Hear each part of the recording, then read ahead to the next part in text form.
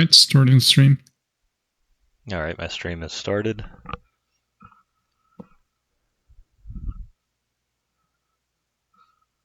One sec.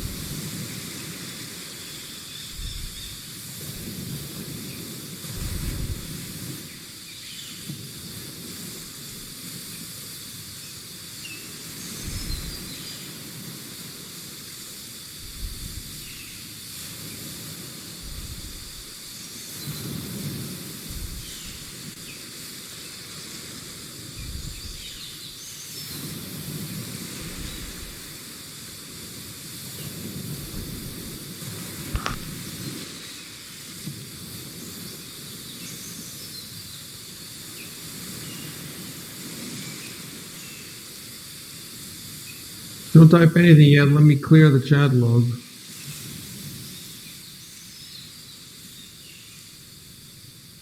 Okay, you're ready to type.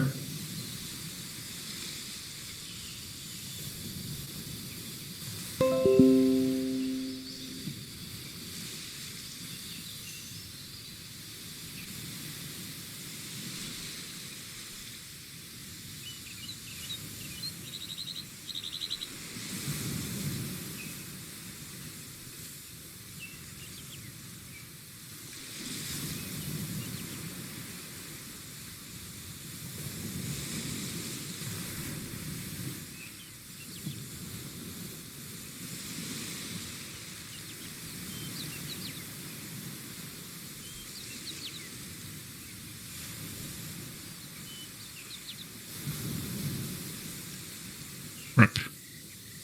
Oh, you did the... Yeah.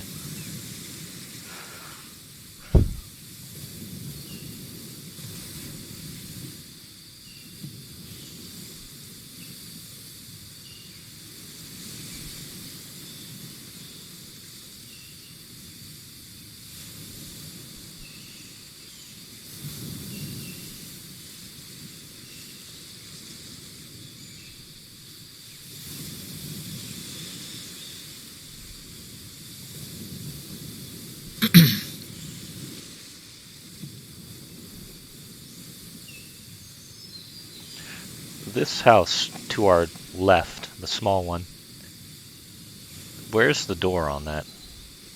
I don't know if you described that one to us. Let me see.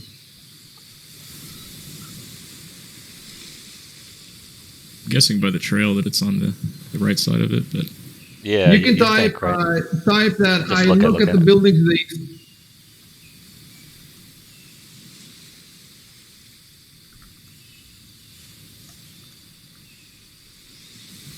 It's a... So we do act? Is that what we do for this? You type I look to the building to the east and then control enter. Okay. Oh, I put west. Sorry. What, to the west or to the east? Okay. What is- west, yeah. yeah, it's west. Yeah. Oh, okay, Assuming okay. north is up. You're making it a bit harder for me now because I have two different descriptions, and I would have to. Oh, Okay, okay. hold on. Well, I looked at both. I No, guess you could don't worry, I can do it. I'm just saying, for future reference. just do look one at a time. building at a time. All right. I look at everything that's around me all at once. I spin in a 360 and look at everything, and then I look spend up hours at looking the and sky. taking it all in. While tripping on acid.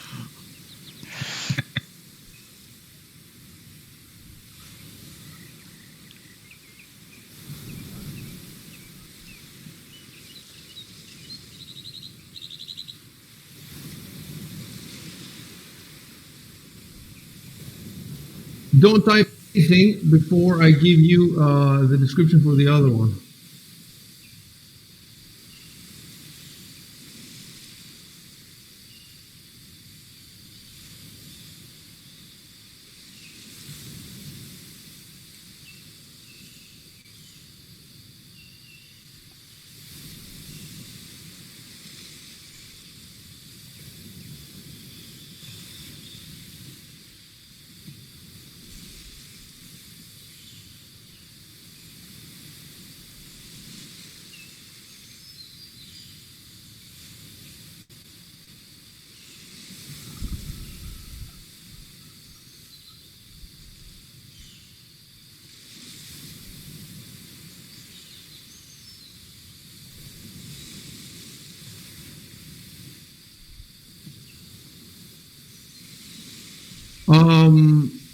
Now that we're playing, I just want to remind Dan and Beak, if you can raise the volume of the music, of the sound, without it being uncomfortable, do it. And then you're also free throughout the game to turn it up and down. So let's say that later I switch to the other music and you want to turn it up and down. It's up to you throughout the game to keep that music as high as possible, but without it giving you a headache or without you not being able to listen to the other people. All right. Yeah, that makes sense.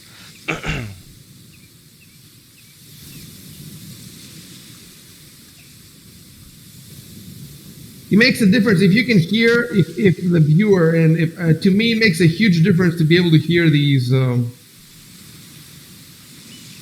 these waves.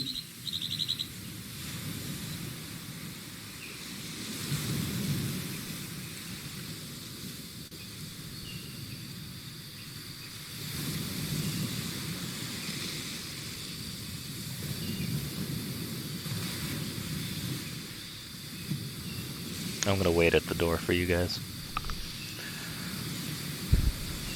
Tell us.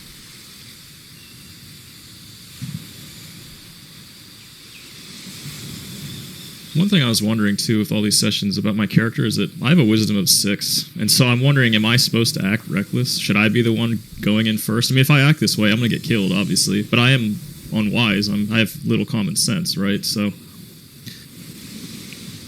I guess it depends By on the your way, character's personality. something I want to tell you guys. Really? If Okay. you look, I moved the token number 5 between the two buildings because these buildings are pretty much identical. So the okay. description is the same for both of them, and I'm sending you the notes for the for the colony. You should, at the top of this note, there's a blue ribbon. You should pull this ribbon down into one of the hotbar slots, so you can get that whenever you want. Oh yeah, I already have it down there. Yep. Go Okay, I ahead, just did that. Hayden. I interrupted you. You were saying something. Oh, yeah, that's fine. Yeah, I'm just saying that. So, my character has a wisdom of 6, which I assume means that he's lacking in common sense. He's reckless. He does things without thinking. So, I mean, this would imply things like, for example, instead of like earlier the last session, I'd say things like, "Hey, Kilos, take point. Let's be cautious." It doesn't seem like something that someone who lacks common sense would do. Like, I should be barging through the door acting Okay, stupid. let me tell you something now. This is initial D&D for since 1974.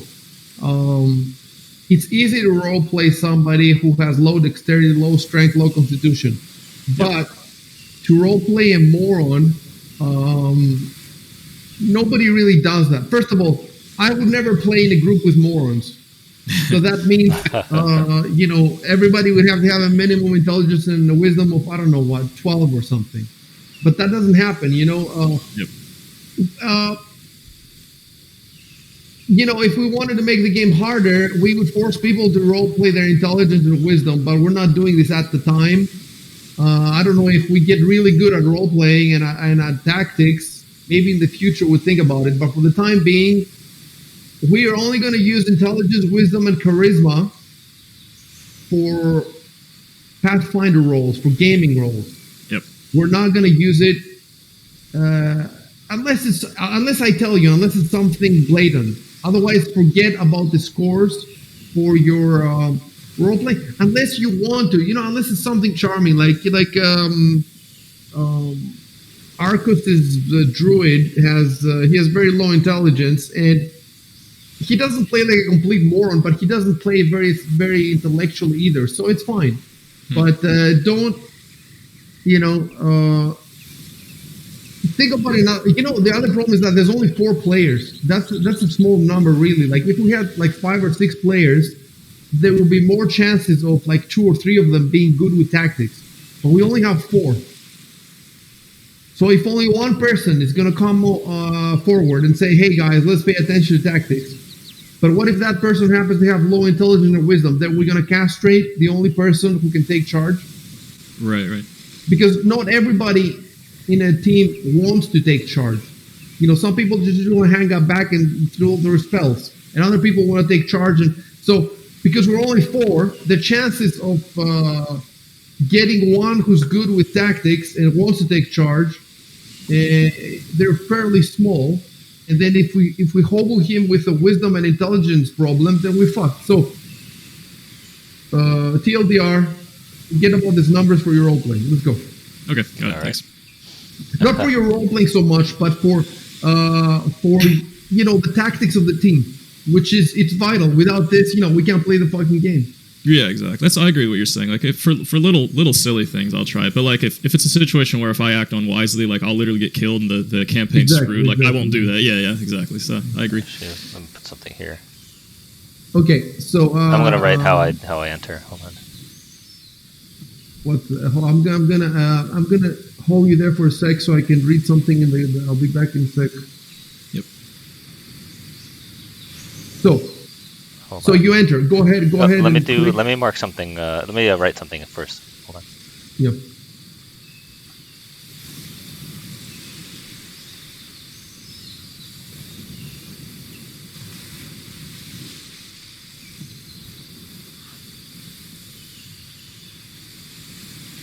I'll do this first before I go in.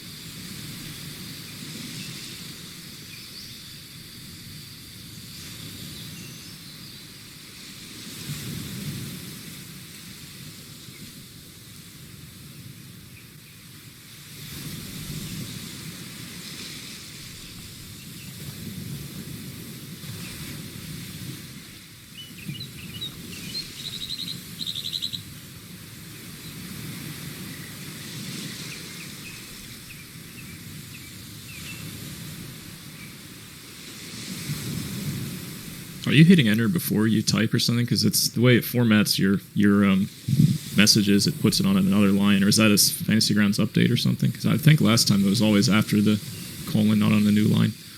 You're asking me? No, I'm just asking. I'm asking. I guess danjiro, but I guess it's not. I guess if it's short enough, it'll be on the same that's what line. it seemed like. Shadrick's line was on the same line. Yeah. But then I swear last game it would just wrap. It was always after the colon. At least Yeah, that's I'm not when I hitting read it. enter. I think it's just moving it to Yeah. the next because it's too long. Yep.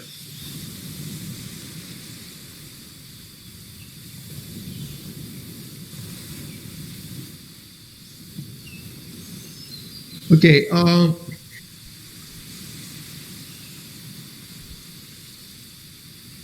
Roll a perception check, Dan. All right.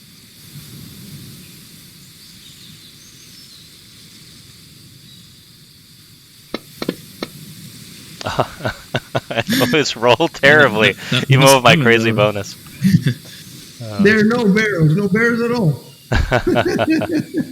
You don't So yeah, see anything. that's why this perception check should not have been public. It should have been hidden, Yeah. so that I tell you that there's no,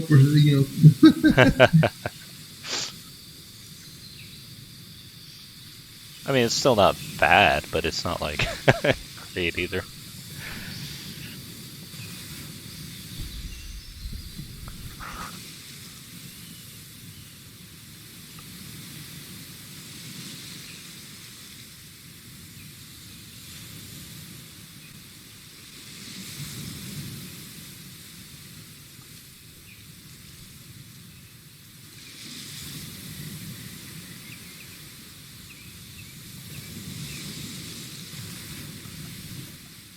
Oh, hold on.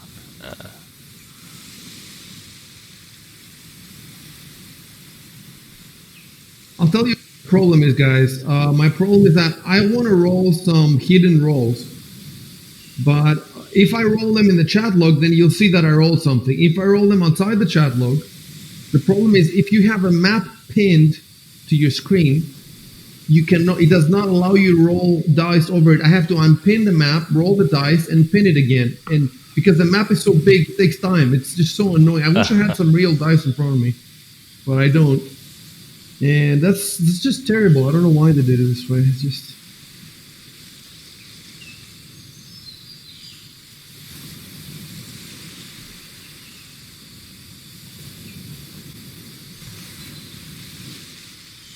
You have a light cantrip, don't you?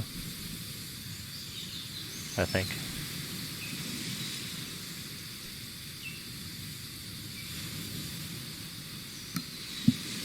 Oh, yep, sorry, hold on. So, do you know how to do it, Big? I don't. Okay, so go in your character sheet, pull up your character sheet, and go in the last tab, actions. All right. And if you scroll to the bottom, you'll find light. Oh yeah, I see it. And first thing you want to do is type, I cast light on my, I think, where did you want to cast it? On your sword or something?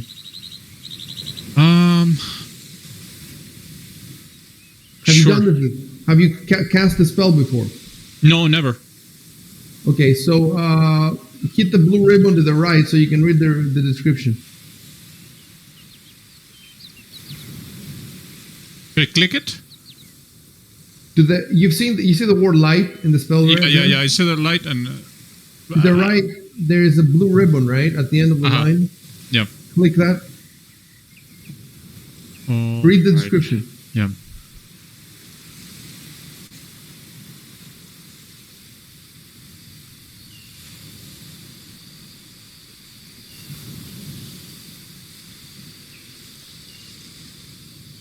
All right. So you have to choose a target. You can choose it on a object in the room, but then it won't move around. But if you cast it on your sword, for example, it will move around with your sword. So everybody in the other groups, they cast it on their staff, on the morning star, something like that. Mm-hmm. So maybe I cast light on my sword. That's fine, or great sword. So right. I cast light on my great sword.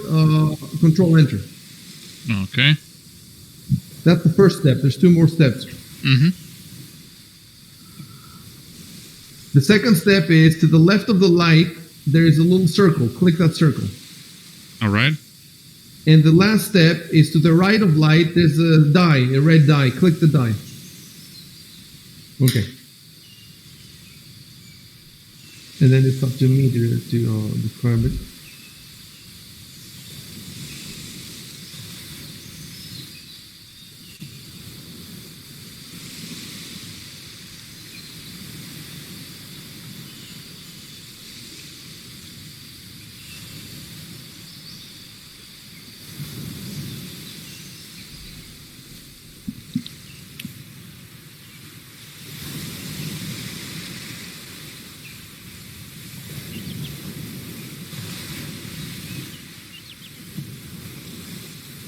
If you look in the description of the spell, it says 10 minutes per level. So right now it will last 10 minutes. We assume if you're going to stay here for more than 10 minutes, we assume that every 10 minutes you cast it again. You see what I'm saying? You're not going to have to keep telling me over and over. But if you go out and, more than 10 minutes faster, you go in another building, you're going to have to... That's still good. Try to, because it's too much for me to remember, try for you to remember it so that next time you cast it, you tell me instead of me having to tell you, or instead of everybody completely forgetting about it. It's not a huge deal if you forget it, but it's better, it will look, the chat log will look more realistic if you remember.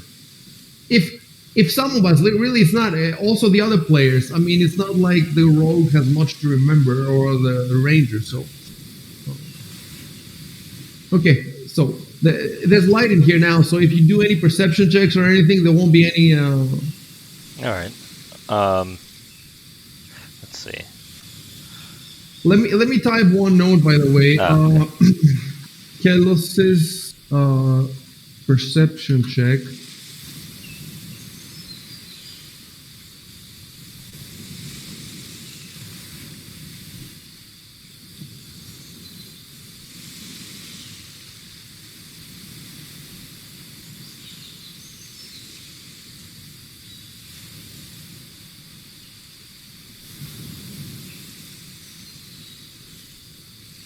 So I think there was a -2 or a maybe even -4. I'm not sure for your last perception check. So instead of 11, it would be something like, I don't know, 9 or so. I'm gonna fix that in the chat log later. So that's me giving myself a note.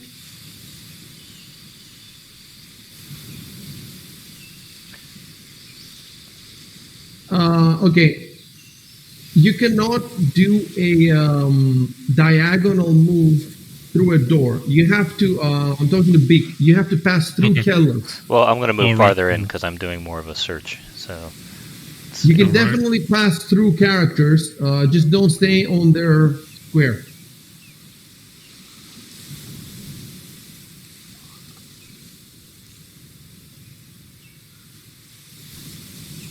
Okay, so now I'm going to stop you guys. That means you stop because I need to read something. I'll be with you in 2 minutes. Image under attack. Music Again. hasn't changed. That's not possible. That's true. That's exactly where the dragon will land. He will land. He lands on the house. It just crushes it. We're all dead.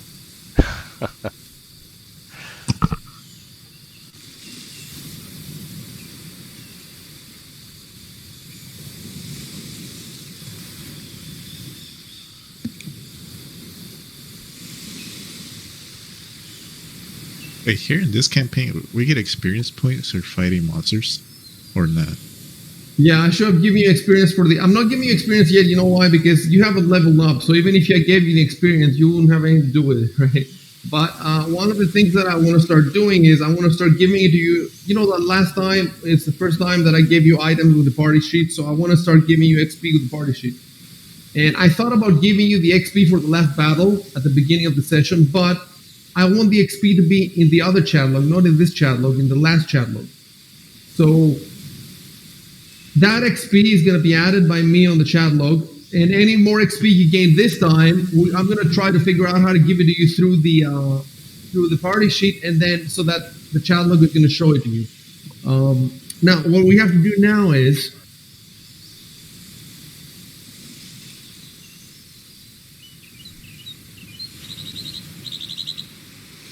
okay, so I want everybody to roll perception now.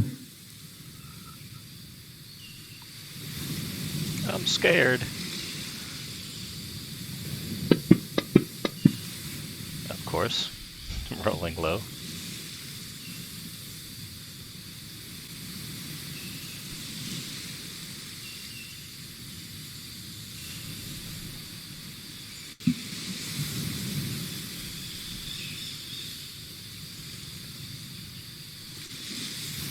Okay.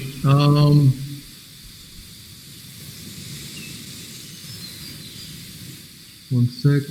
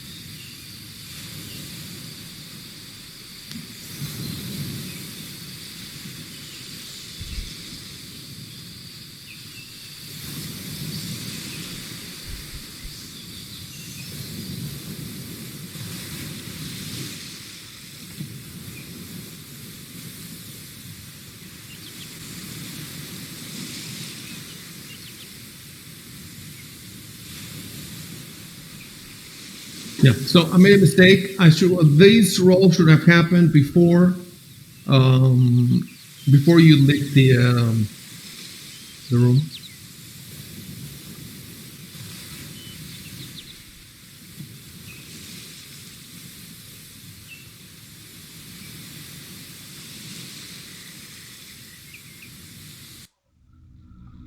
Uh-oh. Oh boy. Damn it, every time. Will there ever be an empty house? Yeah, the one that we slept in. I guess that's true, but that was outside. Yep. So I hear the music and I just start hacking at everything.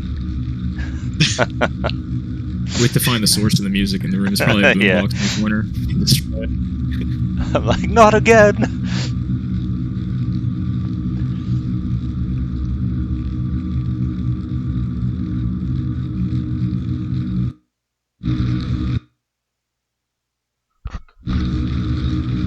the bot having trouble. So what I'm gonna do eventually is I've done this for another of the campaigns. All this stuff is gonna go on Sirenscape, so we're not gonna be using the bot anymore in the future. I just need to spend the time to put all this stuff in Sirenscape. I finally figured out exactly how to put it, and they don't seem to give a shit about copyright. So Yeah, that's good.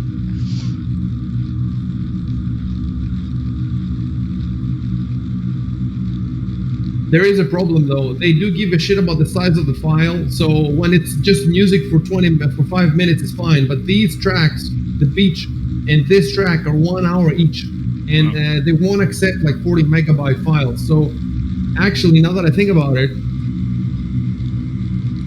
I could break it down into smaller pieces and but then Sirenscape will not join them. I might have. There's more programs. It's not just Sirenscape. So yeah, I'll have to explore that.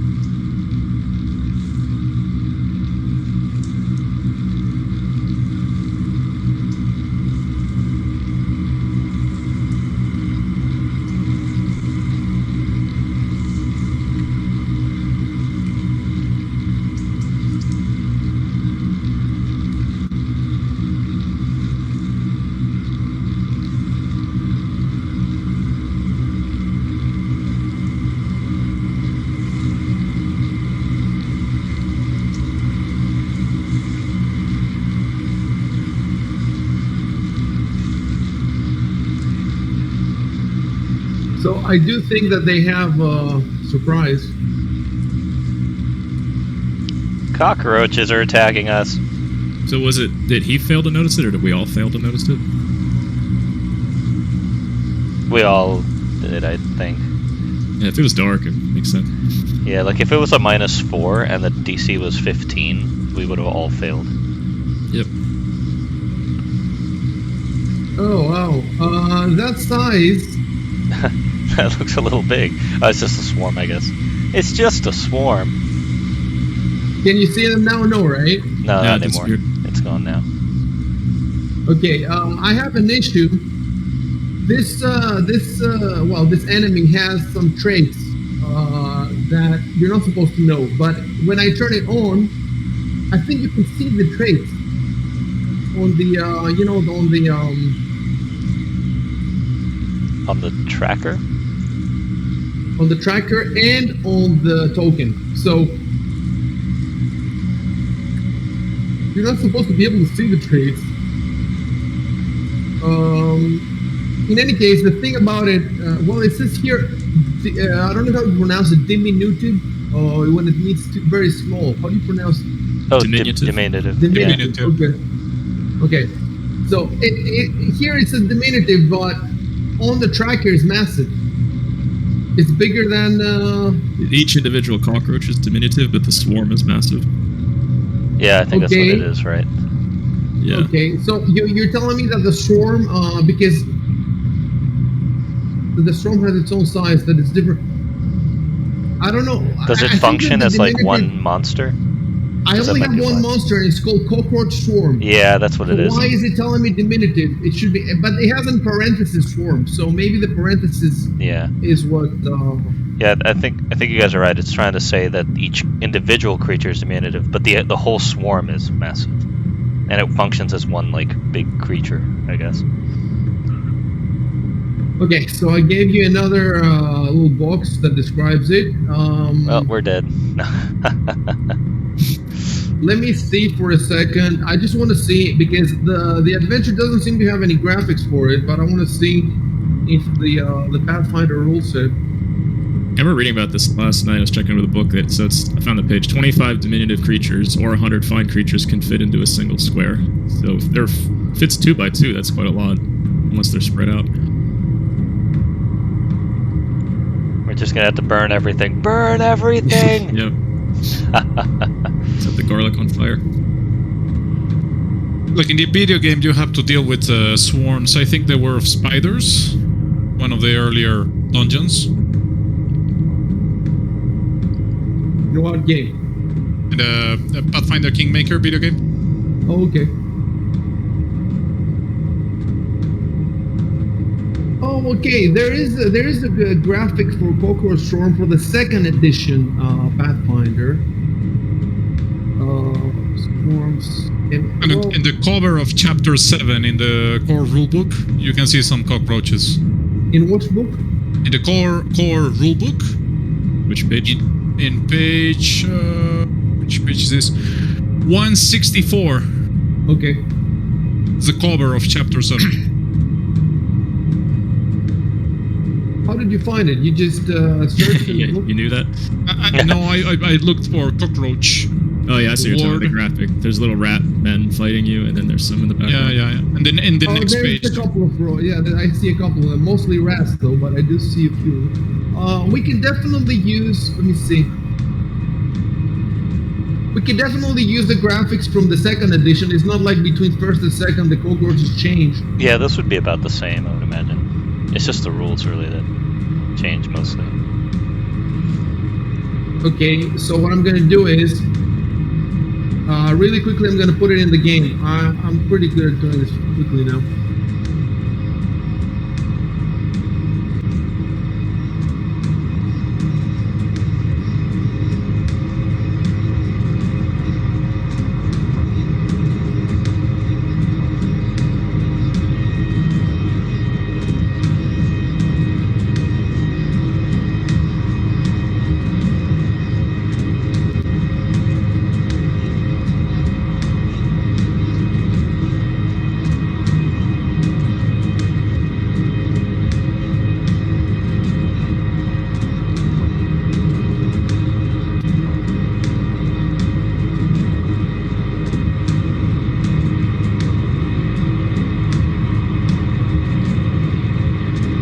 Oh, okay. Well, check it out.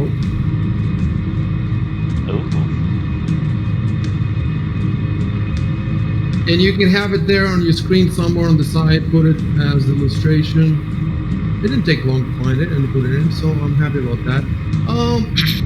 You know what I could also do? Let's take another because I have a tool here. Dan, I should give you this tool. It's a tool that makes tokens from Oh, images. that is cool. And it's super convenient. Like it does it very quickly, and I should be able to just drop the token on this thing. Damn, they're flying cockroaches, even worse.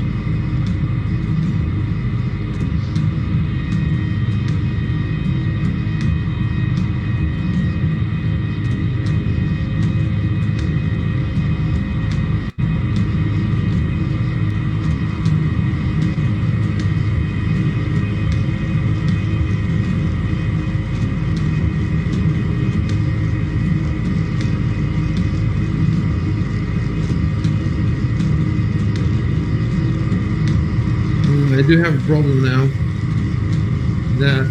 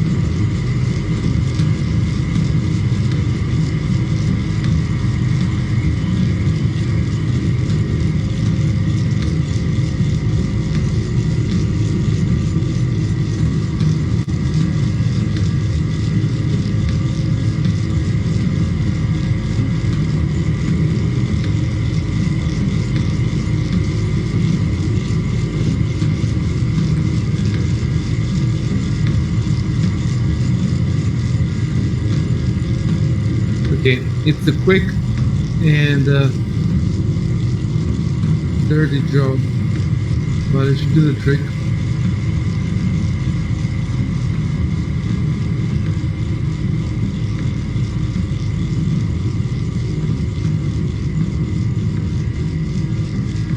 Looks like I was right. This place is infested with critters.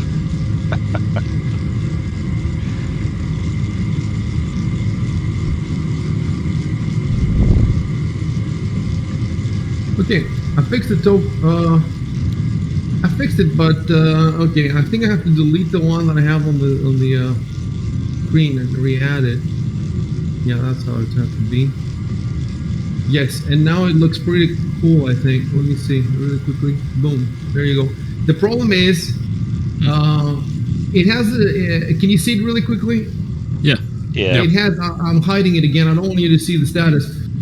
It has a transparent background, but I don't think actually that's the why is that a problem? You see the it's actually realistic. So we're good. I'm not gonna reveal. You know where it is? Well, I don't know where it is actually. I think it's everywhere, but we'll see how. Like, where would you strike at it? That's the problem. Yeah, we would need like but- fire or something. I don't know Yeah. how we can easily strike at it. Let me first roll initiative. Roll on initiatives. Okay, so we're all initiatives, but I do think it has a surprise round on you guys. That's the thing. I do think it has a surprise on you. Yeah, that's what the perception was. The adventure doesn't specifically speak about surprise. It just says that you get a perception roll against its stealth. By the way, it rolled 29, and your rolls were. It has basically plus 14 to stealth. So it rolled 15 plus 14, 29. So there's no way any of you saw it. I don't even think it's mathematically possible for you guys to see it. Oh, plus remember that those checks were before the light spell. Let me type that as well.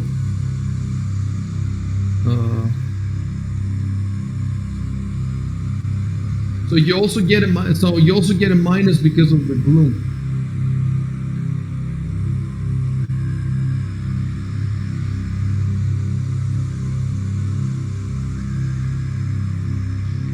Okay, so that's done.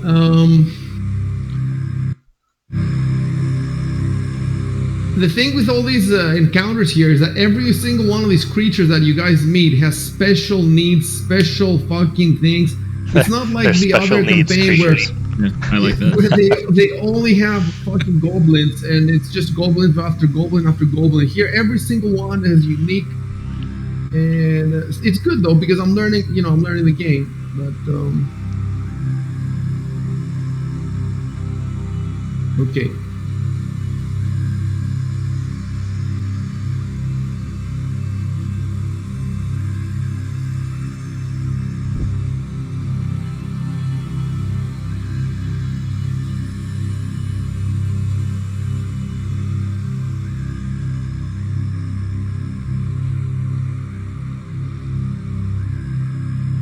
Okay, well, I'm gonna pull its description.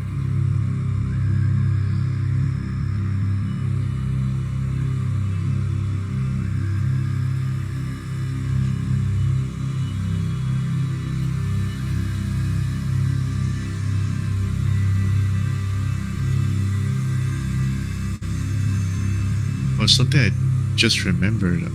Although it wouldn't have mattered, but don't I get a perception bonus because of my familiar? Because of your what? Because of the hawk my familiar? He does give I you think a I get a- perception bonus, yeah. Yeah, I noticed it wasn't. But I think applied. it's only if he can see it. Like, if he's not Oh, right. inside, it probably doesn't apply, I don't think. Oh yeah, I see it. Yeah, it says in bright light. Yeah. Okay. Where does it say that? Is it in the description of your hawk? It's in Pathfinder classes for wizard, page 82. Hawk master gains +3 bonus on Page? sight based and opposed Page? perception. I'm sorry. Page. Page 82. So I get a +3 bonus in bright light and sight based perception.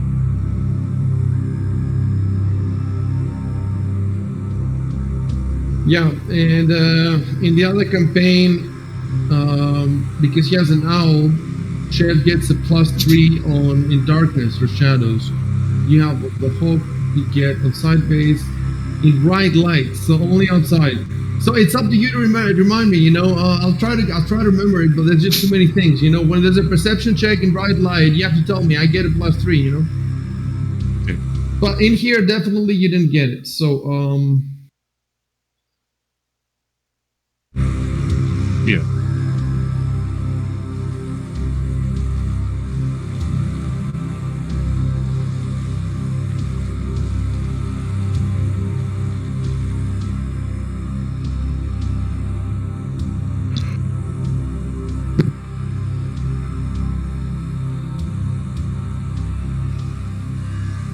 okay, it has a bunch of.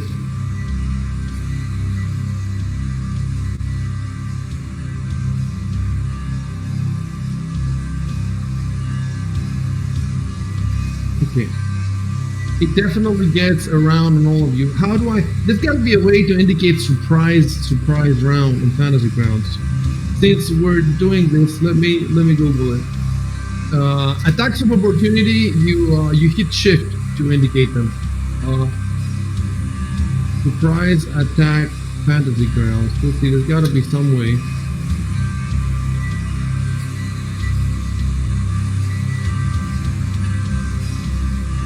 No, there doesn't seem to be.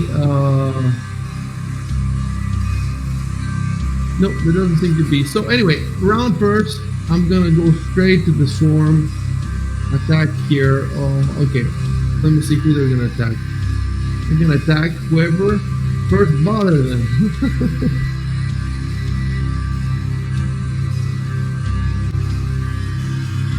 I don't want to die. I just want to see because they have some special abilities. Before I just roll a generic attack.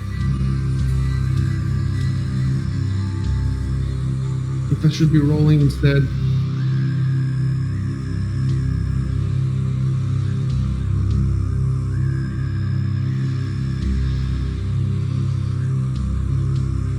S is special attack, right? What is? Which one? SA. I think. Attack. Well, SP used to be special, I think. I don't know. I think SP is spell-like. Oh, spell-like, you're right. Yeah, they keep changing them. Yeah, SA, I'm not sure. Check.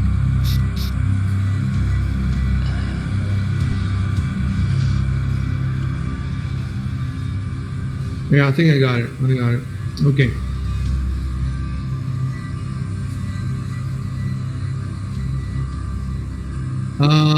This is invisible to you guys, right? So I'm gonna turn invisible now. But it does show you that you got hit, right? Yeah, it does. Okay.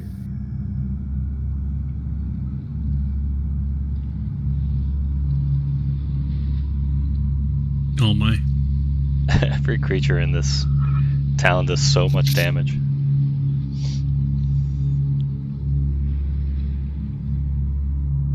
Yeah, so he's down to 5 hit points. No, he's down to. Yeah, I'm down to 5, I think, because I had one 5 already. minus Wait, 6. wait. You had one already. That's why. Okay. Yeah, I had 1 point. But we're not done yet. Uh-oh. Oh shit.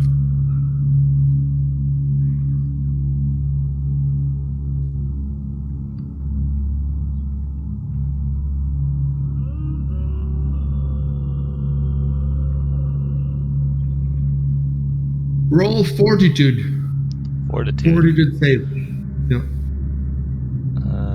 See if you get Would the they Black Plague or hide not. that? Oh, there it is, Fortitude. Of course, roll super low. That's the sad rolls. It's tradition at this point. So the DC is definitely higher than. I don't even have to calculate the DC. It's way higher than what you rolled. And you are okay. I have to type something.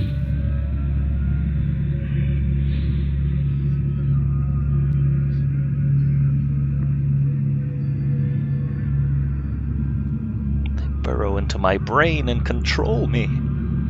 That would suck.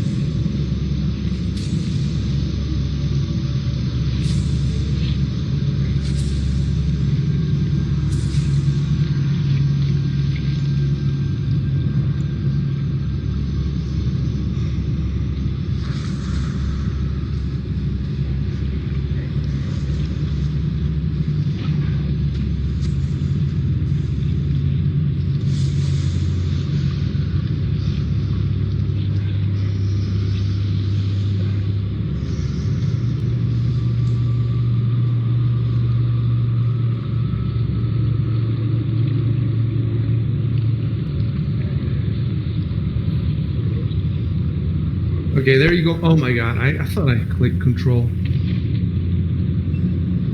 I'm gonna put the condition now. I'm incapacitated. Oh no.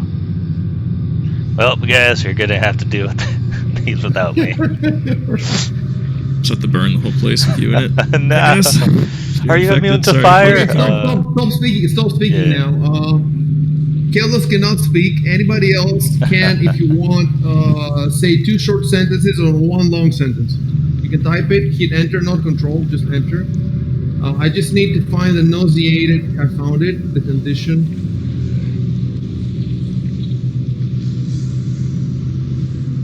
So I'm not knocked out or anything. I'm just like heaving and retching so much Yes, that I can't do anything. exactly. Okay. And I've given you the, let me see, I've given you, you can definitely not speak though. Okay. Yeah, that makes sense.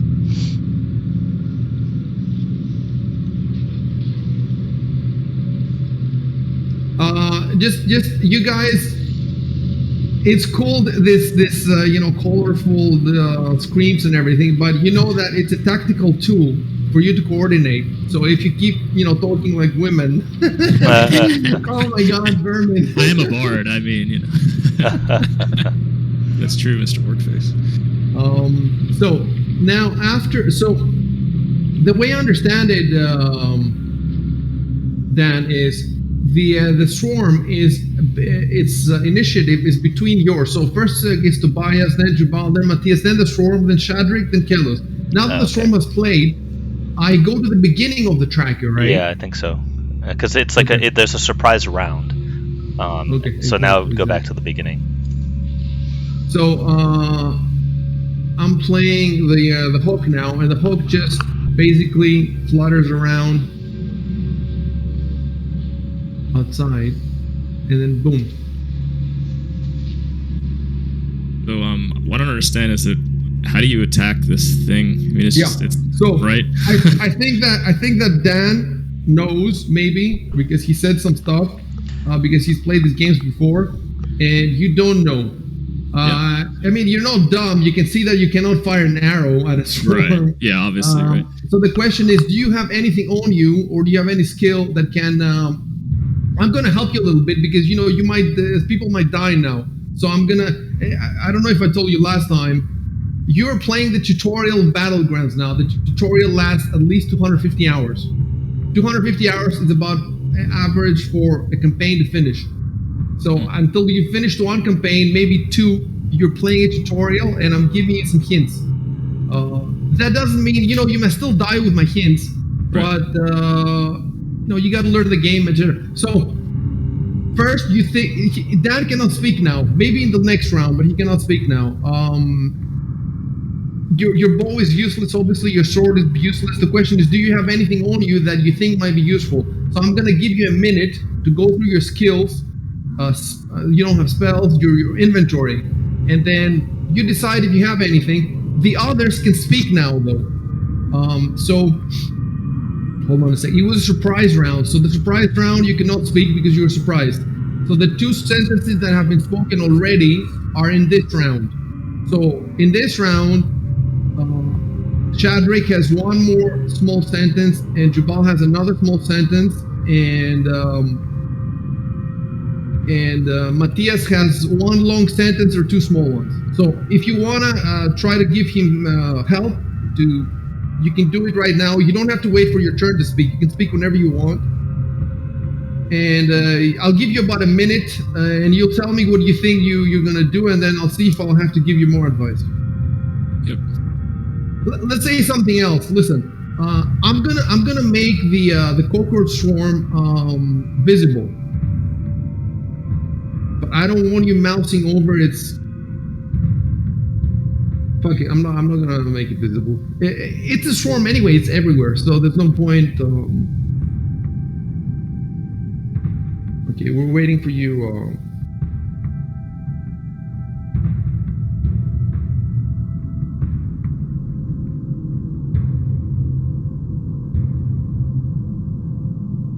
Oops.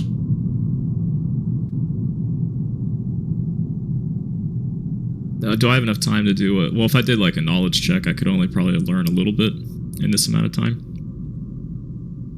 What kind of check? Like Arcana, I guess, or which one is for monsters? Oh, I see what you want to do. Interesting. So can you do this in the middle of the battle? That's the question. Right, I don't. Even if I could, I'd probably learn a very small amount. It's not much time to think about it. The question is, how long?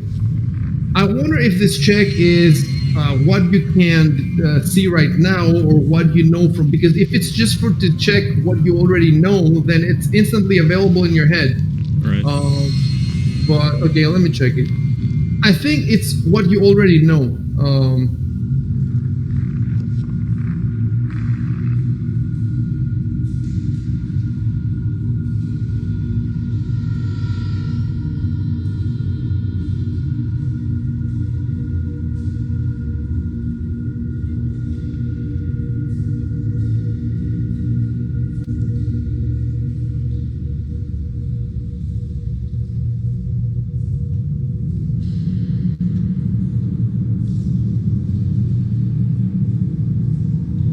It says a successful check allows you to remember a bit of useful information.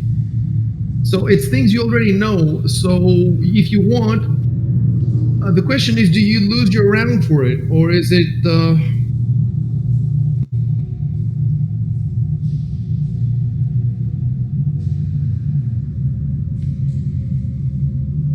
Look, if you don't have spells, do you?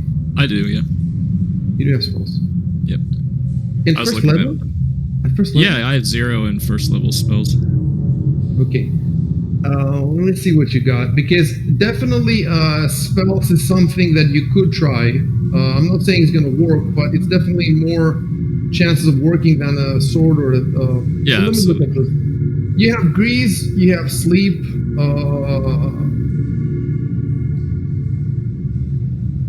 Thing is, if I cast grease, I think it's going to affect us. Like we're all going to possibly slip and fall, and then be with the cockroaches. I don't even know if it has an effect on insects. What about sleep? Is that going to affect? Yeah, it affects up to 4 hit dice of creatures. So I don't know what This is obviously a big swarm of creatures, so I'm not By sure. the way, when I click on sleep next to your spell, the blue ribbon, I get nothing. Like I noticed that too. They're filled in for the 0 level spells, but not for the first level. I never touched any of this stuff, so just however it was filled in initially. I wonder. Okay, we have to figure out how to fix this at some point. Okay, it doesn't matter. I'll pull it up from the.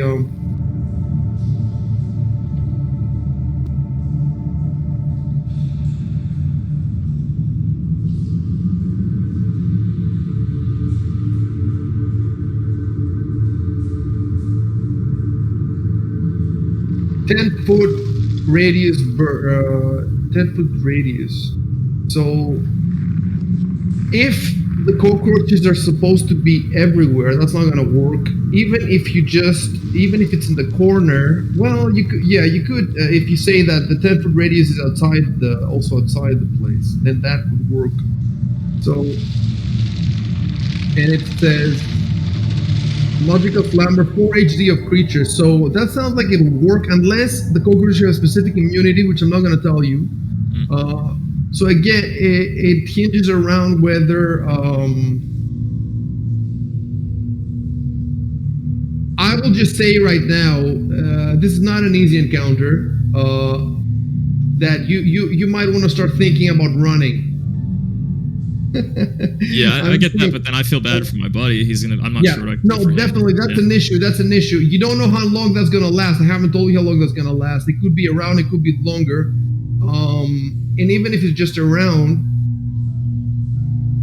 he might get attacked again.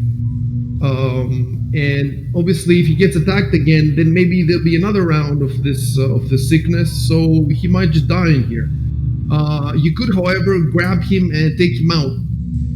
That's an option. I think that the most likely person right now, it's common sense what I'm telling you right now. The most likely person right now to be able to damage this thing is the wizard, Jameson, with his magic missiles. Right. I haven't even checked if it works, and that's better, but it might be worth a try. The rest of you, I don't know. Let me see what's the rest of you might be able to or might not be able to, but it's a. Okay, so one at a time. The question is, can he? What do you think, Dan? Can he do an Arcana check and attack? Normally, I don't think you. Not if he's gonna move. Also, usually it's just 2 of the 3. Like, technically, if you're doing a standard action, it would be either attacking or using a skill. I see. So the skill would be his standard action, and then he would also have a move action. Because if he needs to spend time, unless it's like a reflexive skill of some kind, but I don't know if it would be. I see in the table it says use skill that takes 1 action is a standard action, but it specifically says it. So it would take up your standard action. Sounds like. Where's tell me the table? Is it the action table? Yeah, page 183. Yeah. Table 8.2 actions in combat. 183. Let me take a look. Because look, we've determined that this is a memory thing. Like something about the swarms. So if you know it, why would that cost an action? You're not spending time to You're not reading a book or studying. Yeah, in that case, it seems like it would be like some sort of reflexive skill check where it just happens automatically. That's why I think it says use skill. Like when you do a perception. Yeah, like if you do a perception check, usually it's not your action. It's like just called for. So. Tell me, which of the tables is it? Use skill that takes 1 action. Okay, I see it, and that's the standard action. Does it? Oh, and then full round action. There's another. It's a skill that takes 1 round. It says usually move action. No, dude. You can. It's a free action. You can just roll a knowledge arcana. And anybody else who has it can also do the same when your turn comes. We love our 4s. Oh, that's not good.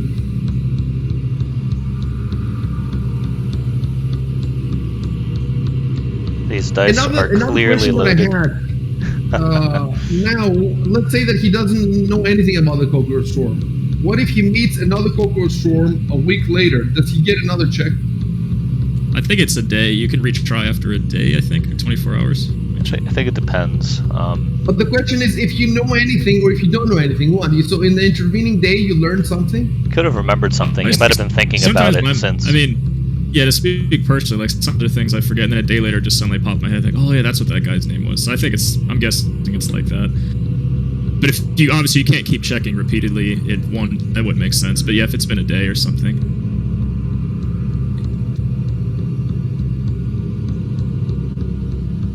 Yeah, it doesn't. I'm checking that on the website. It doesn't say anything about how long you can do. I mean, it just says obviously that you can't retry it or check something instead of thinking about it a second time. But then, like you're saying, what if it's been a day or a week or something? Some skills will say like you cannot try this again for 24 hours. Because in that case, if you cannot try again, that means I would have to have a list. Yeah, of every it would get quite. That's what I've seen as other skills. It says 24 hours. With a lot of skills, you can retry, but you get a penalty every time. But Right, yeah, with some skills, with retry. knowledge skills, it's different though. Yeah, but the fact that you'd have to have a game, like an entire compendium of all times that you've checked something,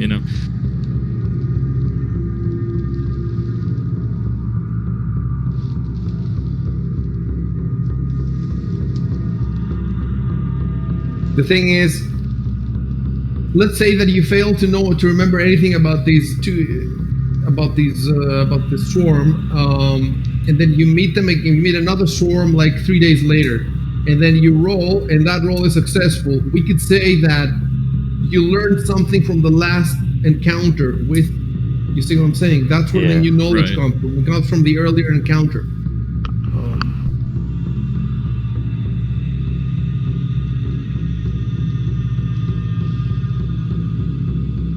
I just need now. I'm seeing underneath, if you go to knowledge in the book, in the skills section, it does say action, usually none. In most cases, the knowledge check doesn't take an action. So I guess that kind of implies, like you're saying, it's just, you just think of it right away. Okay. I just need the DC.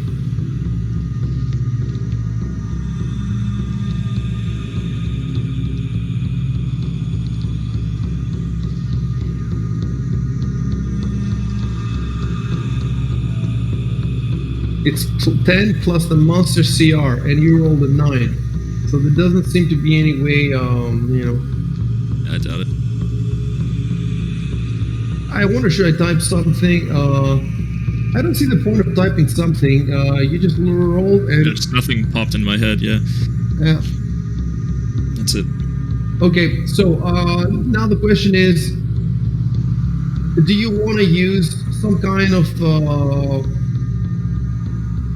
spell or item, or do you want to run?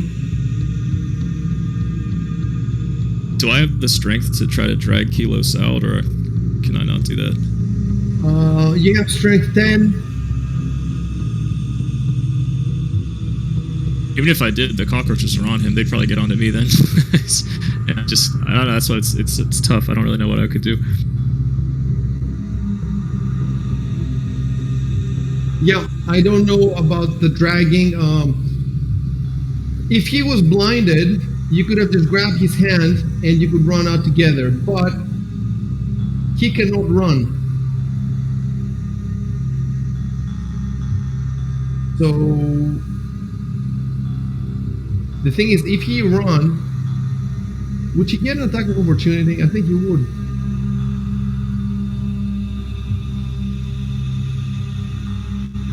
If he fell down, you could just, I don't know, grab his arm and pull. Look, off the top of my head, I would just do it a strength check. But I think for like dragging him, for example, but for picking him up, I mean, you can still drag him. Like you put your arms around him and you just drag his legs. You don't have to completely, take him off the floor. Let me look at Shadrick. His strength is 12. He's a bit higher than yours. You have 10. I have 1 bonus on strength. Yes. I'm just looking at the number. Yeah. What do you think, Dan, about the dragging? I guess it depends. Like, how far could he drag me, for example? I guess he just has to pull me up the stairs. Yeah, the stairs was just just a couple steps. It wasn't. Yeah. It was just 3 feet, I think it said. Yeah, I guess it would be, since it's not that far, I guess it'd be possible. It just depends on what the DC is. He could just, I guess, grab me and pull me out. At least just outside the door. But okay, I'm still thinking of in terms of second edition where you would just roll that strength check and you wanted the lowest number possible. Well, it could be an athletics. Hold on. Because is there an athletics? Yeah, there is, right? Oh, acrobatics. Okay. What was the other one? Oh, there might be athletics. I just don't have it. And could Shadrick and I work together on this? Like, I could assist him during his turn? Yeah, Might have question. It's a good question. I think we could do it the same way you help somebody with reading, where he gets to +2 on his bonus on something. We'll see. Let me see what the acrobatics says.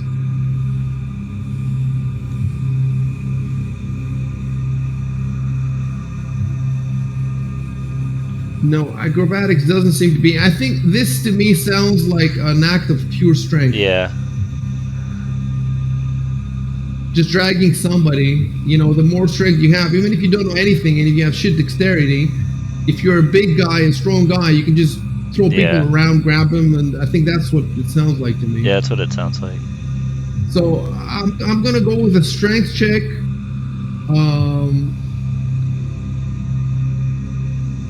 And definitely, if Big helps you, let me see. I'm gonna go right quickly to the Opara, where they talked about the modifier for helping.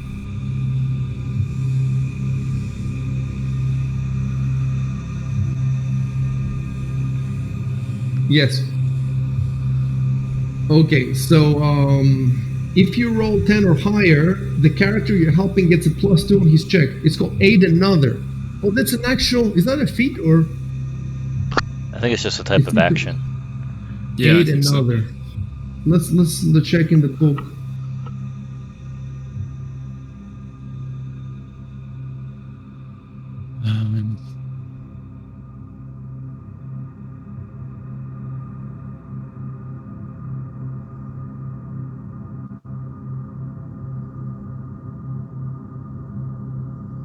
Page 86. 86, yeah? Mm-hmm. Yes. You make the same skill check, so you would also make a strength check.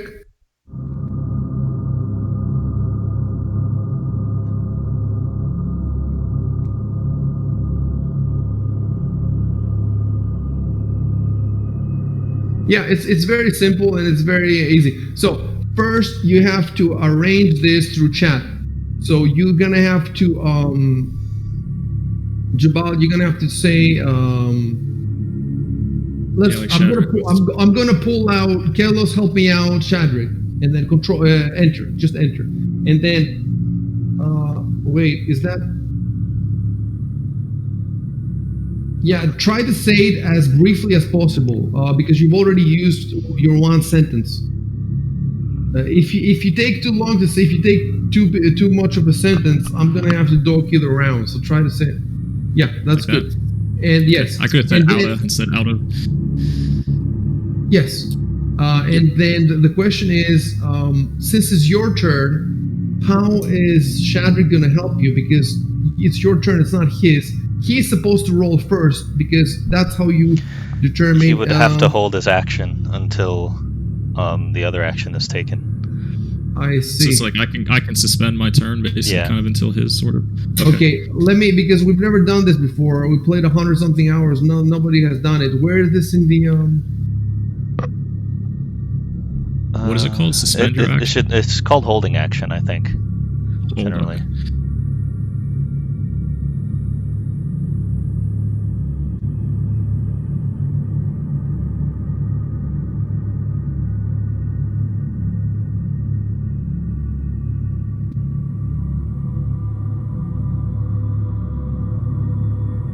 It might be movement and distance, 192.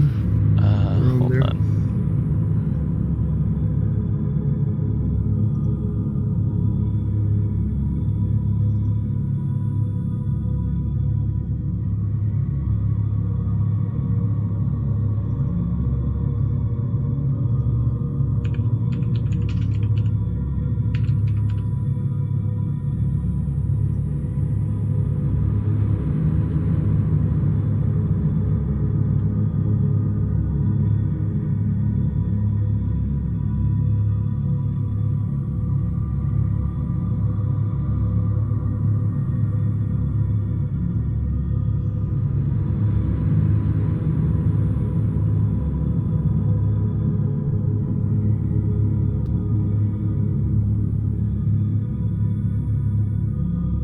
Delay. Delay, It's is that page 203.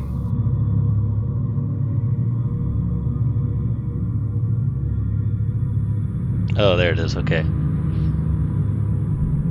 Oh yeah, it reduces your initiative for the rest of the combat, but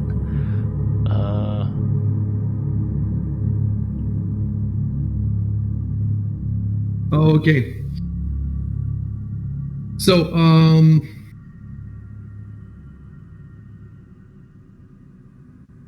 Oh, I see. It's like I'm intentionally lowering my initiative so that my yeah. yes. time comes up later. Okay, but then so it would come up at the same time as Shadrick's. Is that? So How that I works? think the way you should do it is type a way to see what Shadrick will do, and then hit Control Enter. Yeah, controller. Okay.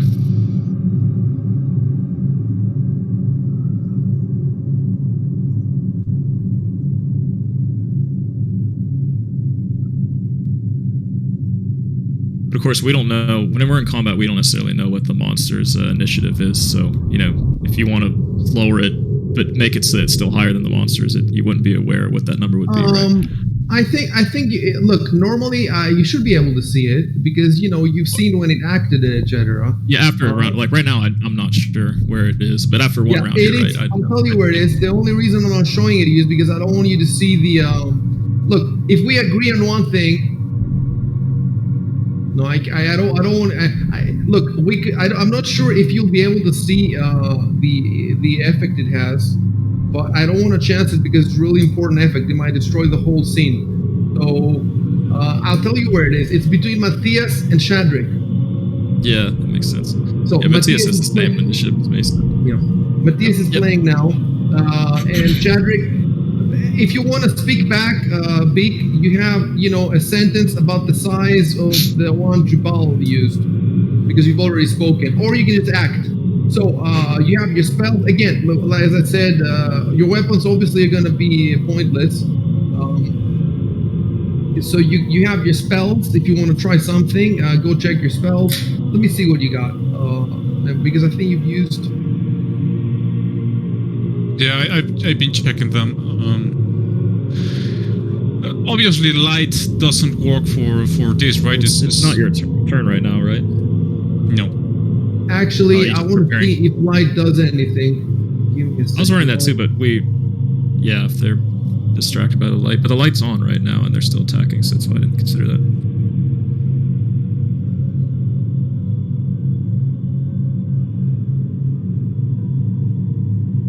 Okay.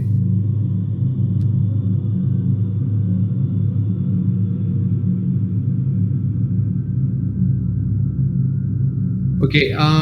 If they have some light sensitivity, it definitely the light spell that Beak cast is not enough. Okay. So definitely there's nothing there. I'm just checking.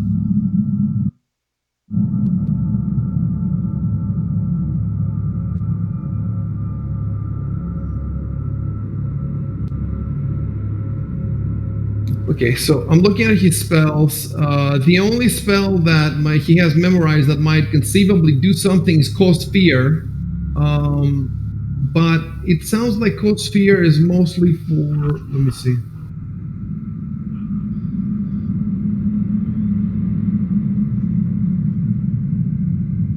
It might work, but it also might not work because these are not. These are these are insects, so they're not so susceptible to fear. They might not be so as humans, but it might work. I haven't even checked, so I don't even know right now. Like I will check after you tell me that you want to cast it. So I guess one option is cause fear. The other option is grab Kelos and run. Do you see another? Does anybody see any other option? I don't see anything else. I can't see his character sheet. So I can't see what he has. And hold on, also your inventory. Yeah, your inventory. So that's another thing. What do you have?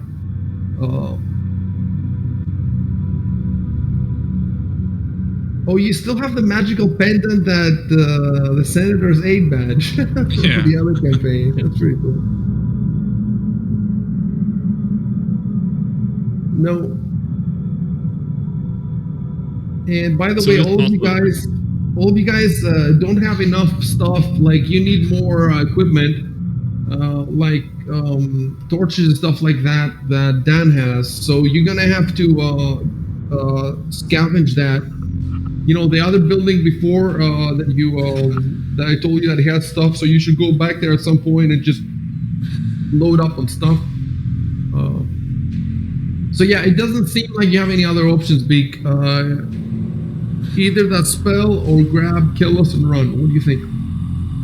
Well, it's not my turn yet, but I think I will drag Kelos. Oh, right. It was Matthias' turn. Okay, so that was my mistake. Okay, you have, what options do you have, Matthias? Let me see. You definitely cannot help with dragging out Kelos. You're too far and there's not enough space. The only thing you can do pretty much is, let me see.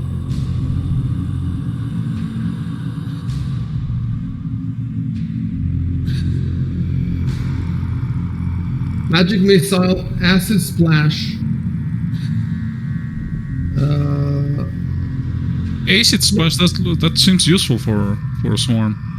It will probably damage Kelos though. Yeah, that's the thing. The effect is...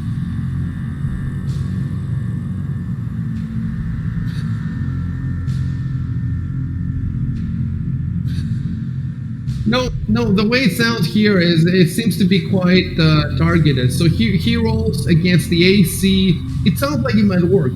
He rolls against the AC. He doesn't have to target all the cockroaches. He just has to target a clump of cockroaches.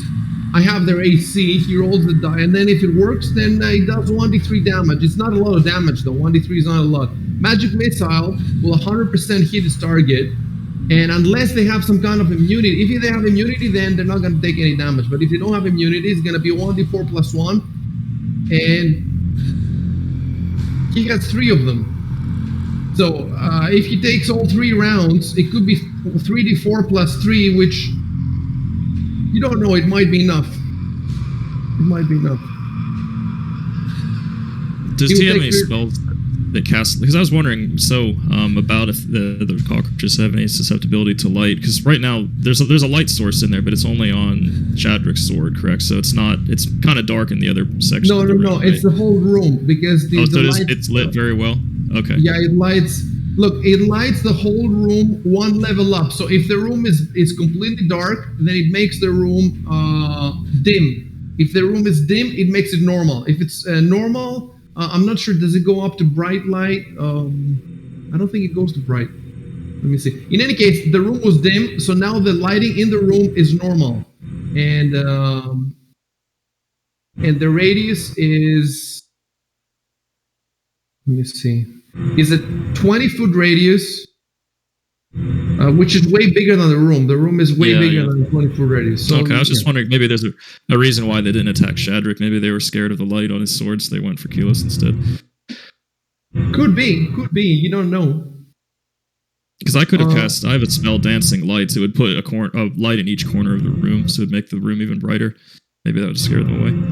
So, but does Mattias have that spell?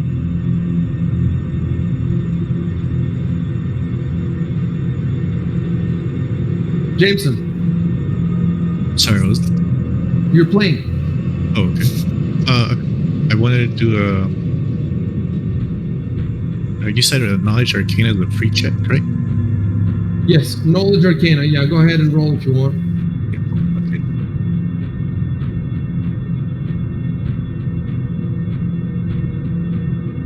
Okay. Yeah, I completely forgot about that when I was giving you your options. And then You probably succeeded. So. Yeah, I need to check on that.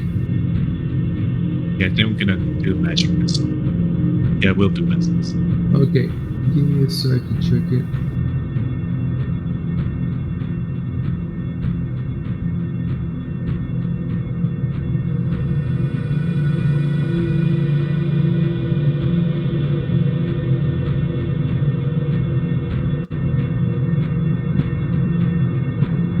Oh, wait a sec.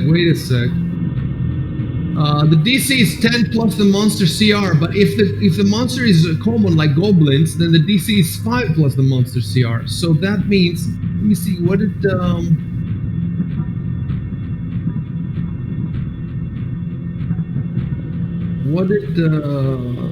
Shaden roll? He rolled 9. He rolled 9. So assuming, let me see, the creature CR is 2 for the Gogurt Swarm. So 5 plus 2 is 7.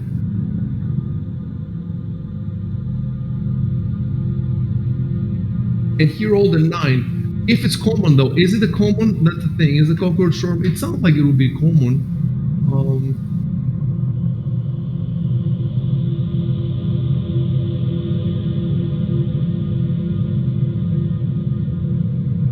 The thing is, they don't have this. This should be in the stat block. The stat block should say common or whatever, but it doesn't say so.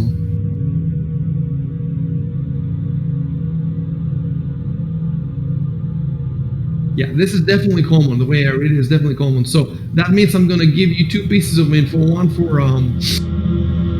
each.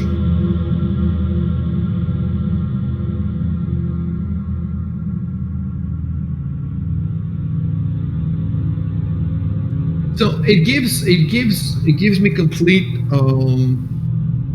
control over what info to give you. You know, which is.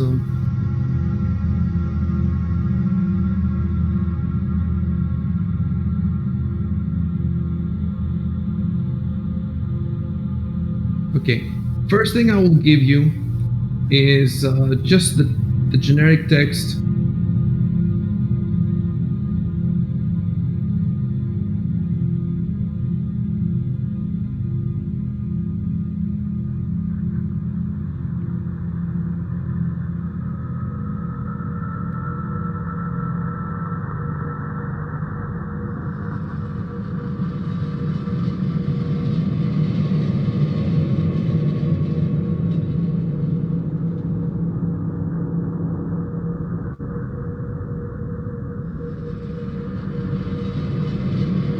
Okay, and the next I'm gonna give you something you can use.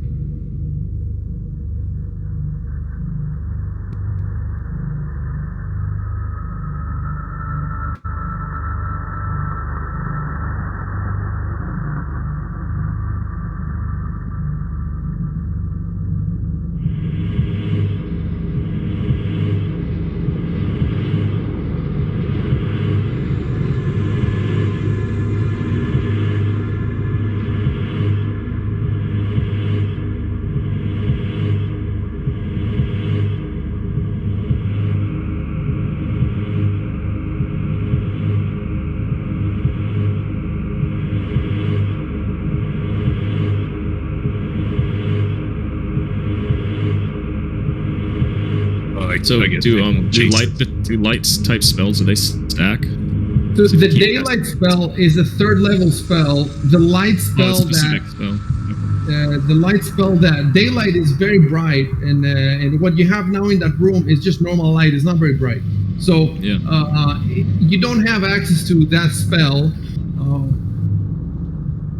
But it does sound like the storm cannot follow you outside. That's what it Right, sounds right. like. At least in the daylight, in the day, now it's the middle of the day, but if you go there at night, it's a different story. So, okay, you got your 2 pieces of info, and you can do your magic missile now if you want. I'll tell you how you can do it. First, you need to have line of sight to the. So you're gonna have to move one down.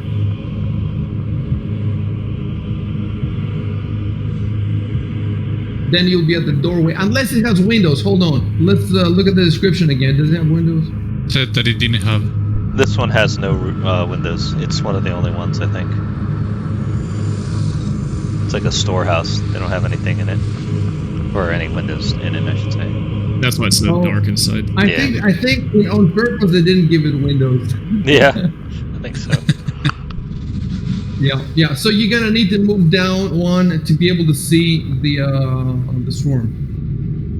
And even then, I wonder if you're standing out in the bright light, they're inside in the normal light. Yeah, okay, because it's normal. If it was dim, I would not have allowed you to see them, or we would have had to roll a check, maybe perception. But since it's a normal light inside, you can go down if you want. Do you know how to move, Jameson? Yeah. I just wonder if I could be attacked in the doorway. Because I don't think they can come outside, right? I don't know if it can come outside. I just said about the light, all these things, but maybe this is a magical swarm and they can't come outside. Who knows? But you probably can be attacked if the swarm was where Beak is now, but it's not there. So Beak is on the way. Okay, I'm just gonna move it. You could stand maybe 2 squares away from where Shadrick is. Let me see. Let me see. Did you still see? Yeah, I'm wondering if I could keep a distance and still attack. Okay, let's pull out the magic missile for a sec. The range is 100 feet plus 10 per level, so we're talking about 110 feet. It's insane, the range.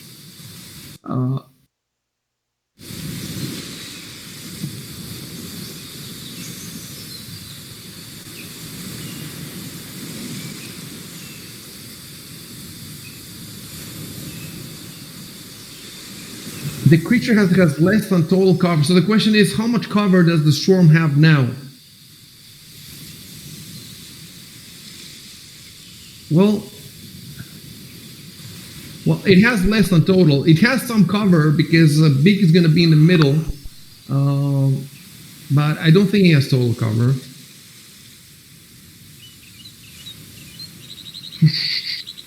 However, I'm just going to really quickly look at the cover rules.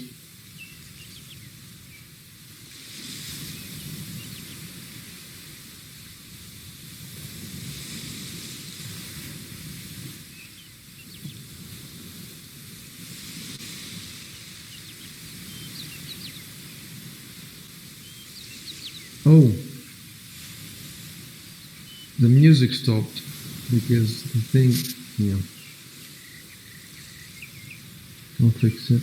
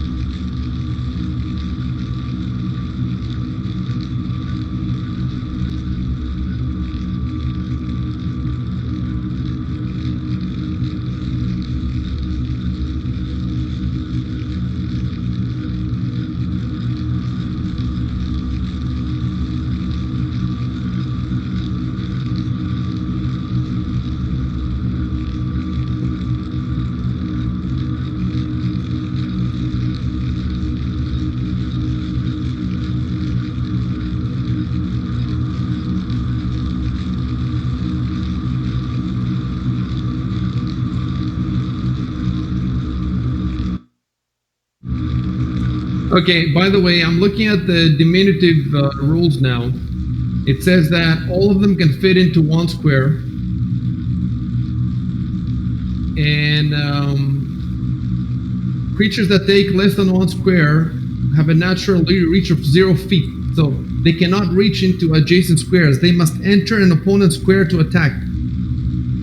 This provokes an attack of opportunity from the opponent. You can attack into your own square, so you can attack normally.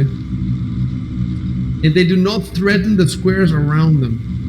You can move past them without provoking attacks of opportunity. They also can flank.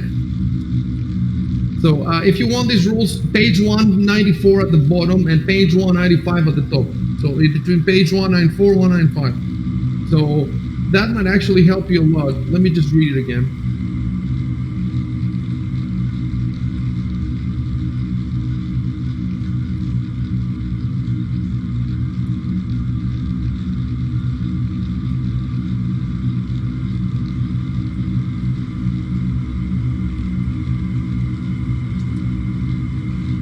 It says that 25 diminutive creatures can fit into a single square. So the question is, how many cockroaches are there?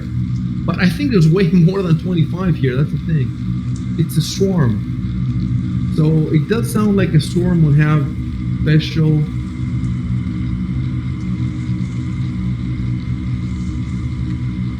rules. There are thousands of them. It's not just 25.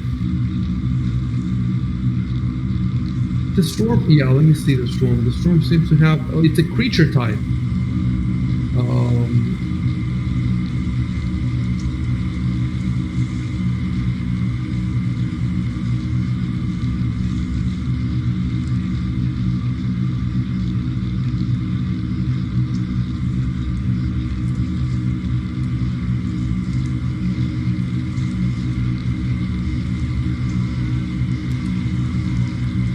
Seems to be a creature subtype, not even a type.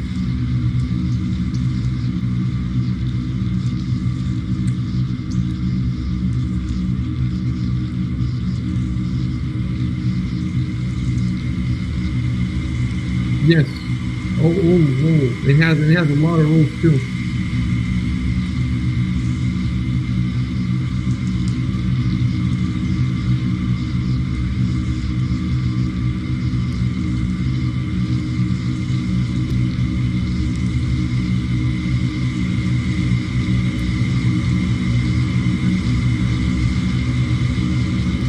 Okay, so the swarm occupies only a single square, unless it's a flying swarm, in which case it occupies a cube of 10 feet. But Dan seems to have gotten an attack of opportunity. What, as they approach me? When they approach you, yeah. It was a surprise round, right? So he wouldn't. So in the surprise round, you don't get the attack of opportunity, do you? No, I don't think so, because you have to be aware of it. You can't take an attack without being aware. So I think during a surprise, I wouldn't be able to. Okay, so then you lost the attack of opportunity. So then you never got an attack of opportunity. Fair enough. Yeah. So we played it well. Well, one thing's for sure, I have to come back on the map and I have to put the swarm all over you. There we go. It looks pretty cool now, if you can see it. I'm not gonna turn it on yet, though. Well, I'm gonna turn it on for 1 second. Check. Oh, damn. Yep. No! Okay. Get it off me. It looks pretty cool, though, the way they've made it just a bit larger so that it will take the whole... So now everybody knows exactly where it is. There's no... There's definitely no question about that. If you want to see the rules for Swarm, I'm gonna put it on Discord. Check it out, and you would have to search and scroll down to the swarm. The question is it a fly? That's the thing. If it's a flying creature, because they're cockroaches, can they fly? The picture shows them flying. The cockroach swarm picture. There are wings. Dude, they can fly. They have fly +4, which means it's not a single square. A cube 10 feet on the side. So it occupies. That means. Does that mean that it could attack you from back where it was? Because back where it was, it included you guys. So, okay, I'll tell you where I'm gonna put it. Yeah, I'm gonna put it there. I'm gonna turn on really quickly so you can see where it is. Boom. You see where it is? 10 feet. Yep. So it's in the center of the of that little, yeah. So it's 10 feet, 10 feet. So it covers big 2. But I guess it covers big 2, but it chose to attack Dan, unless it tells me here that it has more than one attack. But I think it has.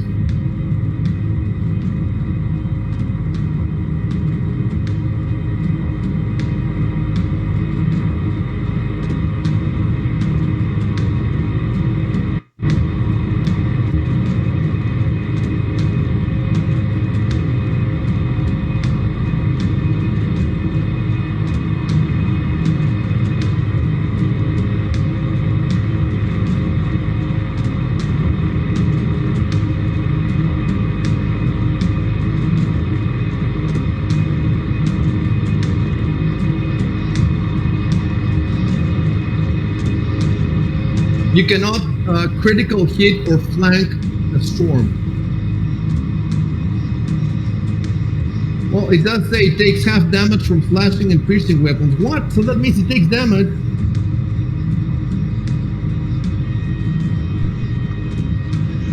I guess if you bludgeon them, you crush them. It But if does you're say like, if they're diminutive, it's immune to all weapon damage. So, well, now you know. So I'm gonna turn it on.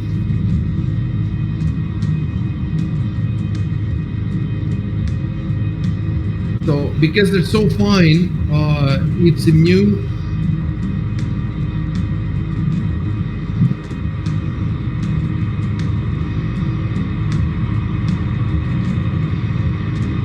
You know, these, I guess you know these things through your, you know, because you're adventurers and you're fighters, so you can read the rules.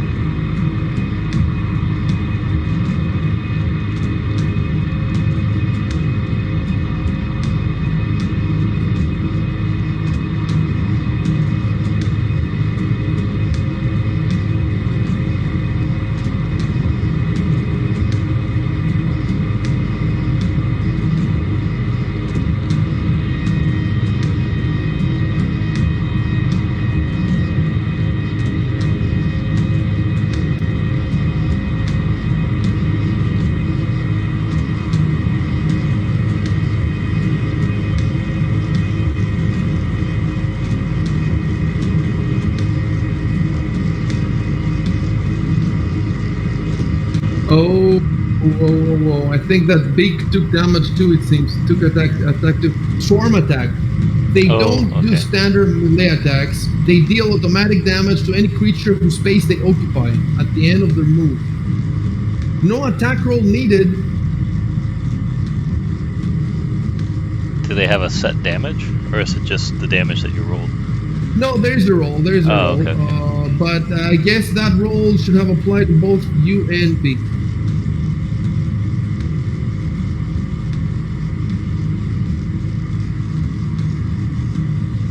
So no attack roll needed. If you're in the same square with that thing, you take damage at the end of their move.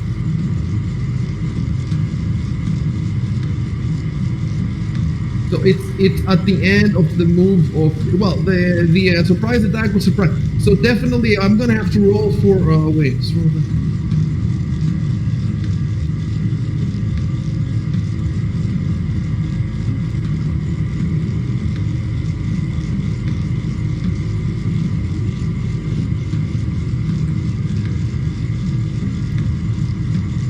And your concealment and your cover doesn't matter for them.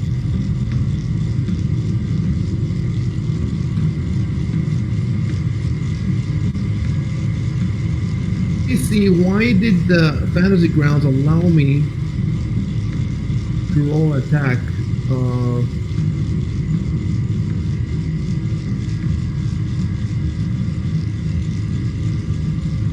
How did I even roll attack? Oh, Swarm. Yeah,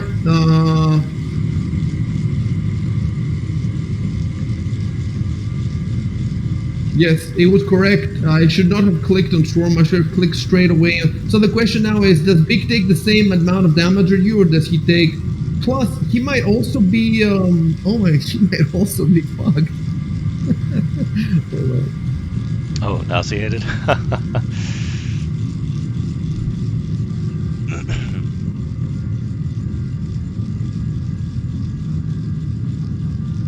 And they can distract people who try to spellcast if they are within that.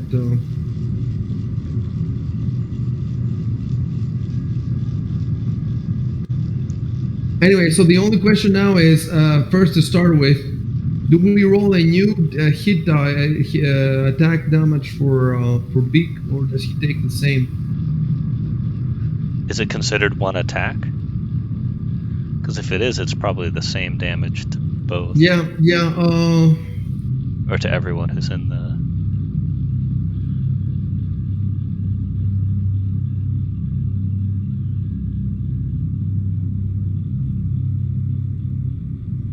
It's unclear. It is unclear. I'm just gonna have to rule on it. It would make What sense do to roll twice, though, because different bits of the swarm are attacking different people. Exactly. Right. Exactly. That's true.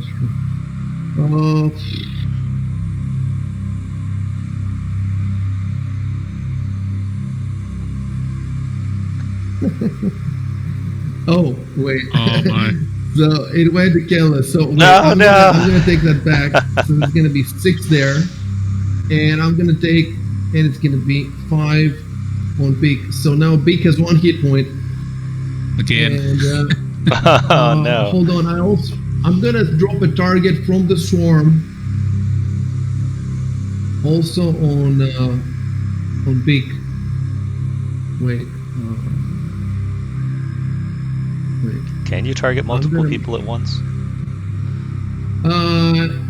It targets multiple because you're in the square that it occupies. Yeah, but I mean, does it let you do that in Fantasy Grounds? I never tried it. Yes, it lets me. Okay, nice. Definitely, you can throw a magic missile on it. So you're both targeted now. Let me put a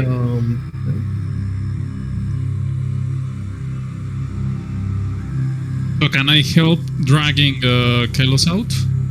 No, right now you're gonna roll it safe to see if you're also nauseated. Hold on a sec. Sure.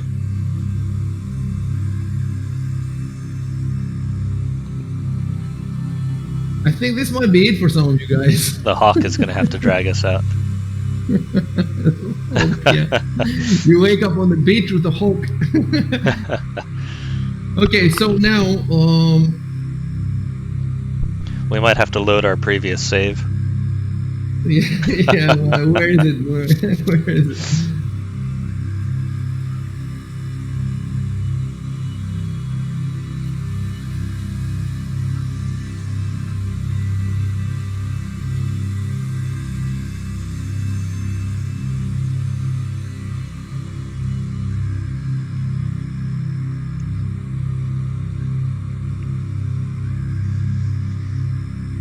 So you must roll a fortitude save. I'll tell you how to roll that.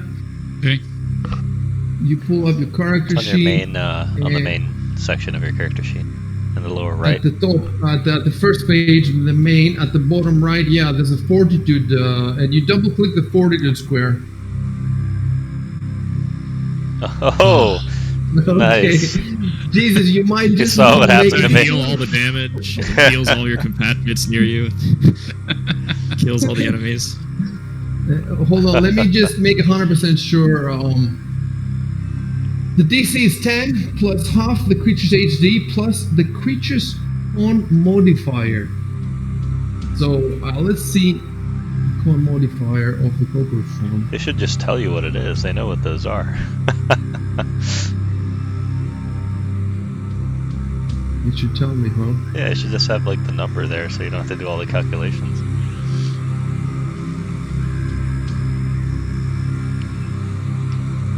says in its skills, climb, fly, perception, stealth, racial modifiers. But, oh, dude, it says it right there. DC, etc., etc. So it says it. I didn't even have to look it up. Yeah. Okay. I'm pretty sure they So- do. Yeah. In which case, hold on, let me see what was your fortitude save. It was definitely way below. Yeah, it was way below. Okay, but yeah, definitely Shadrick made it. So, okay, let me type something.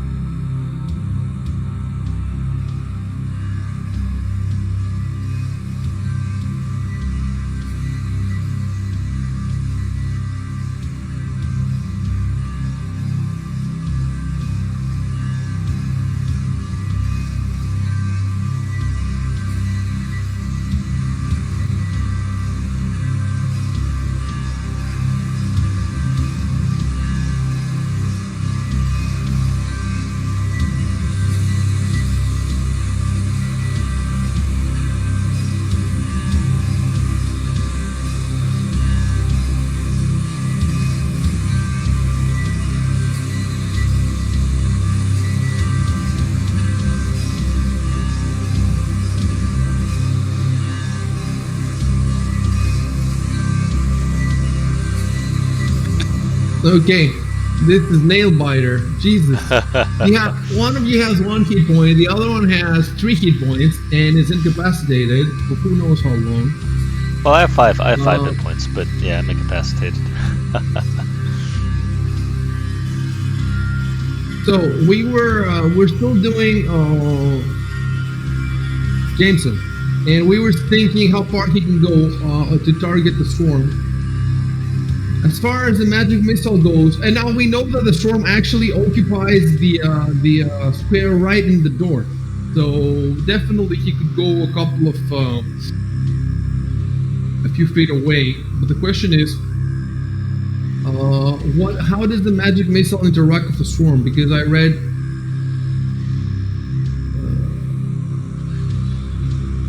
I read that a lot of the evocation spells, magic missile is an evocation spell, have issues with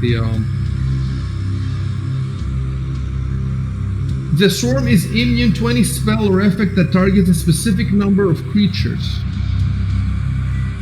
and I think that's what the magic missile is. Yeah, it has to be area effect, I think, in order to affect the swarm, because the magic missile targets 1 creature, right? Yeah. So I don't think it sounds would like. work So in even this the case. magic missile, It would have to be even something like magic- fireball or something that just hits a wide area, or burning hands or something like that, right? Isn't that Cloud spell kill. the acid? Which spell it was that had to do with acid? Acid splash. Yeah, Well, there's acid, yeah, anything Acid. that's area effect like acid splash might work, I'd imagine, but I think it deals extra damage. I mean it might. Kinetic spells cast a lot of light in their, the area where they burst. Because even if it doesn't do damage, that might be enough to make the swarm go back in their holes. What magic Yeah, I missile? see it. I see it right here. It says, Yeah, like what if by even casting magic missile, even if you just target the ground, maybe the amount of light that goes in would make them scatter for just a moment. It's not going to be as with, strong as daylight, though. Yeah, it's not gonna be. Even if you have an area of effect spell, they still take 50% damage from that. So even if you had a fireball, they will only take half damage from it.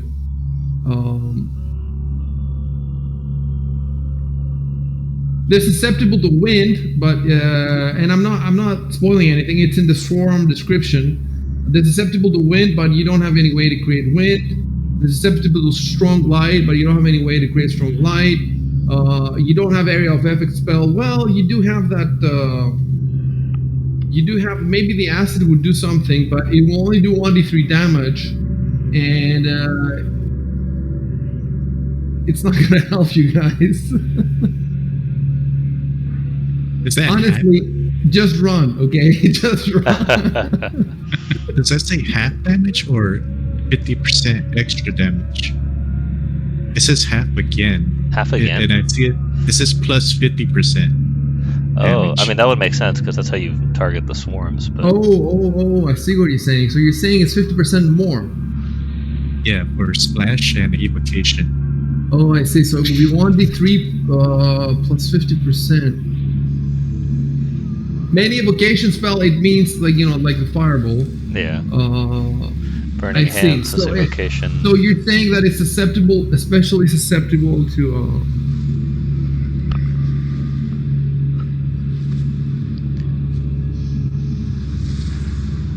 I see.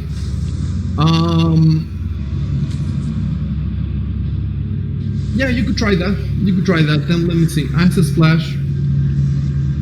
A missile, though, isn't it like essentially the same thing as magic missile? You need to target it to an individual. Acid hand. Oh, that's right. It depends. You guys don't have burning hands. That one would have been No. useful. That's the splash. It is a splash attack. I think it's one of them. Can you target the ground with it?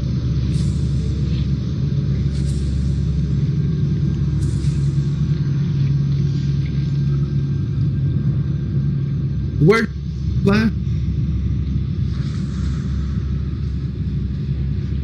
Sorry, you broke up.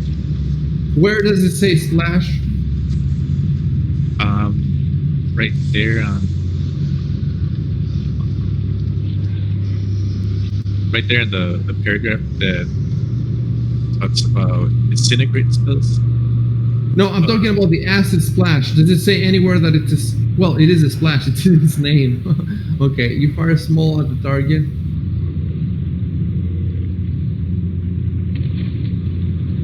I see. At the target. Well, it has to say target, but range touch attack. That is a well. Okay, I'm just gonna Google acid splash swarm just in case. Yeah, there's a thread.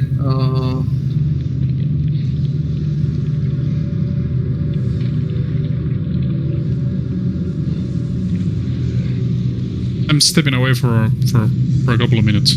Okay. Actually, I'm going AFK real quick too. I'll be back.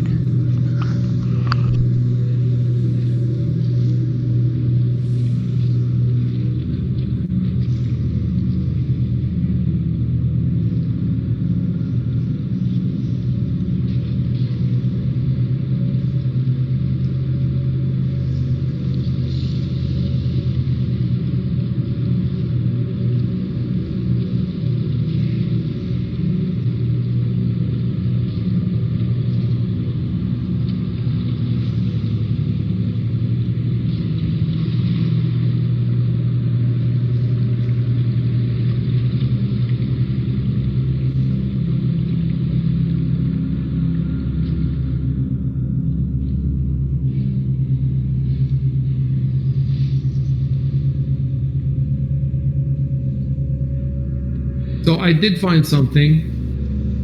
It does sound from what this guy is saying that acid splash is a good spell for swarms. He says that they changed the rules, but I'll wait for the other guys to. I'm gonna put it on Discord. I'll wait for Beak. You can read already on Discord if you want. I put it there.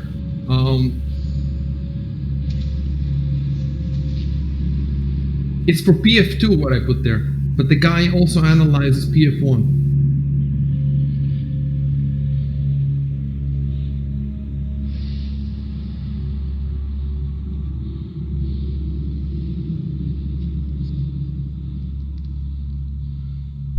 Oh yeah, it seems to imply that acid splash is useful. That was more. So we're gonna go with what he says. He says that in PF2 swarms are not as deadly as PF1. Keep in mind this is a PF1 adventure, and they have made it specifically. They wanted it to be this deadly. You know, it's not a bug feature. Well, it is their bugs, but yeah. So we want it to be deadly. And I want it to be difficult. Dude, it just blows my mind that it all came down to one roll for Beak, and if Beak had been nauseated too, you would probably both die. Yeah. I mean, if you drop in there, how is anybody even gonna try to come in to get you out? They'll die too.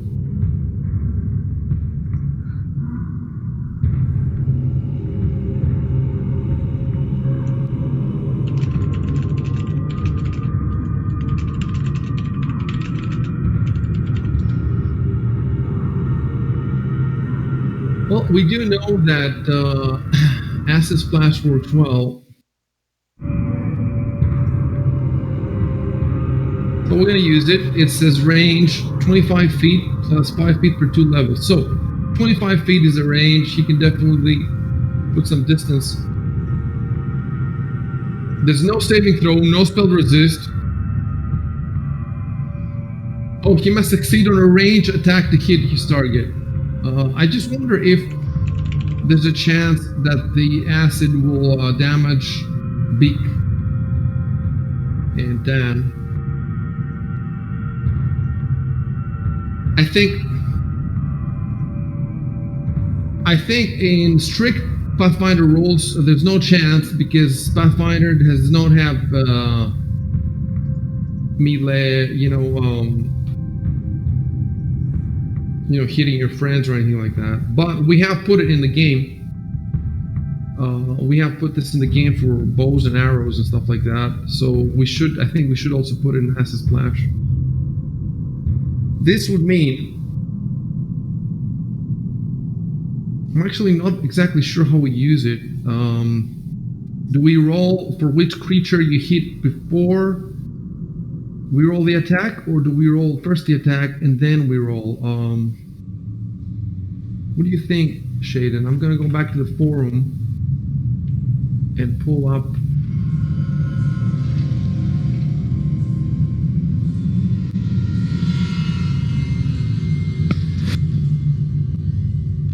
Okay, Shaden isn't here. Are you here? You're not here. Oh, yeah, I'm here. Yeah, I'm listening. I was just reading something about. Okay, I found the rule.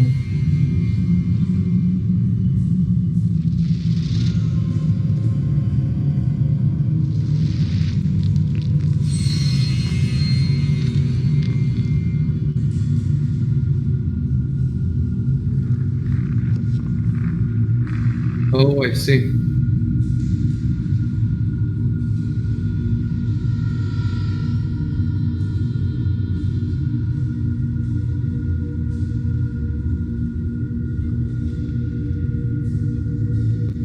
Yeah, so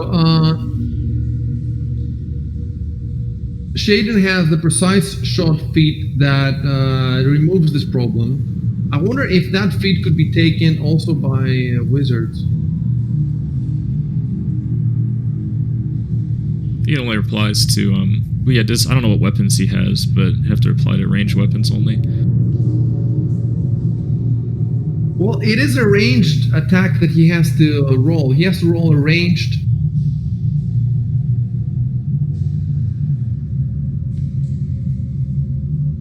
So it can be friendly fire, right?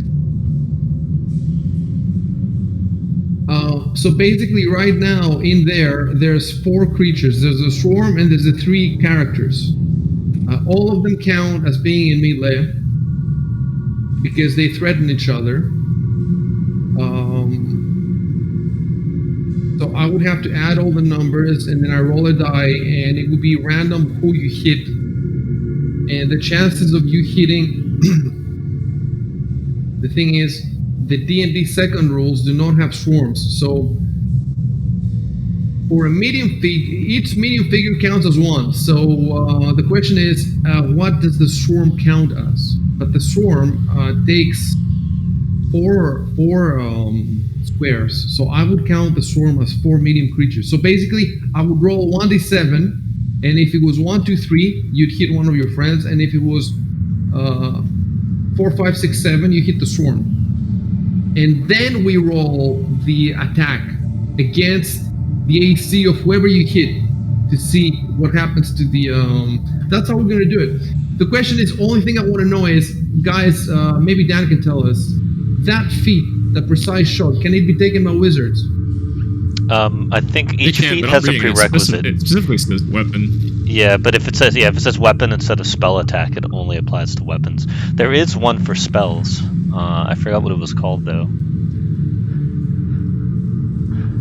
At least I'm pretty sure there's a feat for spells that does something similar. Keep in mind that even if there isn't for spells, we might want to modify this because the rule that I'm talking about is already a homebrewed rule. Yeah. So we're trying to make this rule, firing into melee is from 2nd edition. We're trying to make it balanced for Pathfinder 1. Yeah, true. To make it balanced, you have to give some way to the wizards to be able to, overcome this problem. So, if in any case he doesn't have that feat, so Okay, so it says you are it's adept not- at firing ranged attacks into melee, but it doesn't say. Oh yeah, you're right. Shoot or throw ranged weapons. Okay, so yeah, it's weapons. But yeah, I guess it could theoretically be modified. we could, unless look, if there is one for wizards, fair enough. In any case, he doesn't have it right now, and I would not advise him to take it anyway at first level, because it's a very specific situation. This one, the magic missile has no problems. It has no problems with missing its shot. So, and that's for the first level. That's his primary means of combat. Yeah. I'm back. You're back. Okay, you missed a bunch of discussion on rules. There's no point. It's a lot. So we're not gonna go over it again unless you need to hear something. But you always have the option of later, going and listening if you want to the. I'll check the stream later. To the stream. But you can also see that we put the discussion was basically, can the acid splash hurt the swarm? And the answer is yes, and it does extra 50% damage actually, the acid splash. But the question is it going to hit you guys? And the answer again is it might hit you because I have added a rule from 2nd edition that says, etc., etc. I see how we could do this. There are a set of meta magic feats. You could add one and just call it precise spell, because there's empower spell, enlarge spell, extend spell, heighten spell. There's like a bunch. Can you link that in the Discord for me It's to later check it out? page 117. Yeah, let me see.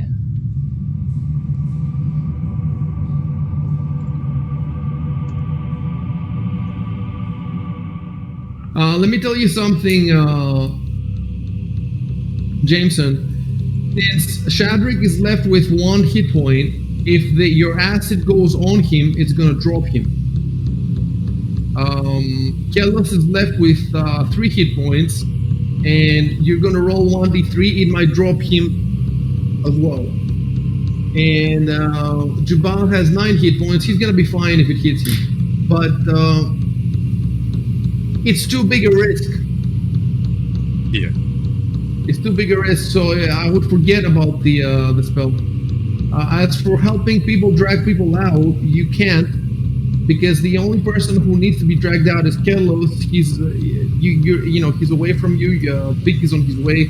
So that basically, I don't see anything you can do unless you can think of something.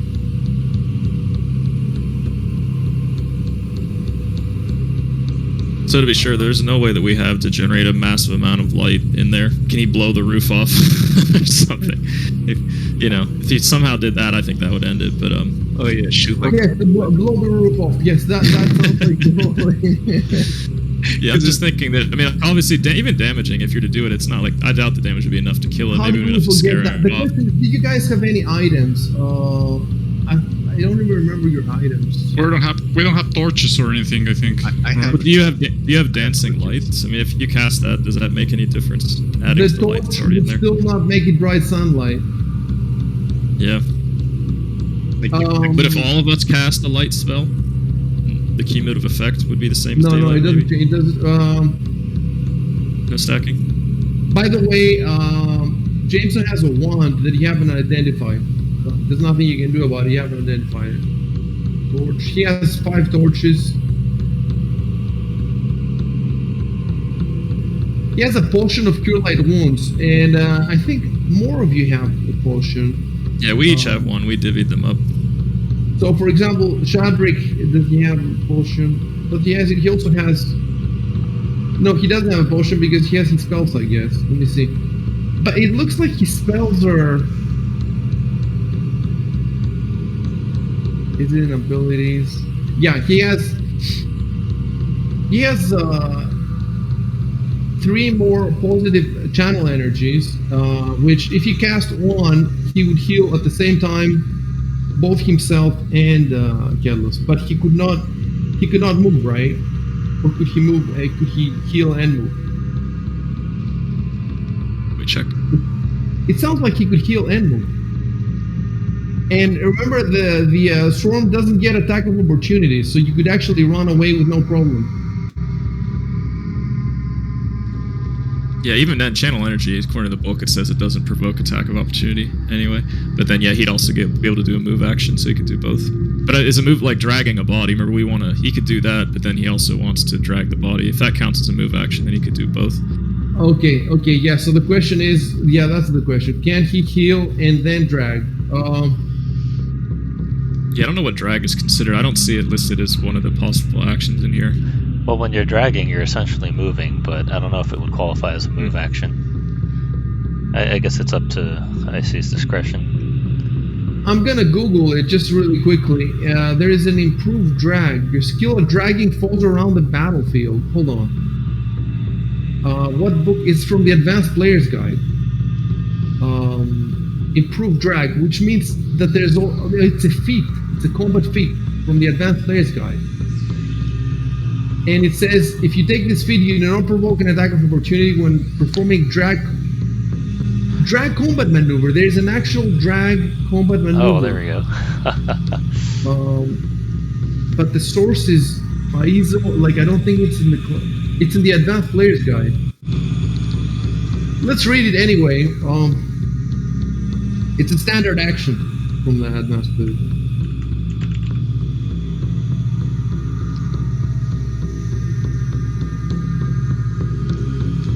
Okay, so he gets an attack of opportunity for dragging, but the storm has no attack of opportunity, so you're good.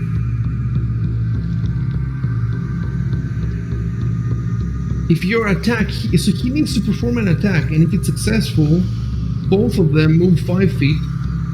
I guess, well, he only has to attack if the other person is unwilling, right? Because it's for dragging like enemies. I see. It's like when you try to do like a heal spell, you have to touch someone. You only have to attack if they're unwilling for whatever reason.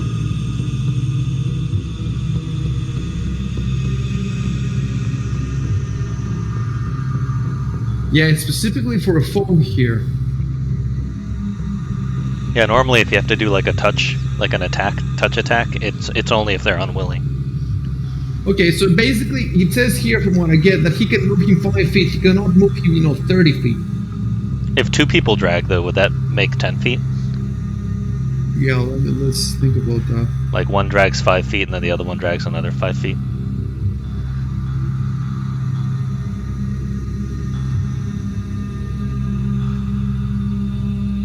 Oh, it says that the higher your attack roll is, the more feet you can drag him.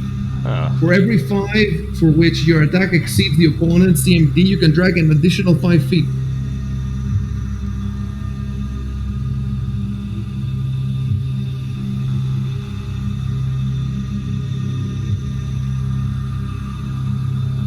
But since there's no attack roll, it sounds like he can drag him as much as his movement is. It sounds like he can drag him 30 feet.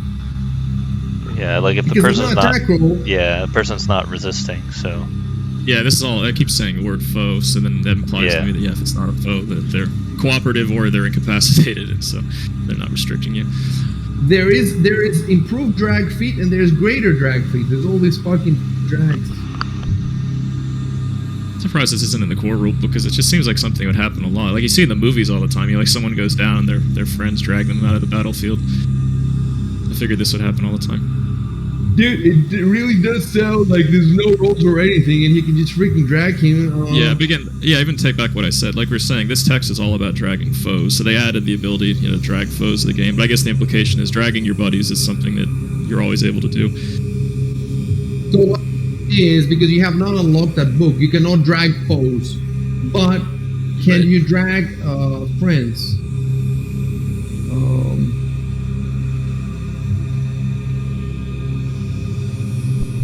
Well, I think you only need the feet to drag foes, right? I'm guessing dragging friends is just like a standard type of thing that you can do. Well, it's not. They don't seem to have considered it. They just don't seem to have considered it. Yeah, so I'm kind of surprised it's not mentioned. I'm gonna search the word drag and see what I find. Dragon. Yeah, that's what came up on that search. Yeah, it's a tough word to search for. I'll put drag space. That helps. I checked on Google dragging a friend, there's actually a thread, in the Paisa forum. Pathfinder drag friend.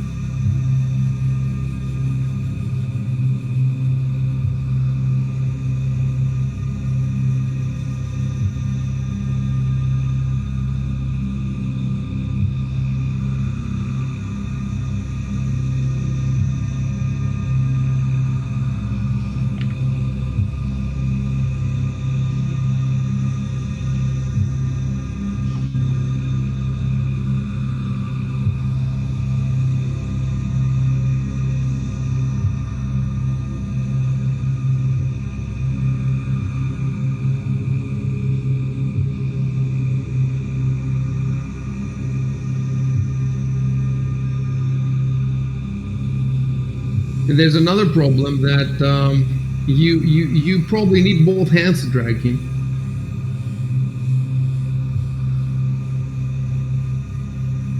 But then he can't heal, right?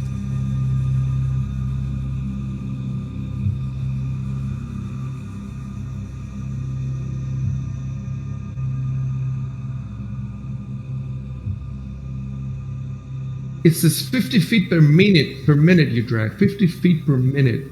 A minute is 10 rounds, so that's 5 feet per round. You can only drag 5 feet per round, apparently.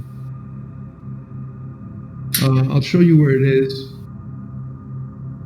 There's a whole thread about it on the Paisa forums, and I'm gonna direct link to the post. Dragging a friend in combat is the name of the thread.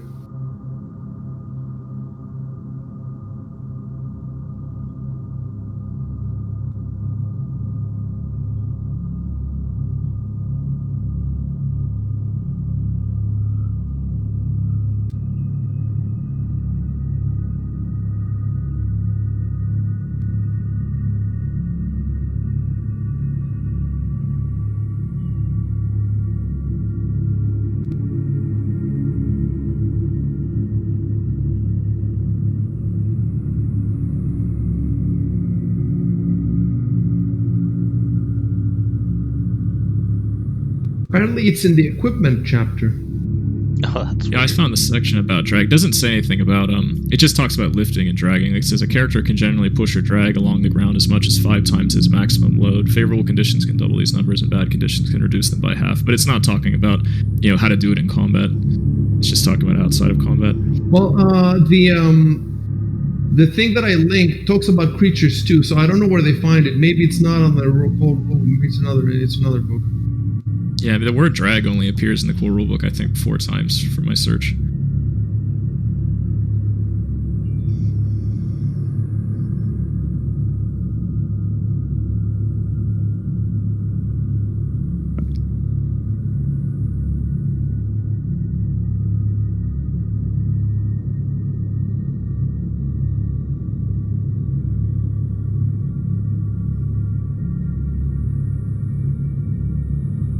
It does make sense that you wouldn't be able to do, say, 30 in one round. I mean, that would be dragging someone like 30 feet in 6 seconds. Seems kind of difficult unless you're really strong. There seems to be a strength. It says that you can't budge something bulkier than your strength plus 10. So we have to figure out the bulk.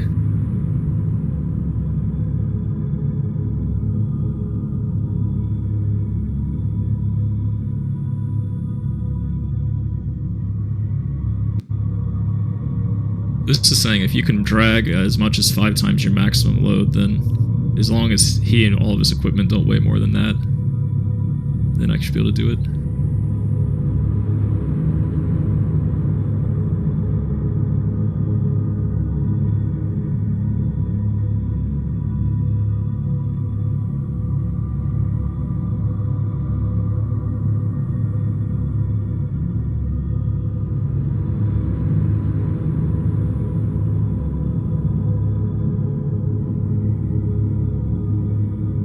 At the end of the thread that I posted, there's a very oh, and it's in the Pathfinder second edition. Oh, that's why we're not finding that exact. This thread that I linked is from Pathfinder second edition, and the bulk rolls. I don't know if they exist in Pathfinder 1. There's a whole, if you scroll to the bottom of that thread I just linked, there's a long post that talks about lots of stuff, but I don't know if we should even be looking at it. It's Pathfinder Second Edition, so that definitely confused me, because for the past few minutes I've been trying to figure out these rules that we're not even running. What? So we definitely have made some fucking progress. Basically,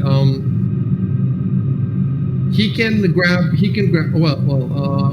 It's not even big right now. Let's play Jameson first. If Jameson cannot grab, cannot do anything, he's not near Dan. His acid splash might just kill his friends, so doesn't sound like a good idea. And trust me, that thing has a lot of hit points. You're not gonna do much with 1d3 plus 50%. So tell me what you want to do, Jameson. I'm just gonna back away. Just gonna run. Okay. To the east. You have up to 30 feet. Let me see. Maybe don't run into an unidentified building. That's my only piece of advice. Run straight into the next building. Open the door. Yeah, the next one. See what happens there. Yeah, shut the door, lock it, throw away the key. You'll be safe in there. Oh yeah, I could just go back to the old building for it. Right, exactly. But Yeah. Oh, you it's up want to to stop there? Oh, you want to go there? Okay, but that doesn't make any sense. Try again. Yeah. You can do it more directly. Yeah. I'll stop right here. Okay, and then you're done. Yeah, right there.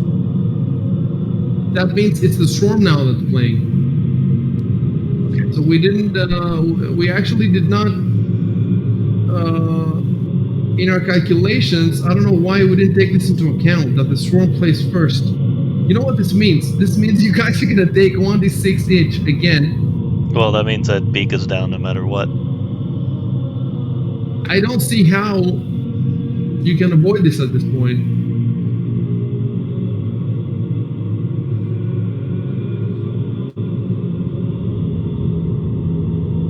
Wait. Oh, it rolled different damage.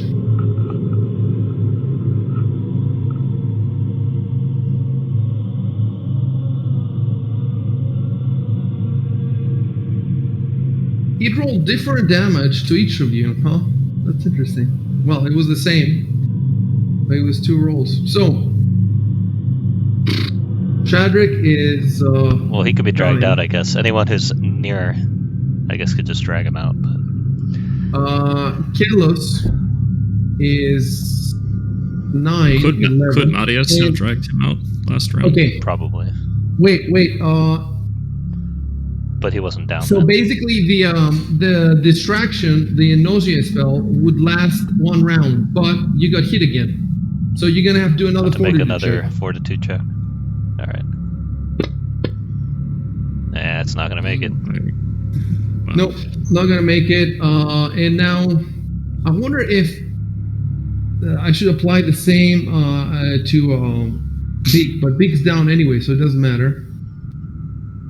Jesus.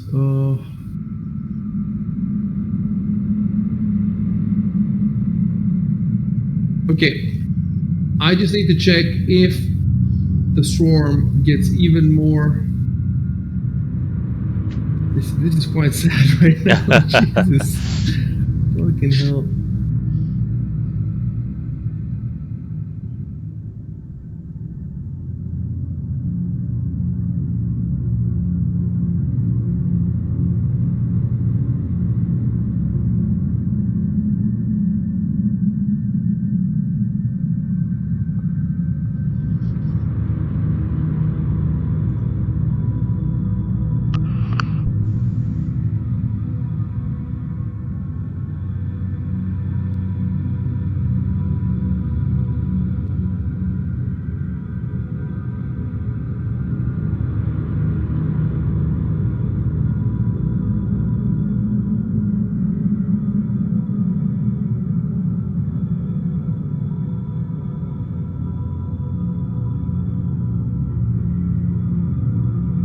Yeah, so the DC was definitely higher.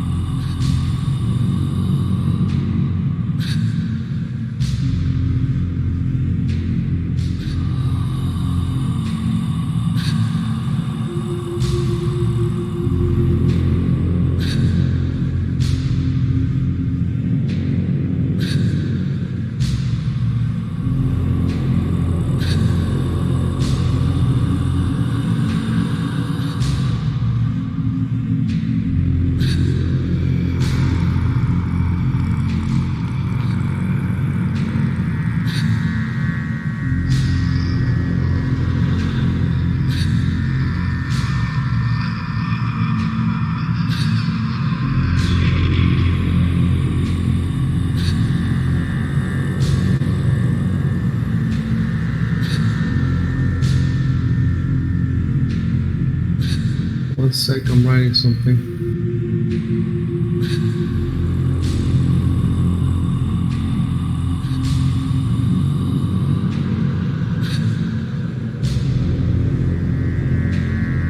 Oh. So after all, Jameson probably should not have run away that far, huh?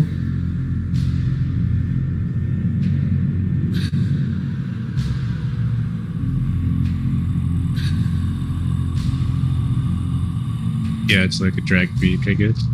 I don't know. Exactly. I don't even know if I'm strong enough. You didn't know that he was going to he's going to go down. Oh yeah, I didn't know the turn about was nice. Yeah, we weren't looking at. I don't know why we didn't notice that. We were making all these calculations and we didn't notice that the storm would play first.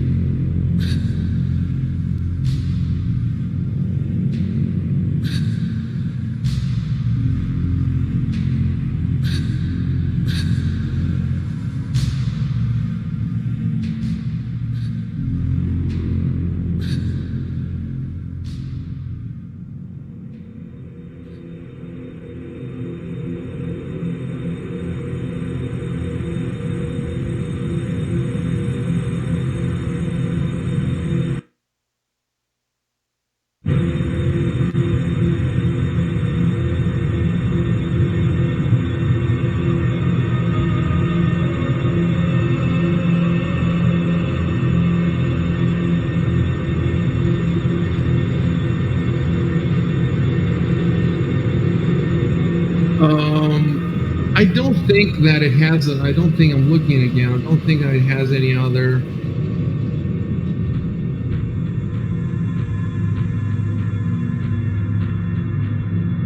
The distraction, the nausea, is the special attack, and that happens automatically every time it deals damage.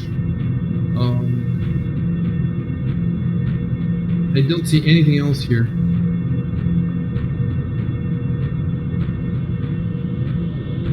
Okay, next. I think it's actually my turn, right? Because I delayed my initiative. It's either Shadrick's or mine. I think we're tied. Wait. Dude, it was your turn and you could play before the storm attacked. No, I delayed my action to wait for Shadrick's turn so we could work together. You can right? take it whenever you want to, so you could theoretically do it right before the swarm goes. You could have done it before the storm. I thought I had to do it whenever it was Shadrick's turn. I mean, well, let me put it this way. I was waiting for, I guess, yeah, I was waiting for his turn to come up, but but we didn't realize, we didn't, if we had actually paid attention to the combat tracker, we would see that Shadrick would play after the storm, which means both him and Kellis would get another attack. It basically made no sense for you. If we were paying attention, we would have advised you to not wait for the storm. Yeah, because it doesn't help anything. Right. The question is, what could you have done? You could not have pulled out Shadrick because I wonder, could you have pulled him out? Theoretically pulled me out. Yeah, and that leaves us in a position where we could pull Shadrick out theoretically. Yeah, I wonder. Let's answer that for a second. Could he have pulled out Shadrick, even though Shadrick wasn't playing? I think he could have. And it sounds like, because Shadrick would not have resisted. It sounds like it would be easier for Jubal to pull out Shadrick than to pull out Kellis, because Kellis, it's incapacitated, so it should be easier to pull out. Yeah. I think I'm gonna roll everything back. Okay, we're gonna do that. Well, by me moving, do I not provoke an attack of opportunity too? Because I'd have to step into the square that the swarm they is don't in. provoke attacks, or they don't. They take do attacks, if you move into right. if you move into their only if you're moving alongside them, they don't. But if you move into their square, it does. Okay, let's see that again because I'm not sure. I think that they don't get attacked for opportunity at all. But I could be wrong. So yeah, let me look it up.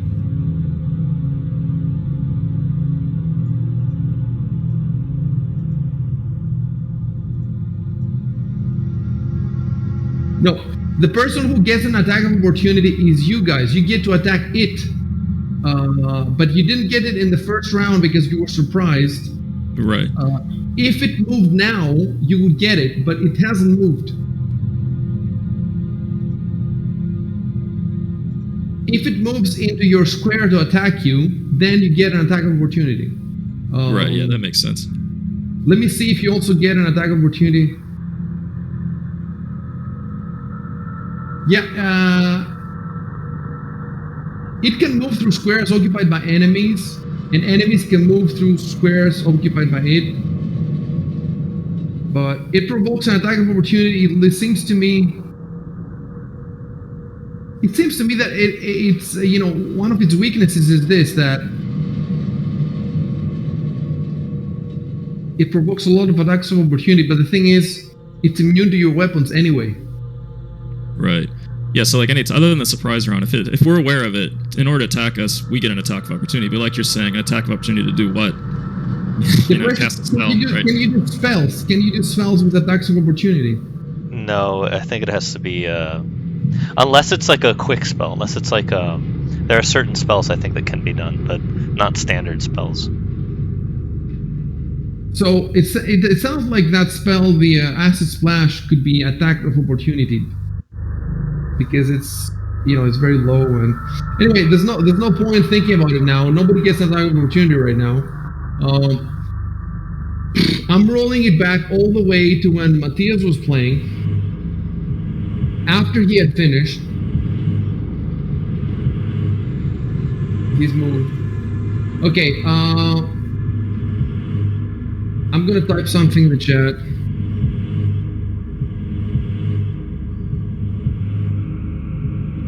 I'm gonna delete everything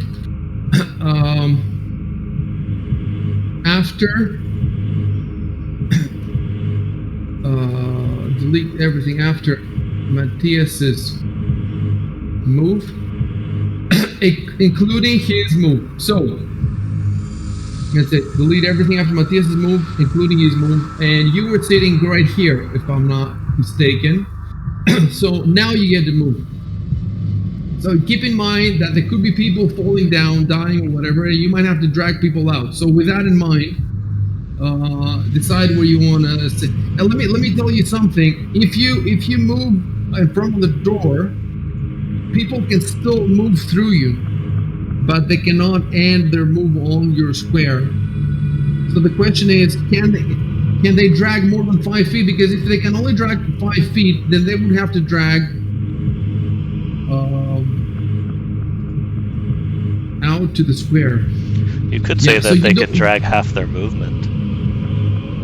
Where do you see that? I don't see that as a thing. It's just it seemed to make sense. They don't seem to indicate how far you can drag. So maybe if you spent half your movement, it would make sense. Or you could just have them do a strength roll to see how far. But you haven't found anything that might help. I haven't found anything specific about it now. And because Shadrick is conscious and he can participate, can that change any of it at all? How far he can be dragged? It makes sense that Shadrick should be able to be dragged if he wants to. And if he doesn't put up resistance, then he should be able to be moved easier than Kelos. It makes sense, but we don't have any rules for that. We have some rules from Pathfinder 2nd edition, but that's only going to confuse us because wait, did the music stop? Yeah, I think so. Yeah, just stuff. I thought it was an hour long, the track. And you thought it was over, but no. Hey, let's go to the beach. Let's call the storm and let's go swimming. Why are we fighting? Okay, so basically, I would say, Matthias, don't occupy the square in front of the door because it might be needed. You might want to stay where you are, basically.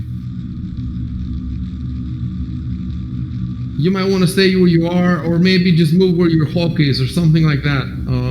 Don't go too far, and don't block the exit. So he can't pull Shadrick out? Oh yeah, that's what we were thinking. Well, Shadrick hasn't been hurt did, yet, right? But he is he has been hurt, but he isn't down or anything yet. it. Yeah. So But if he did that, then Shadrick would be occupying the space right outside the door, and then if I try to drag Kilo, if Shadrick could be pulled out, that means when his turn comes, he can cast that cure spell, and then he can cure some hit points from Kellis.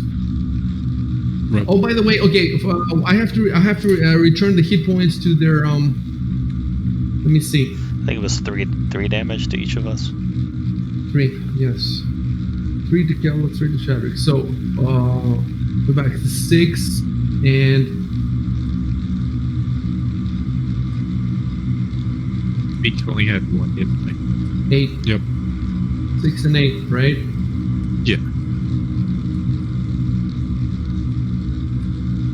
Okay, so yeah, if Big can be saved, then and he can cast the cure, then he can pretty much fix everybody for 1 round at least. So the question is if he can drag. Do I ask for a strength check, which it might go wrong, or do I look? If we can find anything in Pathfinder 1 rules, I think we had found something. I think we had found the advanced. Let's go back to them. The combat drags. Let me see. Pathfinder drag. Improved drag. Rolls and combat maneuvers drag.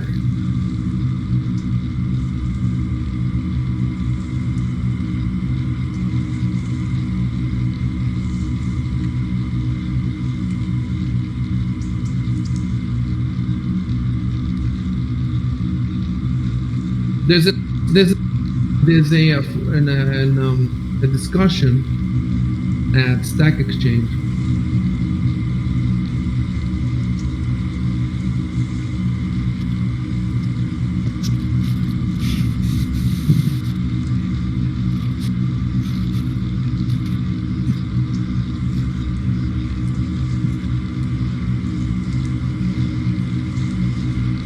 Okay. Well, we're not gonna be able to sweep like I put a link. Check out the link in Discord. It discusses how some 3.5e rules might be adapted to Pathfinder for dragging.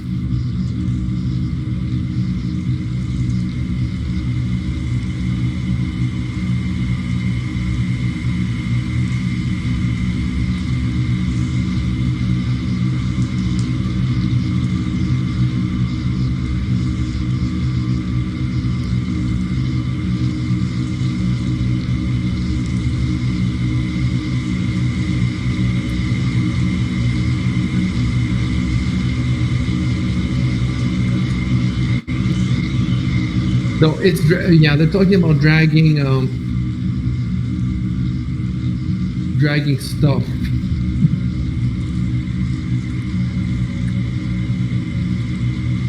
Okay, so I'm back to the advanced dragging rules. It says here that you can even drag an opponent who is 1 size category larger than you. So you're medium, the opponent is large, and you can still drag him if you pull off the maneuver.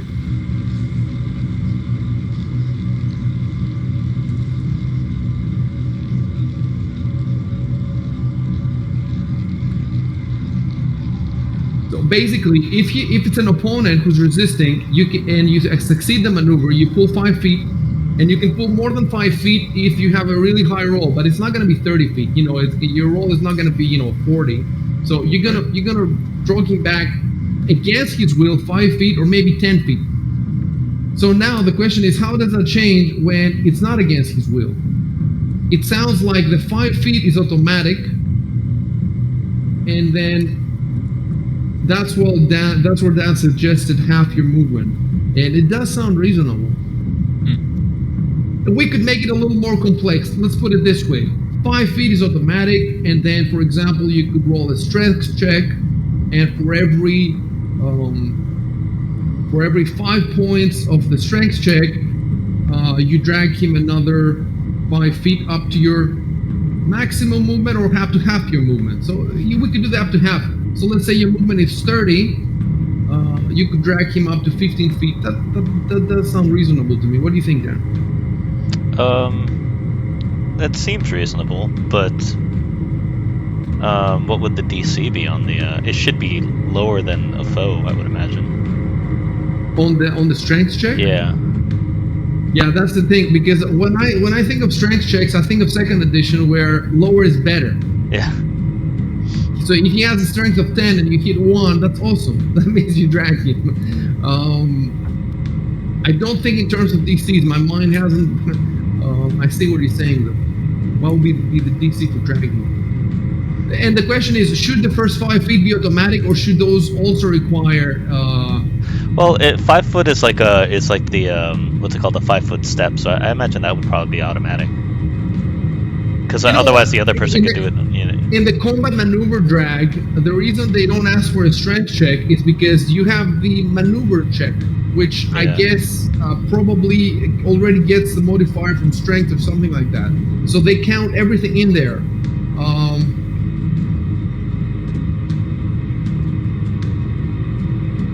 You know what? We're thinking of Big walking out of there, so that it's like we're trying to take him by the hand and walk him out. But if he could walk out, he would do it on his own. He's not walking out because it's not his turn. Right. So we're not talking about walking down Brick out. We're talking about dragging him. Yeah. We're talking about basically what happens right now in the scene is that Beak is just immobilized, because he just hasn't. That's what initiative means. It means he's just not as quick at his feet as other people. So he's basically like a deer in headlights, and we want one of the other characters to basically drag him out of there, just like grab him with both hands and drag him. So that definitely requires. You cannot say that there's no strength check. You need something. In fact, you know what we should do? Maybe we should run this drag maneuver, but just give him a huge bonus because the enemy is not. Let me see. He's not covered right now. Because the enemy, because he's not resisting. But the thing is, that move is in the advanced player's handbook, so we don't even have that move. Okay, yeah. So we're gonna have to. We don't have that move, but we're looking at this move to get to get a feel, so that we make a good roll basically. We're gonna have to go with the strength check. So the question is, what does that strength check look like? If I remember correctly, 10 DC is easy, 15 is medium difficulty, and 20 is difficult, isn't it? Yeah, I think it was. 10 is like like 5 is easy, 10 is like medium, 15 is like difficult, 20 is like very difficult, if I remember correctly. Okay. So the question is, that's why I would have liked to have everybody's weights. I don't think we rolled people's weights. We should have. We should have. I think we did. Yeah, I have my weight on there. Oh. Yeah, I did. I re-rolled all the weights originally. I just don't know if people added them. Maybe we transfer them over. And we have encumbrance. So, like in my case, I'm 190 plus 56 from encumbrance. If you go to notes on the player sheet, it's in notes, or it should be. The second row at the top. Oh, I don't have it. Yeah, I just have gender, age, size, alignment filled in. I have everything filled in on mine. Lucky, I can see mine. Okay, so where would we find now Shadrick's? It might be in the Discord from way back when. And I know we originally rolled them all. We rolled them. But it may not be in this channel because our characters are created in different channels. Yeah, it's in the Battlegrounds chat channel, which is hidden. Okay, yeah, good point. I have it, so what would I search? Maybe his character's name. His full name was Shattered Orc Face. I think it'll find it. Okay, I have here a okay, I see a post that's all about Shadrick, but it has the age and all that stuff. It doesn't have the weight. Yeah, when I think about it, I don't ever remember rolling or specifying my height or weight anywhere. Maybe other groups did it, but I don't remember my group doing it. I'm gonna search for weight. The thing is, this window that I'm looking at looks at weight in all the channels. Is there any way to search in one particular channel? Yeah, I think it's, and then the pound sign and then the name of the channel, something like that. If you Can just guys- click the search, if you just click the search box, you see a drop down that says search options, and then you see the word in. If you just click the word in, and then you just start typing the name of the channel, Oh, I see. and then click, it fills it in for you basically. Just type and click, and then it'll, yep, and then just type your search query after Okay, that. wait.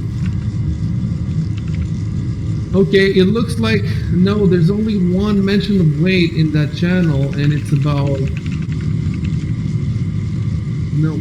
It's DLC and new or old? Old. No, it's the same. Relevant. It's the same. That is the channel. Battlegrounds chat. That's gotta be the channel. I have more channels. Well, I found his in the Opara crew channel. And anyway, his weight would only help us if we had a detailed table with different weights. Right now, I would say that he's a medium human, so he has the standard. We already know that you can move somebody larger, so you can even move. I don't know someone the next size bigger than you, right? someone in one size bigger. So, and obviously that would have negatives or whatever. But for your own size, I would say there's no penalty. He still needs the strength check. So the question now is, should the DC be 5, 10, or 15? For dragging, I think 15 is too much. I think depending upon the result, that maybe affects how far you can drag. So like 10 would be, say a total of 10 feet, and then 15 would be, say, a total of Yeah, and, we like that. want to know the minimums for 5 Right, feet. minimum. That's what we're looking at right now. Oh, okay. And then we'll use the same rule that the advanced player's guide uses, that every extra 5 it's extra 5 feet, which makes you wonder, why wouldn't an extra 1 be an extra 1 foot? You know what I'm saying? But I guess the game prefers. Squares. Yeah. Yeah, it has a square, so it Grid. prefers. I mean, I would guess because like what Dan was saying, because 5 foot steps are free, so it almost feels like dragging someone, just pulling their arm back 5 feet, just one square. It seems like that should be doable. Yeah, but you still have to drag the person who is not moving. I can very easily think of somebody trying to drag me and failing. You want to drag me 5 feet? That's not gonna.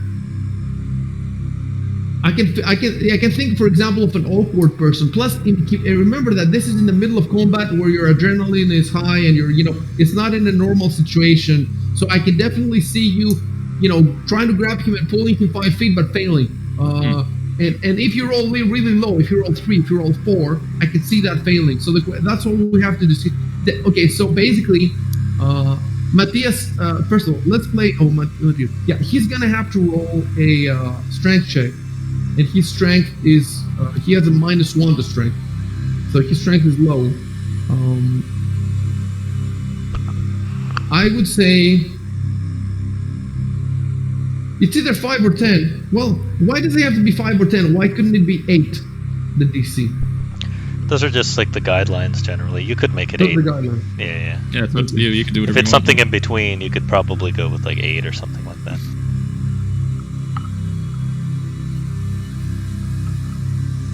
And they've done it before. I've seen DC is like 14 or DC is like 12 before.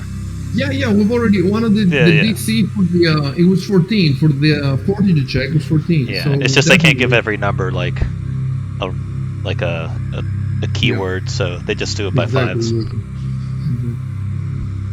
The other thing I'm thinking is, if I make this rule now, you're gonna maybe want to use it again, and I want to make it available to the other groups. So that's why I'm putting extra time into it. Yeah. And I also need to write it down.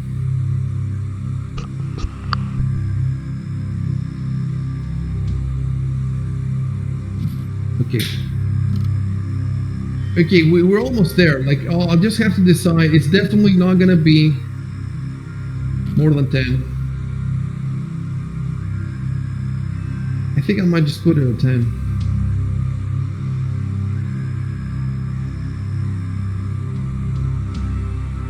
And if you roll 15, you can drag him 10 feet. Yeah, that makes sense. Okay, I'm gonna roll down. So you can go ahead and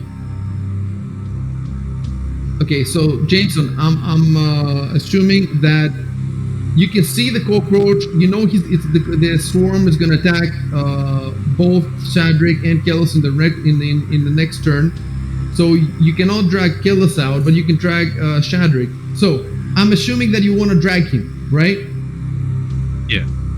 Okay. So type in the chat that I try to drag Shadrick out. That's all you need. Control Enter.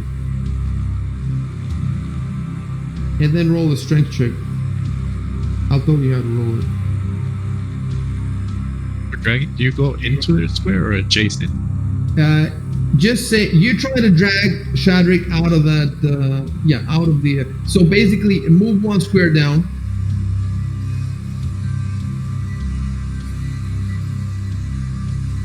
And then bring up your sheet, the first page, the main page of your sheet.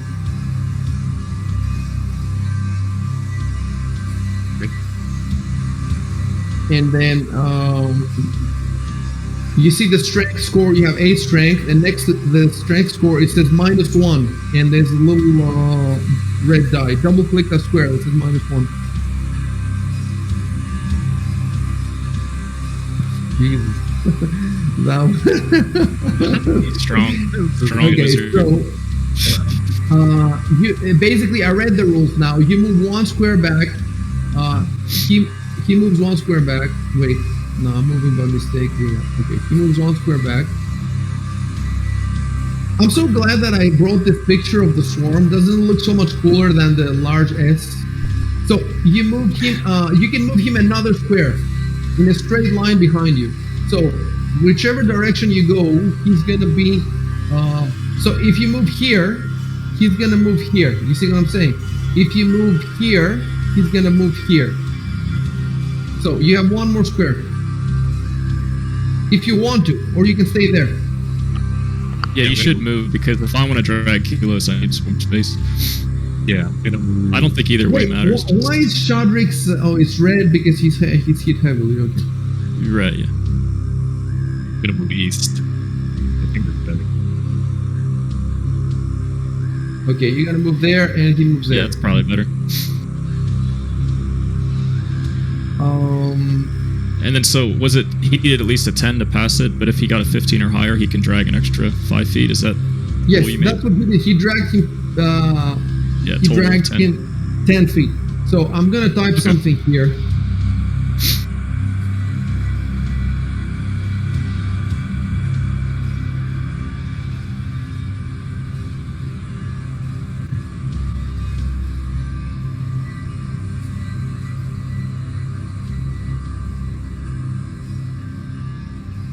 All right.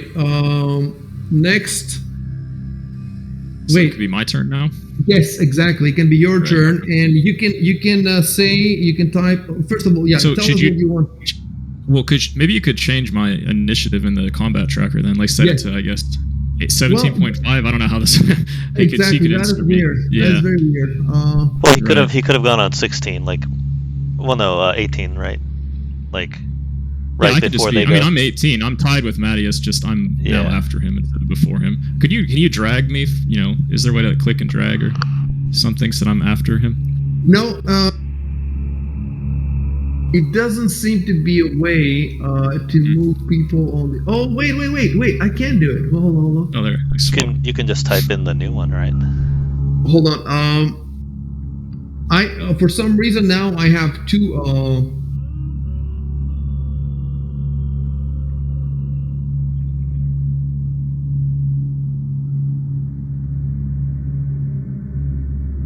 For some reason, I somehow managed to give the turn to two people at the same time, and I want to. Wait, let's do this. There we go. Now,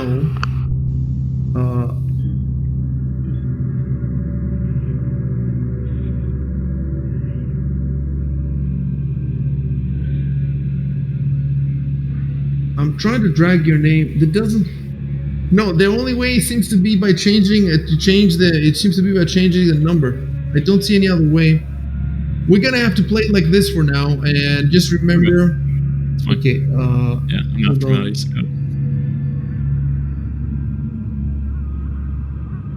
So the next round, I go first, right? Before he. Yeah. We swap positions. That's all in the Okay. tracker. Okay. Everything else is the same. We researched so many rules in this so far. This one on TS. And let me write the rule to drag a friend. Roll DC 10 strength check for 5 feet and 5 more feet per 5. I think though that there's gonna be a penalty to try to drag Killis out because He has enemies on him. I'm not sure actually. He says that he's incapacitated, so that means he's not moving. It doesn't mean that he's moving erratically. It means that he's kind of retching. Would somebody who's retching be harder to pull out than a person who's just he's just standing on the spot? I think maybe a little bit. Maybe a little bit. Yeah, he's still, at least he's not incapacitated, right? He's just focused on. I'm not like In any knocked case- out or anything. Yeah. Yeah. Yeah. Okay. We'll see. So, tell me first what you want to do, and then we'll see how to enter it. And again, when I move through and I'm touching him, trying to drag him, I'm not going to be.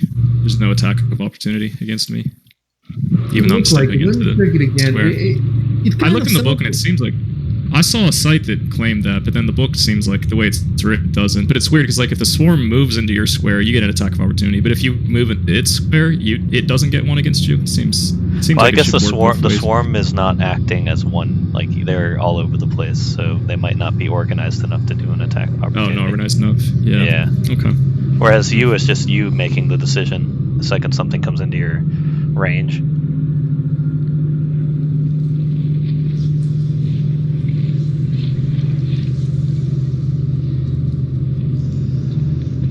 Yeah, just these are special because most enemies obviously you can't share a square with them, but with this one you can. Yeah, because it's a swarm subtype. Right. Yep.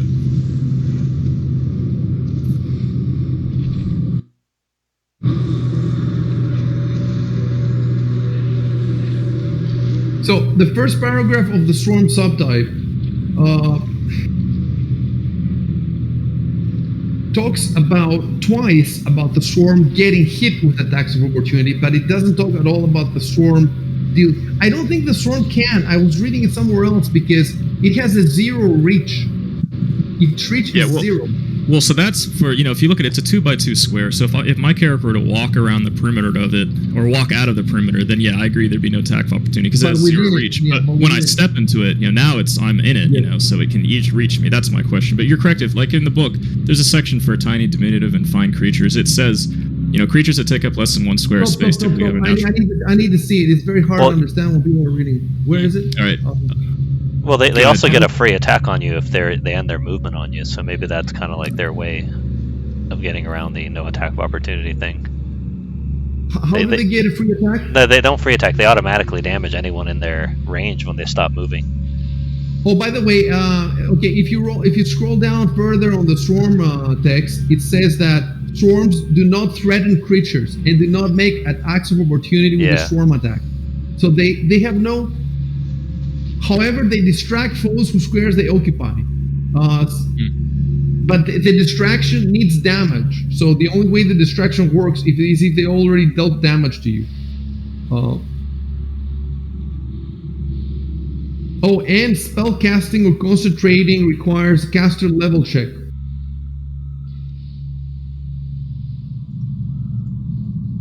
And using skills that require patience and concentration requires a DC 20 will save. So the question is, did the knowledge arcana require concentration? I don't think so, no. It's just a remember. Yep. Yeah, I think Dan nailed it. The swarm already gets essentially 2 attacks. Okay. We figured this out, guys. it says that they don't make standard attacks, the swarms. Instead, they deal automatic damage to Yeah. any creature whose space they occupy at the end of their move, with no attack roll needed. No attack roll. Oh, everybody, yeah. everybody. No attack roll. That's already pretty the crazy. attack, the attack takes place at the end of the swarm's move. Now that the swarm has played, people can move in and out with no problem. I think the way I understand this is that right now the swarm is feasting on Kelos. So just you walking around it, even through it, like, I don't even think that the swarm is like, I think that most of the swarm should be on. Basically, I think if you move through it now, you move too fast for it to focus on you. If you stayed there and its turn came, then it would have the time to focus on you. You see what I'm saying? So definitely you can move through it, no worries, no checks, nothing. Just tell me. Obviously, you want to drag Kelos, so just tell me. You don't have to because you haven't rolled yet. You don't know exactly how far you can drag him or anything like that. So all you have to say in the text is that I try to drag Kelos out. That's all you need to say. Yeah, but should I move? Like, I was thinking, like, go here first. And No, then don't move anywhere. First, No? I'm gonna first type. I try to drag Kelos out. Control Enter. Okay.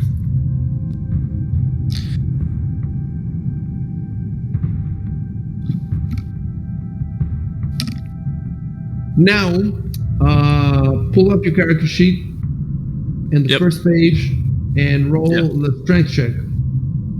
Okay, so like in the bonus box, just double click that. In the bonus, that says nothing. Yeah, and there's a little die there. Okay.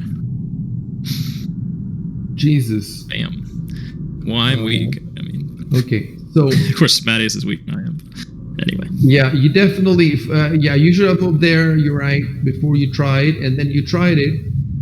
Wait.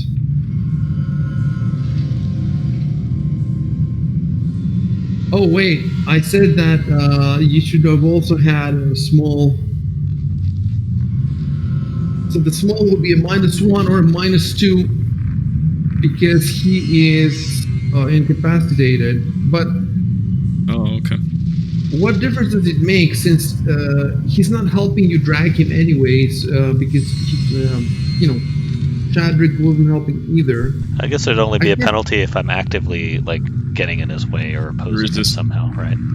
Resisting, yeah. Basically, he is a bit more awkward to drag, maybe because he's retching. I think. Okay, I get it. It's because.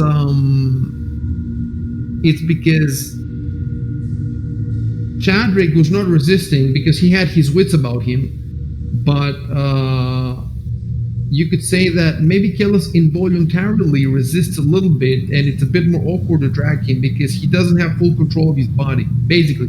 So the question is it a -1 or a -2? I would put it at a -2. So basically that check is 6, should be minus, okay, let me,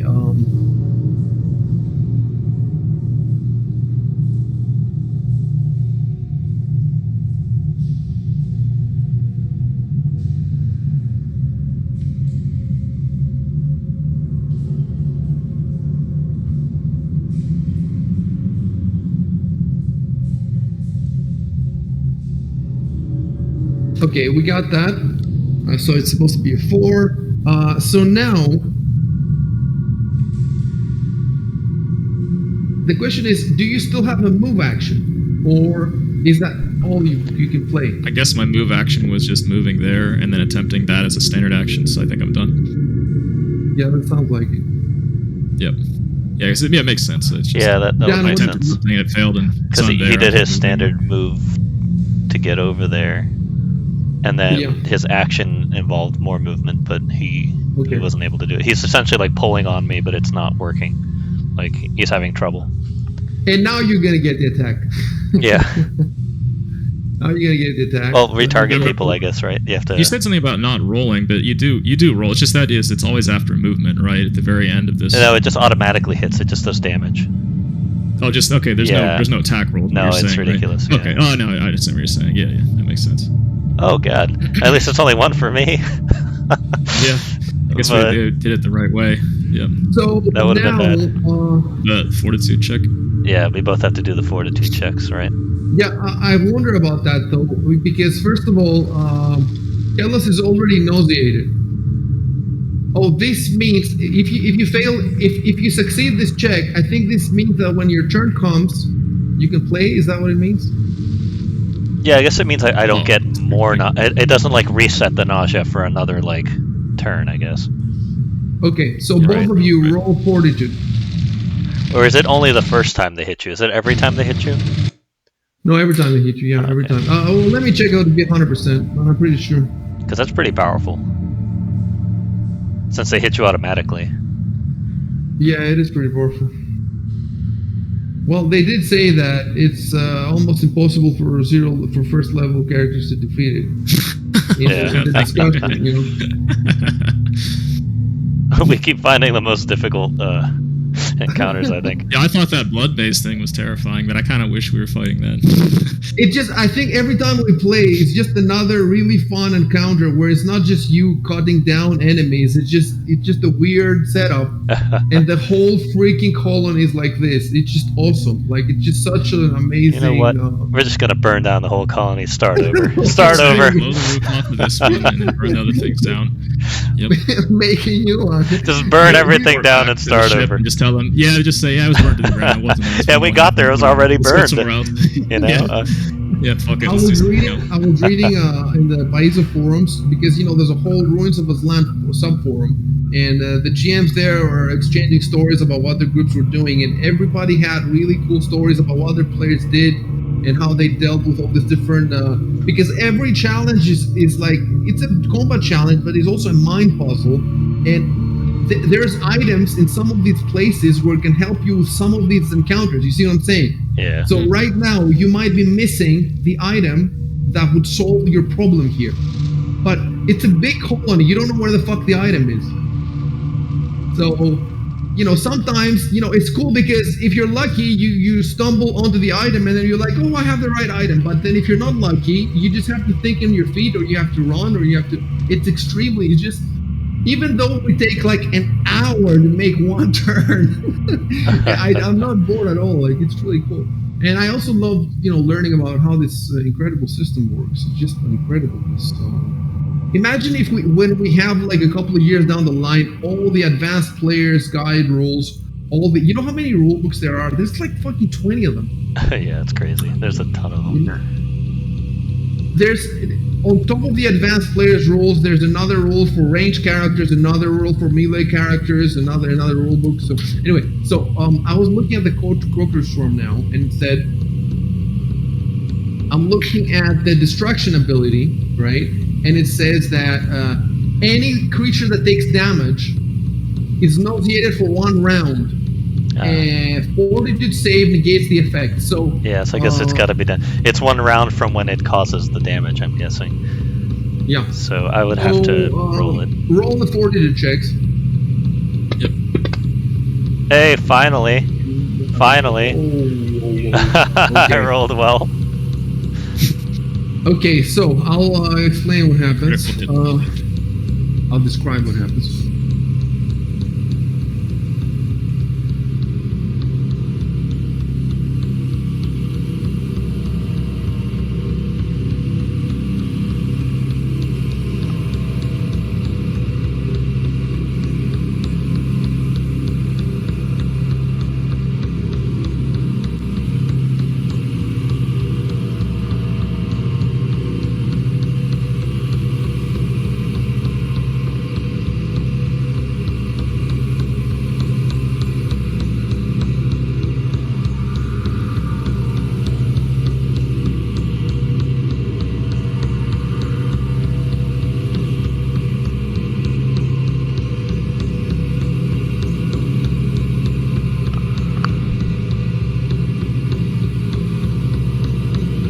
So the storm played. Now it is Beak's turn.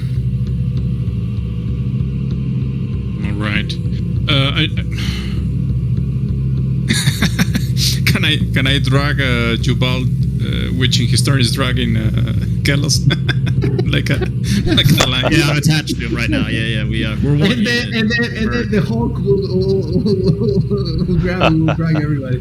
Okay, so you could, if you cast a heal now, you could do 1d6 to everybody. That could, if you roll a high number, that would be really good because Kelos, when it's his turn after you, first of all, okay, Kelos is no longer nauseated, so I'm gonna remove that. Yeah, I can help pull him out now. Yeah, But I'm gonna add it to Jabal. So this means that Kelos, who has really high strength, probably can drag Jabal on his own. So your best bet might be, of course, I don't know, maybe the check will fail. What is it? What did we say it was? We said it was a 10. And let me see what you need to. I have a 60% chance of succeeding. Oh, you have a +2. You have a 60%, huh? Yep.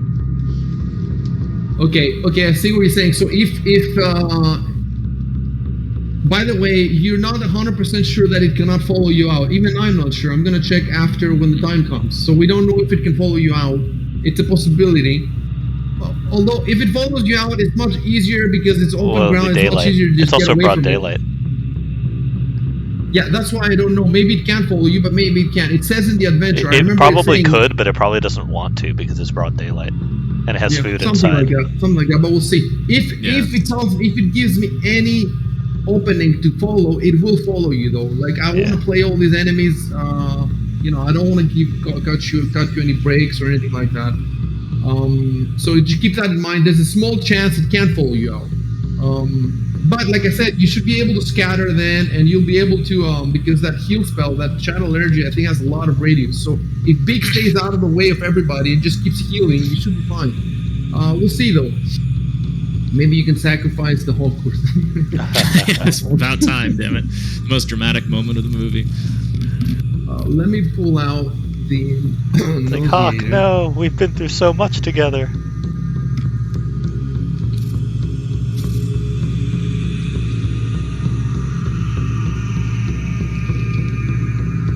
Okay. Oh, there we go. Bashadric Orcface. Oh, because it was during his turn. Yeah, that's if you did it during the monster's turn, it would say bye cockroach swarm. Yeah, I remember that happened another time too. Okay. Yeah, go back to his turn first then. But yeah, you still have to delete stuff from the chat anyway. But Shadrick's orc face nauseates him too much. He puked on me. Well, it's because of his orcish face. I saw it and now I'm vomiting. Can't believe he looks like that. It's like, why didn't I notice this before? Okay, so we fixed that. Jesus. Fantasy Grounds. Yeah, you got a lot of errata. Yeah, it has a lot of features. It's a feature. It's just the errata. Yeah, definitely. I don't know if I'm ever actually going to sit down and fix all that stuff, but even just having that thing there is helpful. It's amazing how epic this battle is, even though it's just like 5 creatures in a little box in a little room, and it's just epic. My mind is just very epic. Okay, so it's your choice, Beak, between healing everybody. Like we said, Kelos has a 60% chance of dragging out successfully. A 60% is not that good. It's not that good. It's a decent chance, but and the thing is, if he fails, does that mean that he stays inside? Hold on, no. First he's gonna depends move on where out. I go. Yeah, I would move to the outside and try to drag him out. Okay, so in that case, the only person who is in let me say something else. What if Big moves in to move out and then he fails? Then Kelos is going to have to stand on the same square as Big and roll to pull out. And then if he fails, they're going to stay on the same square. And you know what? The player's handbook has a rule for what happens if people stay on the same square. So let's really quickly look at it. It's a special case of ending your square by on somebody. It should be around page 190, something like that.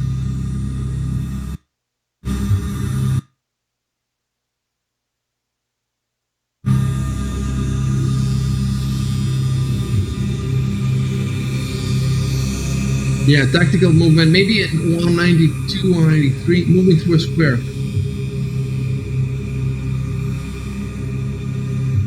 Yes, Accidentally ending movement in an illegal space. Page 194.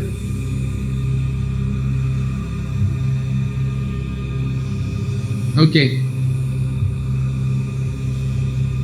I'll put it on Discord.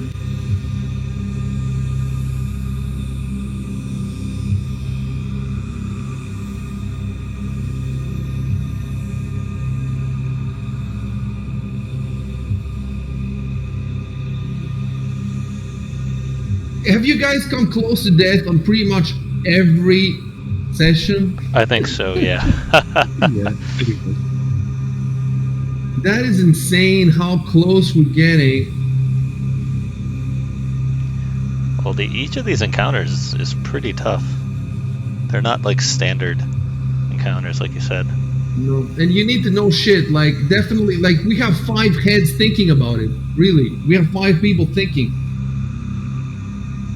including the GM who knows everything he was supposed to. At least he's supposed to. Okay, I put the rules on Discord.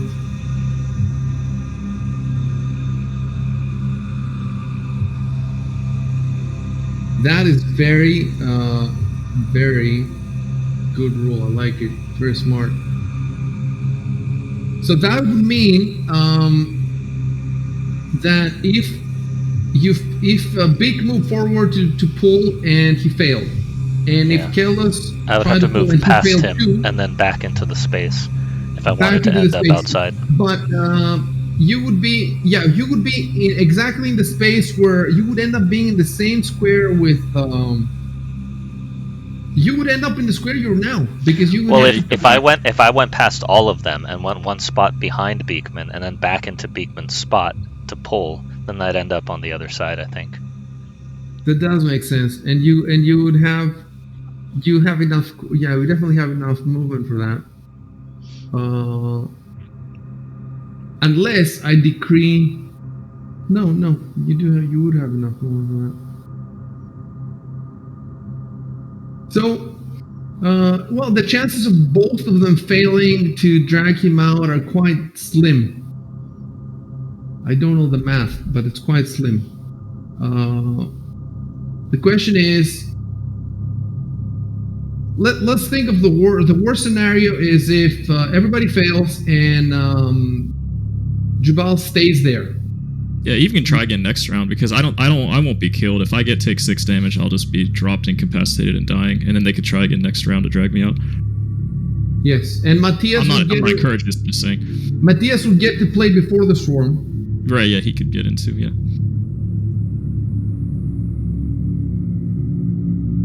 Okay, Big, it's up to you. Heal or drag? Let me see the hit points.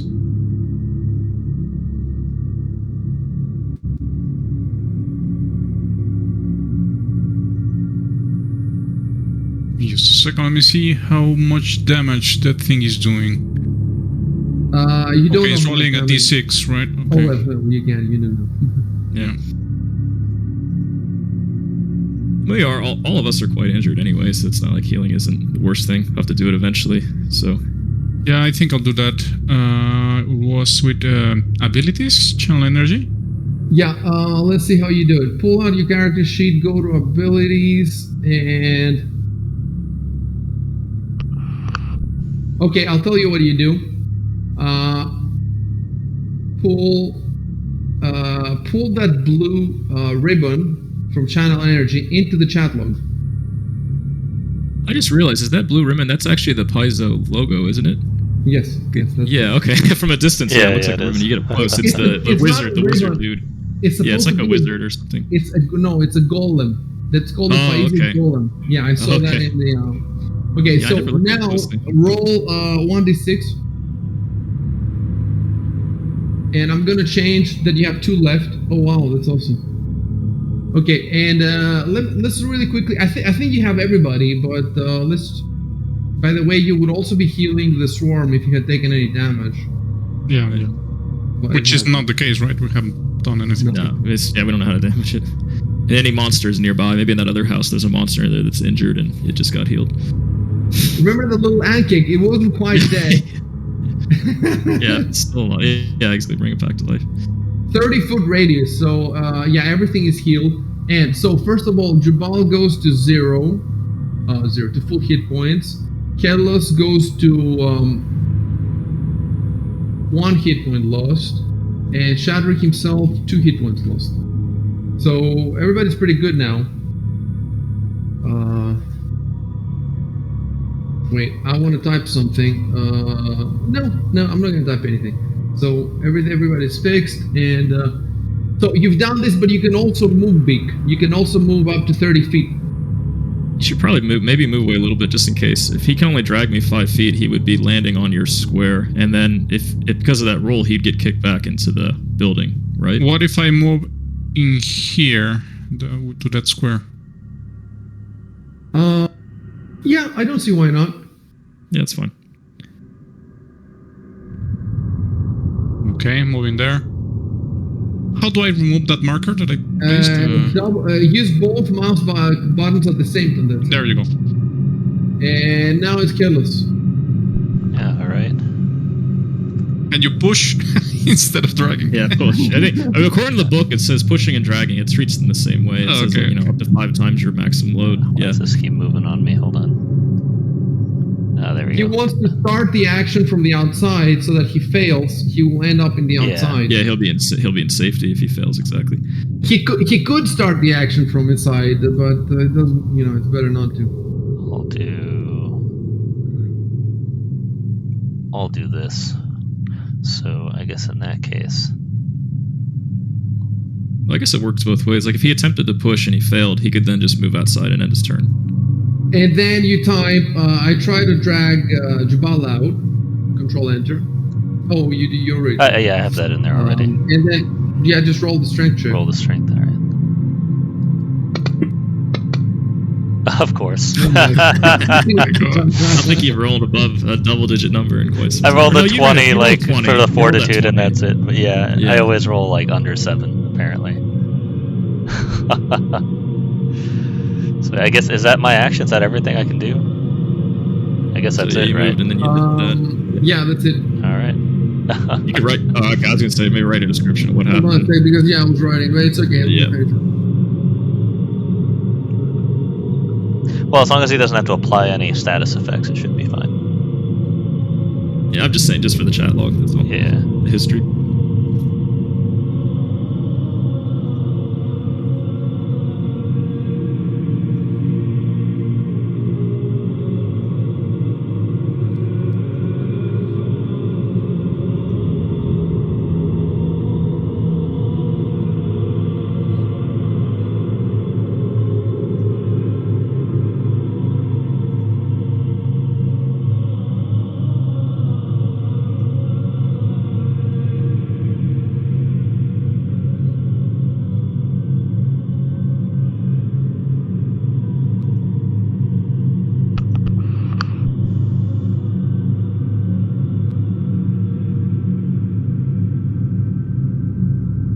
Okay, the bird plays and just flutters around. What does this bird do? Just flutters around right there. And It's there for then moral support. Jubal is nauseated. He can't play. And next, Matthias. I guess. And I guess Matthias could also try dragging now. Would I have to step into the square that he's in? You would have to, step into Kellis' square. I'm reading that nauseated characters can take a single move action per turn. You see that somewhere? Yeah, I found it on the website. I didn't find it in the book, but I looked up all the conditions on the website. Let me see. Hold on. Okay. No. Yeah, I see in the book. Creatures with a nauseated condition experience stomach distress. They're unable to attack, cast spells, concentrate on spells, or do anything else requiring attention. The only action such a character can make is a single move action per turn. That's ridiculous. That is ridiculous. Why? While vomiting, I run out. Page 568. Okay, Jesus, are you kidding me now? Let me pull out where did I see? I saw somewhere that they cannot do anything, and I think it might be in the description of the sworm. So it might have a specific... Oh, yeah, maybe it overrides it. Yeah, that's a fair point, yeah. Maybe, but I'm not sure. So you know what? I'm going to really quickly... it might be bullshit. I'm going to quickly look in the adventures. Sometimes... Oh.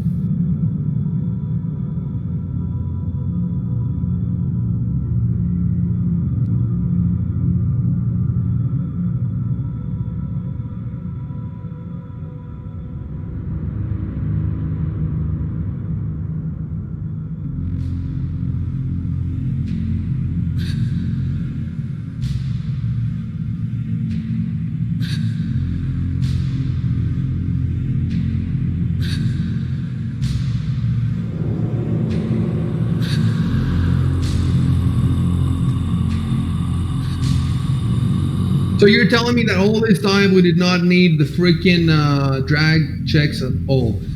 Well, one time when Beak fell, he was unconscious. Then it made sense then. But with Kilos, he could have run out on his own, I guess. Did we skip his turn that one round when he was nauseated? When he fell unconscious, we took that back. The whole round. Yeah, that's what I'm saying. Yeah, that one time, correct. But other than that, yeah, this is, as far as canon is concerned, yes, we could have been running this whole time.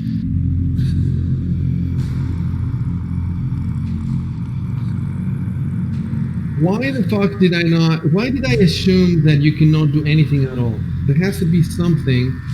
Does it say in the monster's description of for the effect that it causes? No, the monster really has nothing other than the base stats, and then it just says special attacks distraction, and you click on distraction, and you go to the distraction ability, and it says it's nauseated for 1 round, and I click on the nauseated. I must have clicked on it, and okay, you know what? Okay, you know what happened? I just did not read the whole thing. I read, nauseated creatures are unable to attack, cast spells, concentrate, or do anything else require attention. And then I just did not read the last sentence. The thing you're telling me is in the last sentence, and I just did not read there. My eyes skipped. And, okay, so it was my bad. Well, but you survived. Right, yeah. Well, I guess that makes it like Dan was saying how scary it is to get nauseated every round, but at least if you have the ability to escape, at least, then even if you keep getting nauseated, you can still run out. So it's you. So it's basically, what have you lost? The only thing you have lost because of my mistake is the 1 channel energy that maybe... Well, yeah, we probably want to do that anyway because we were so damaged. Yeah. I think that's fair. Yeah. Dan had a bunch of damage, so I think maybe nobody else was taking damage, or maybe one more person. Definitely. Okay, so but then maybe Dan would have wanted to move farther away because he's right in the entrance. Because I mean, you can let it stay that he tried to drag me, but if it wasn't necessary, he maybe wanted to run farther away to get as far away from the building. Yeah, if it wasn't necessary, I would have probably moved a little farther. Well, look. We can just put it down to you guys just being stunned or something. I mean, it's part of the action too. Like he was trying to help me out. Now, in terms of rules, there's no way for us to fix this. But in terms of narrative, we can just say that you were stunned in there, and you could run, but you've never had anything like this happen to you, so you just didn't. But yeah, now you can run. Drag me. Yeah. I think it makes sense because he was just so shocked. He tried to drag me out. He failed to, and then now so I'm go gonna ahead and run out. Yep. And now it makes sense to use a lot of your movement because there's nobody else to move, and you have 30 feet. So and you don't get attacks of opportunities. Oops.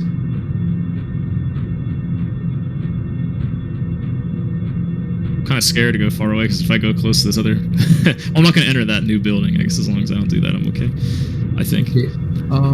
Matthias plays now, right? Yeah.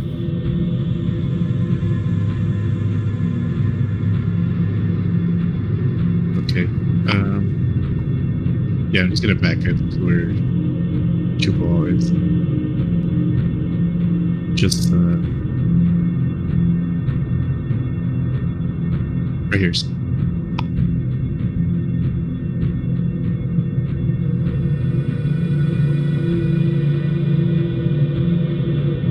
Okay, so you just move there, and then the swarm. So now the question is, does it follow you or not? And I'm afraid to say it. I will read to you exactly what it says in the adventure, okay? The swarm is reluctant to stray too far from the building in bright daylight, and instinctively chooses not to pursue very far, opting instead to return to the dark and safety of the provisions building. So, for the ghost from the chapel, I had exact instructions of how far it would chase you, and I wasn't telling you that obviously because it was a spoiler. But for this thing does not want to chase you far, but it will chase you, okay? Because it says. So I'm gonna move it, boom, right here, and that means that immediately it's going to target you, and you're going to get automatic damage basically. Let me fix. I just want to fix the targeting now. Oh wait, clear this, and then Shadrick and Kellis, and boom.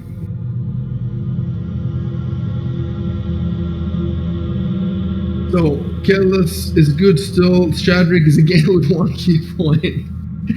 And you both have to roll 40 to check. At least now it's not a huge deal.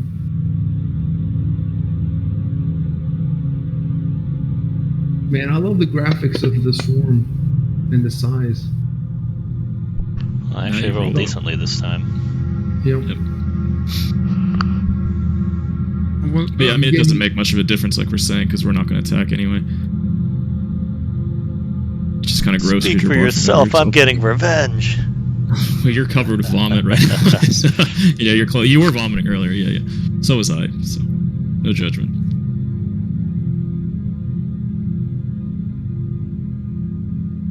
Okay.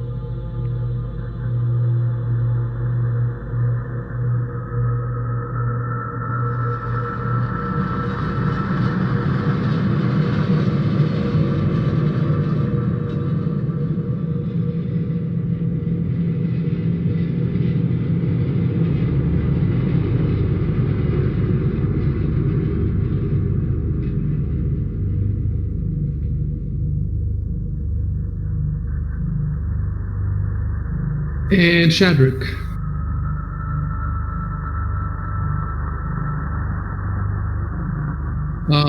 Keep in mind you have, I think, two.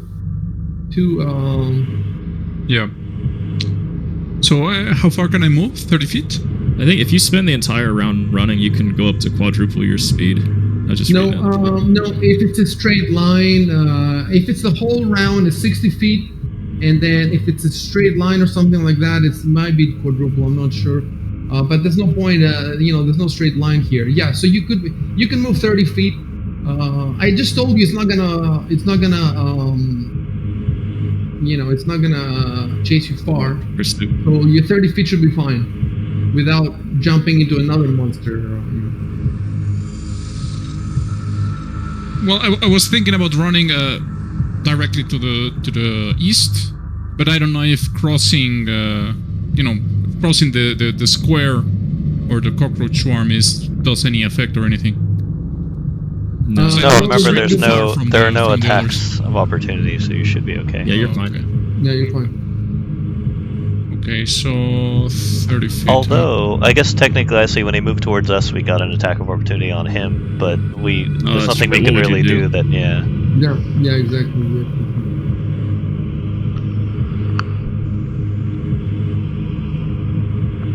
And you can cast now if you want, but because you move 30 feet, I think you won't be able to. Let me see. Oh no, you could. You do a standard action. Oh yeah, I think you're right. you can replace your standard action with a move action, so you could move double your speed.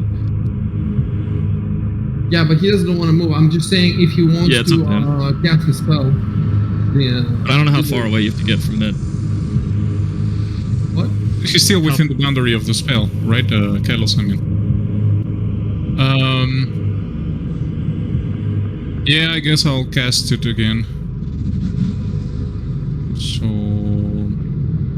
Hold on. Let me see. How many? Right now, you're the problem. You're the one who has the most damage, and it's unlikely. You know, I'm telling you right now, he's not gonna. The storm is not gonna follow you all that way. So nobody else is going to benefit much from this spell, from the channel energy. Kelos, the most you can get back is 3 hit points. It's something, but it's not. You could save it if you want. You just, you'd be very vulnerable. So, you probably wouldn't want to go into another building. Did he have Cure Light Wounds? He could just cast it on himself? No, I don't think so. Hold on. Actions. I think I can cast Cure Light Wounds, right? I just need to. Oh, you're right. You're right. The Cause Fear. You need to, instead of Cause Fear, he could cast Cure Light Wounds. So he could do it on himself, yeah. He could do Cure Light Wounds on himself. Yeah, I think I'll do that. Yeah, it's a bit risky running with 1 hit point, so it makes sense. So the way we do that is, let me pull out, I need to replace,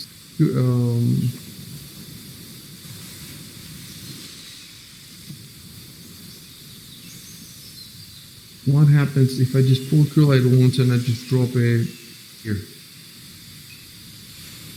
And then,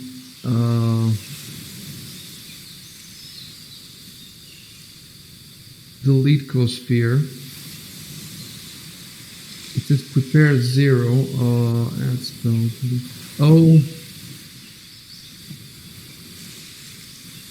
Add spell action. I don't need to prepare it, right? If I understand correctly. No, the way I understand it, no, you don't.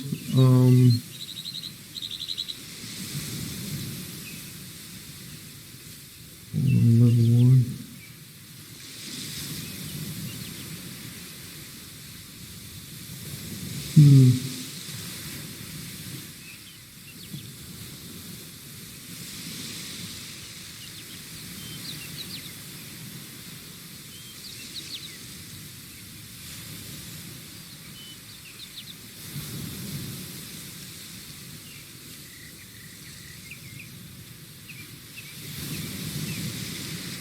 Okay.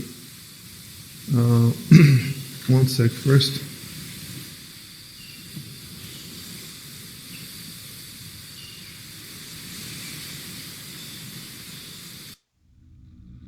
So, it's standard mode, and I should be in the preparation mode. There we go.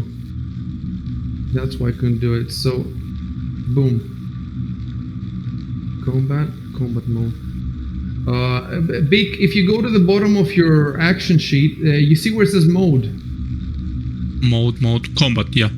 Okay, so it's combat now. Click on combat. Click on combat 1, see what happens. Standard. And click again. Preparation. And click again. Combat. So now that I fixed your preparation, now you can use it for combat. And the way you use it is... Oh, I think I know. Yeah, I know how you do it. Okay. First, look what you're gonna do. You see next to Cure Light Wounds, there's a cross. Drag and drop this cross on your character on the battle. Okay. No. Oh. Yeah, that was it, right? That was it. But you know what? Okay. You should have clicked to the left of Cure Light Wounds. Click the little circle. Yes. So we did it the wrong way around. Remember when you wanted to cast light, first you click the circle next to cast light, and then so no, we did the wrong way around. It doesn't matter. But now you see how it does, and now it's removed it from your preparation, so you cannot see it anymore. Right. And now you're full hit points, and you can hit next. Well, I'll hit next for you. And it's careless. Alright, so hold on, let me move the thing here so I can see better. There we go. Alright, so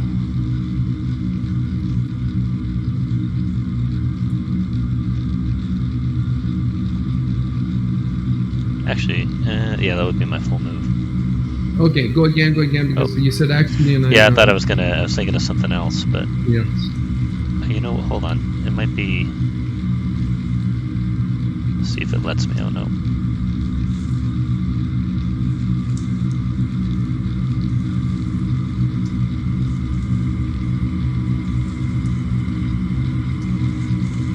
I'm gonna spread out a bit, just in case. Okay, you moved, and is there anything else you want to do? Can't really, no, I don't really have anything I can use against him. Yeah, I'm not gonna do anything else, so that'll be it for my turn. Okay. So Tobias flies away from there Poor bird. and goes on the roof of the building here. And then hold on a sec. I want to do something I haven't done already. I want to put on the map a new icon.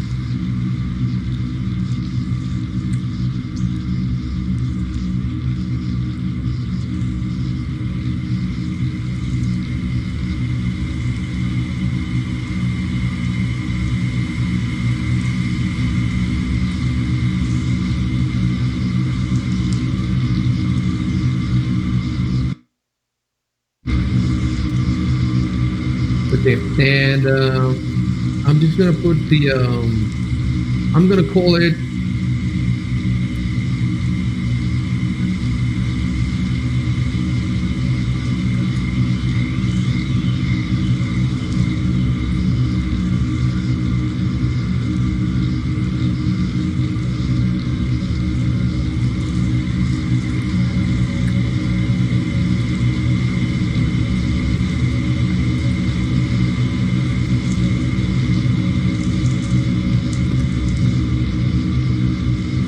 well. You can see now in your key of the colony, number 6 is the building I just added, and I have added the text that you've seen. I have not added a name for the building. Can you write there, or do I have to write for you? No, I can't type. Nothing I happens. can't write it either. Okay, It's read if you only. want to write, Yeah, read only. Yeah, it's locked. Yeah. Yeah, at the top. okay, if you want to write a name for the building, tell me what name you want, and I'll write it there. So you can read the description, and you can give the building a name. Food storage or something like that. Yeah, it sounds I like remember it's you a saying the word storehouse. provisions building or something. Was that? Did you say that verbally or was that in text? I can't remember. No, I think Icy mentioned it was a provisions building. Yeah, we Oh, could okay. call it a But either way, yeah, just- storehouse. I'll probably forget what that means. Just because it clearly has food and stuff, so it's like it's like a pantry almost. Pantry? Yeah, pantry makes sense. I'm going to put food storage there because it sounds the best from what Big said. Everything that describes is food, so it makes sense that the cockroaches would be there, doesn't it? Yep.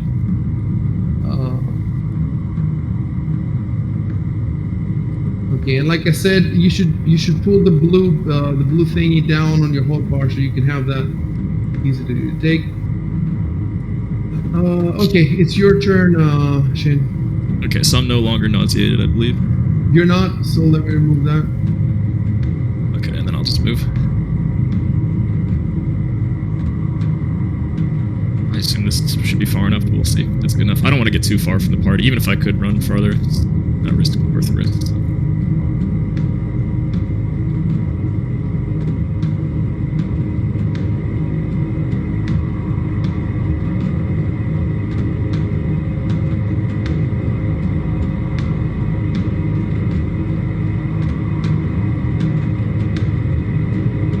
Jameson, you're awake, right? Oh, okay. That was shake.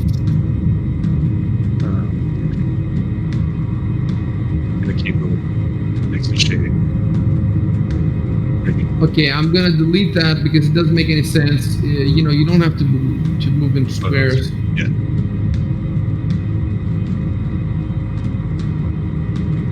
You're right. And if you guys are done, you can click next turn on your own. You know where it is, right? That's it. And the swarm moves Back inside. to its house.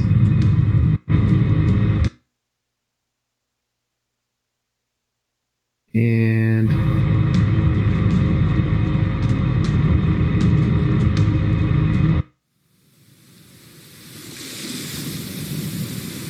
music to your ears. Raise the beach volume if you have lowered it before for the other music. And that's it. I'm removing it from the coma tracker.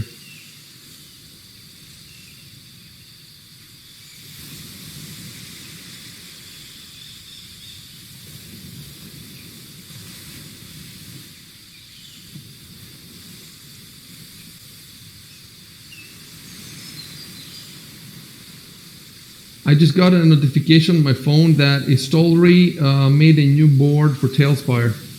It's called The Crescent, City and Arena. So I have that guy, every time he makes a video, I get a message.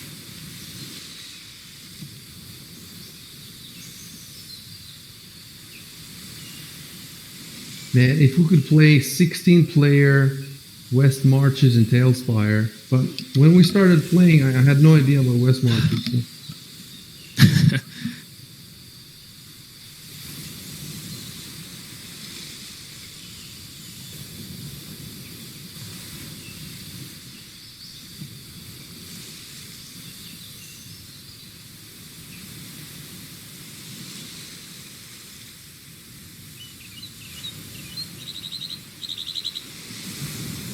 Big, do you remember if you've rolled any once recently? I think not. I've been rolling pretty decent rolls. Remind me when you roll a 1, if you can. Okay, next time you roll a 1, if you can remember it. Okay. Because something happens. All right. Maybe you can make a little note for yourself. I don't know. I have it in GM's notes, but I should have it in front of me the whole time. And by the way, guys, I have started a little calendar. I'm not 100% sure if it's accurate. Last time, day 1, you arrived at the island around in the morning, midday, around there, and then you were attacked. Let's stop what we're doing now and let's try to make a little calendar. And in the future, I'm gonna sit through the videos and everything. I'm gonna double check it. I just need a rough calendar right now. You arrived day 1.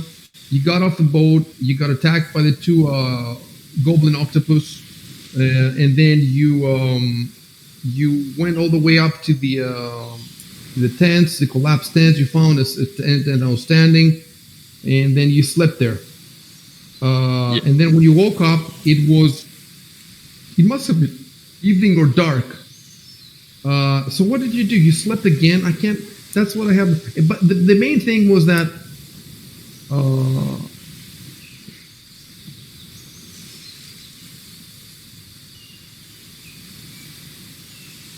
it doesn't make any sense after you woke up to do any exploration because you would have needed a light and we would have had to do torches and shit like that. It just doesn't make any sense.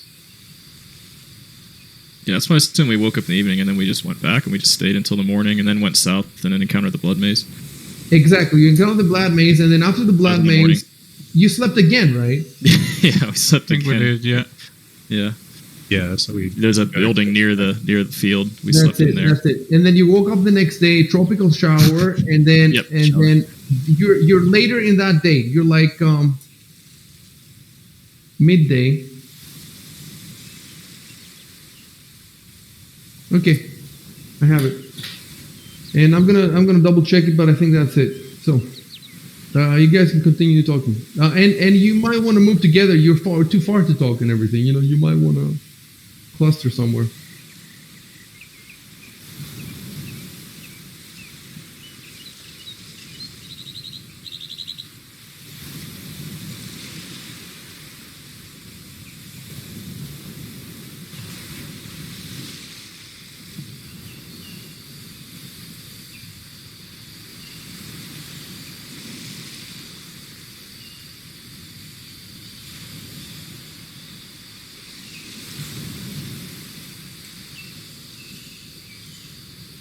Now, did we the previous building we were in, the long rectangular one from the last session? I can't remember. Did we search it well enough? We Or should I searched that say one something pretty like, hey, thoroughly, but we didn't search Did we? the Okay. second long rectangular one. We haven't gone in there. Yeah, at yeah, all. we haven't even entered that Yeah. one. Yeah, right.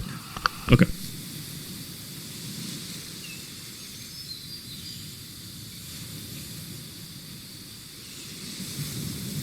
Keep in mind that your priest, your cleric has 2 channel energies left, so 2d6 to heal.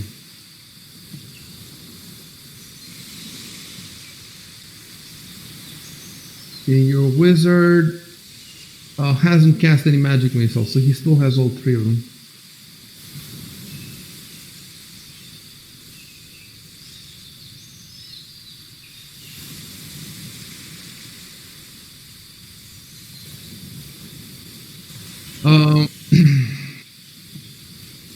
Yeah. Shaden, just want to remind you, you probably know this, and your remark to burn down the whole colony. Wait, you and Kelos is probably in jest, but I as was joking explained- mostly about that building Yeah. specifically. In any case, just in case anybody doesn't remember or hasn't read it, this colony is, you all, the entire ship that came here assumes that the colony is, the buildings are here, the provisions are here, the tools are here, and you need all this stuff to survive. It would be the giant disaster if something would happen to the colony and it's uninhabitable. You're actually going to be living, as far as you know, in one of these houses. Like one of these houses is going to be given to you. And the vegetable patches, that's where you're going to be growing your food, etc., etc. So you're definitely super invested in getting this place working, unless you're suicidal or you have some other crazy plan. I don't know, but you're 6 weeks away from civilization, and yeah, keep all that in mind. So. Yep.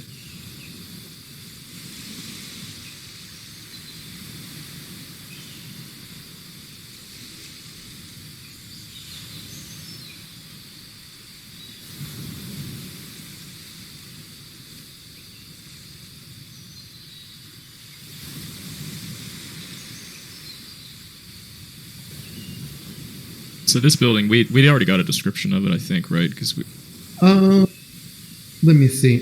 Oh. yeah, Yes. besides it Yes. stands another Yes. mud wall building. Yep. Yes. Yeah, tool house. Okay. But I'm gonna give it to you again anyway. Yep. And since you already have a bit of a description, I'm gonna put a number there.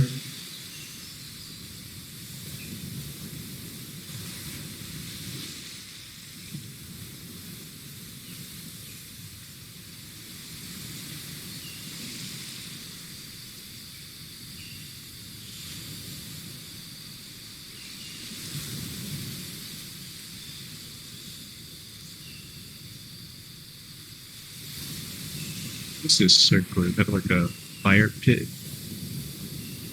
Hold on a sec. Maybe I have something to show you. I just wanted to check it really fast. Yeah. I think I have something to give you.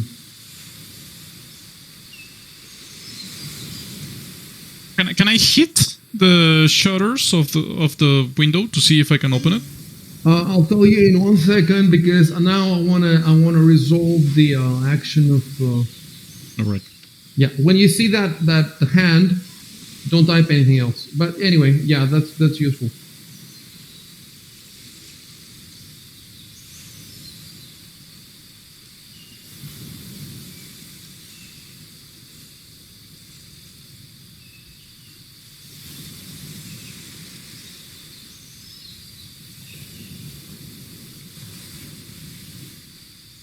I'm just going to give you now a description of pretty much the entire center of the colony, that square thingy.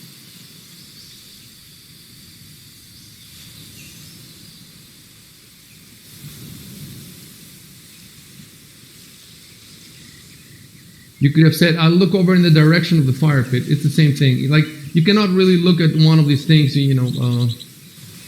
without seeing the other.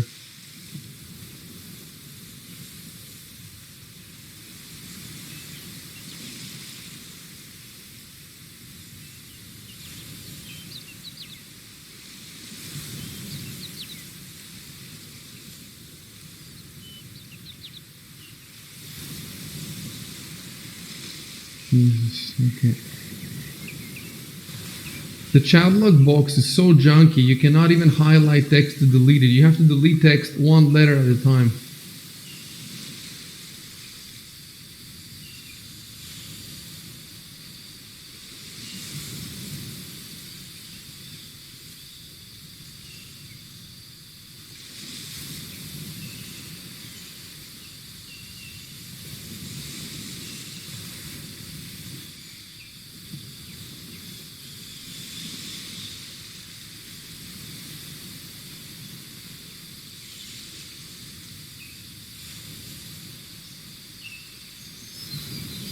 Move your character on the fire pit, near the fire pit, so I can give you.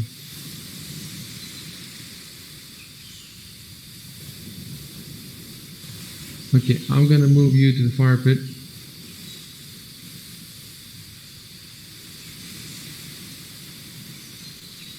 And I'm gonna put one more token, number token on the map.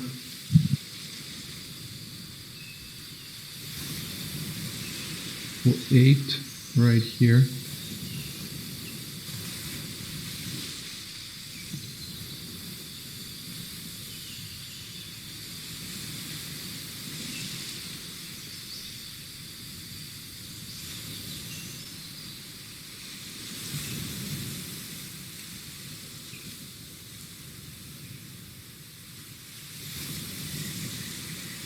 So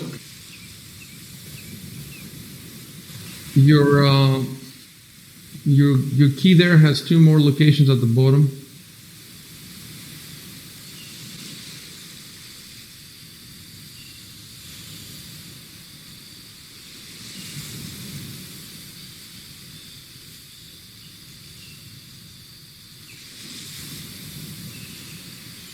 So what were you saying, Beekman, about the window?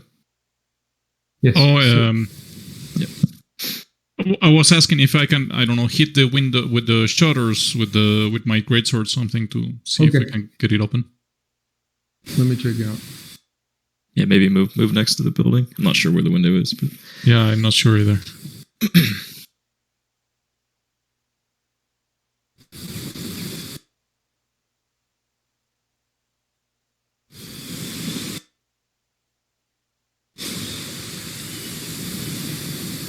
Okay, so you move there and you want to hit, just type whatever you want to do. Mm-hmm. And then control enter.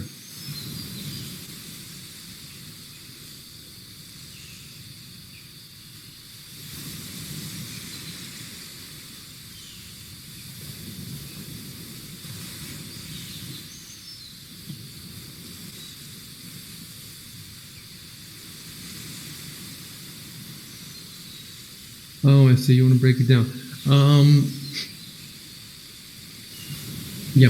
So when you first arrived in the, well, I think I do have exact rules of how you break doors and the windows here. It's at the beginning. Okay. Yeah, I have the exact numbers here. We just have to figure out the mechanics. Is this like bash open doors?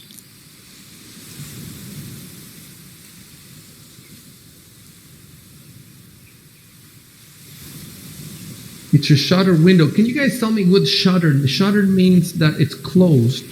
Yeah, the 2 rectangular shutters? things are flapped over it. Yeah. So, but you might be able to open though. I don't. Depends if they're locked or not. But yeah, the 2 rectangles that are side by side, and they're on hinges. Okay, so They the open shutter with doesn't mean locked, right? Necessarily. Yeah, shutter just means the shutters are closed. Yeah, but it could be locked in addition. But shutter just means the shutters are closed. Oh, like I thought about, I don't know, a couple of boards, as if the window was boarded up, and I didn't think it. Oh, I see. Yeah, you might be able to just open the shutters unless they're locked. It says here in the adventure there are no locks except where noted. Oh yeah, I forgot about that. Yeah, I really like that But description. many of the All building's doors. doors can be barred from within. So within it can be barred, I guess, if you have a bar or something. I don't know. But yeah, there's no locks. So, oh no, it can be barred from within means there's a latch or something from inside. So there's no lock. It's just a latch from inside. But we're talking about doors. As far as windows, it doesn't sound like any of the windows are locked unless noted. So all you have to do is the windows, usually they open the shutters outwards or inwards. I think outwards. It's outwards, exactly. Yeah, shutters usually open outwards. There's some houses that have fake shutters. You ever seen where they just have, Yeah, it looks I've like seen open those. shutters to the left and right, but it doesn't. Yeah, it's really common. Pretty much all houses have that. I never really picked up on it when I was a kid, but it's supposed to simulate, the idea that the shutters are open, but you don't literally have shutters anymore. It's kind of like an old thing. Maybe after the hit, the shutters just, open. Yeah, maybe you don't have to be so violent, Shatter. You just open the shutter. And it's, Yeah. the shutters were open. Hold on.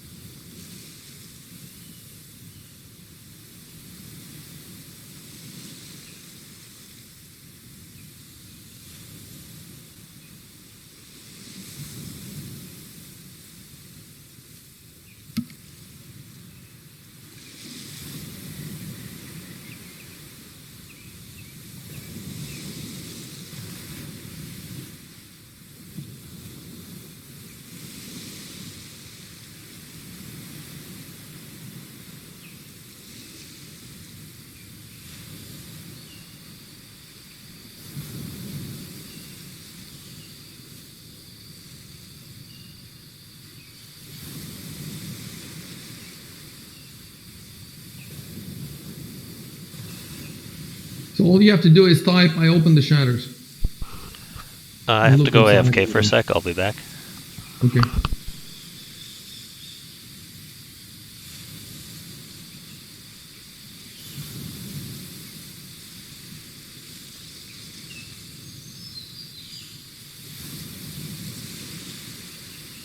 That's well played.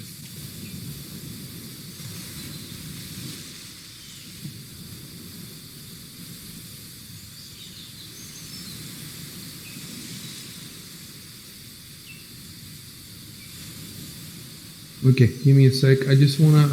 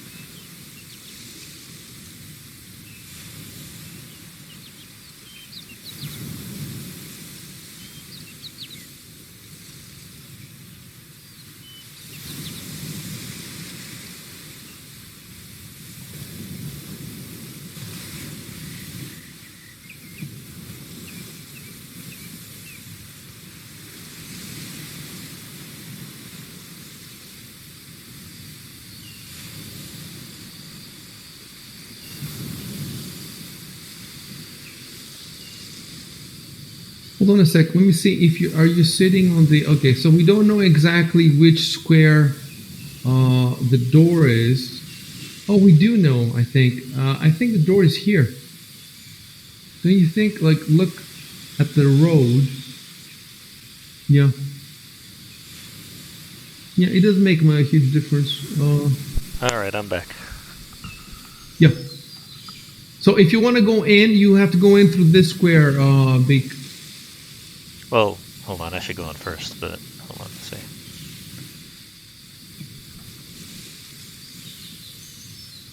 Yeah, read what's yeah.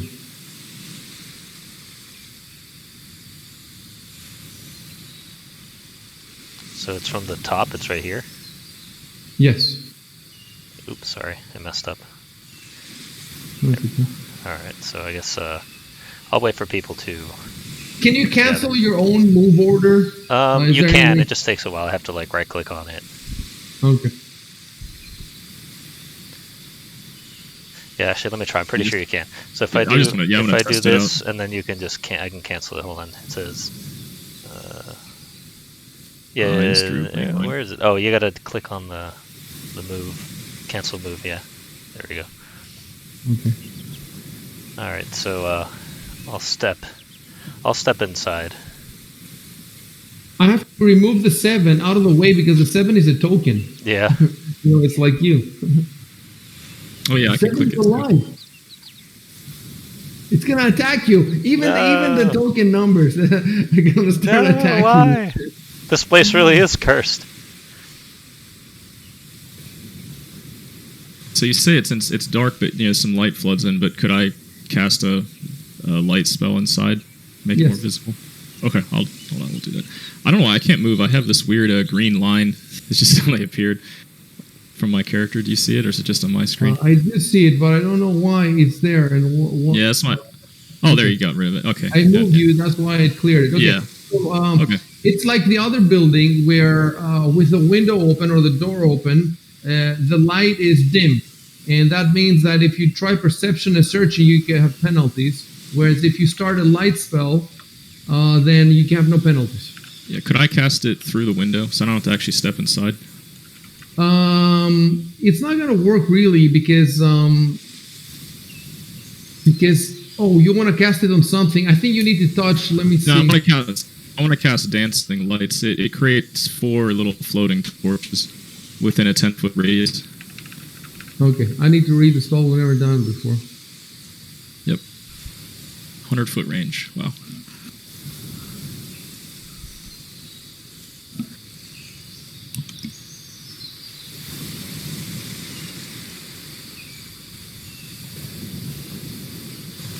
I wouldn't be surprised if the tools just start flinging themselves at us now. I was actually thinking of it kind of reminds me of what happened in the chapel. I think you see what I'm saying. Like, yeah. the tool's going to lift off the wall, and that's what I was thinking. Yeah. Everything's just going to come fly at us.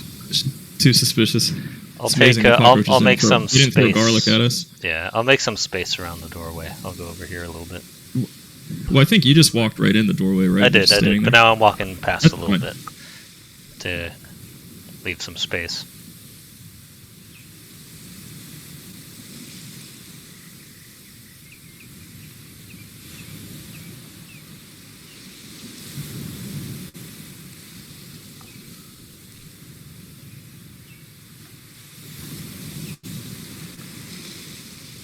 Duration is only 1 minute, whereas we have to be casting it every minute.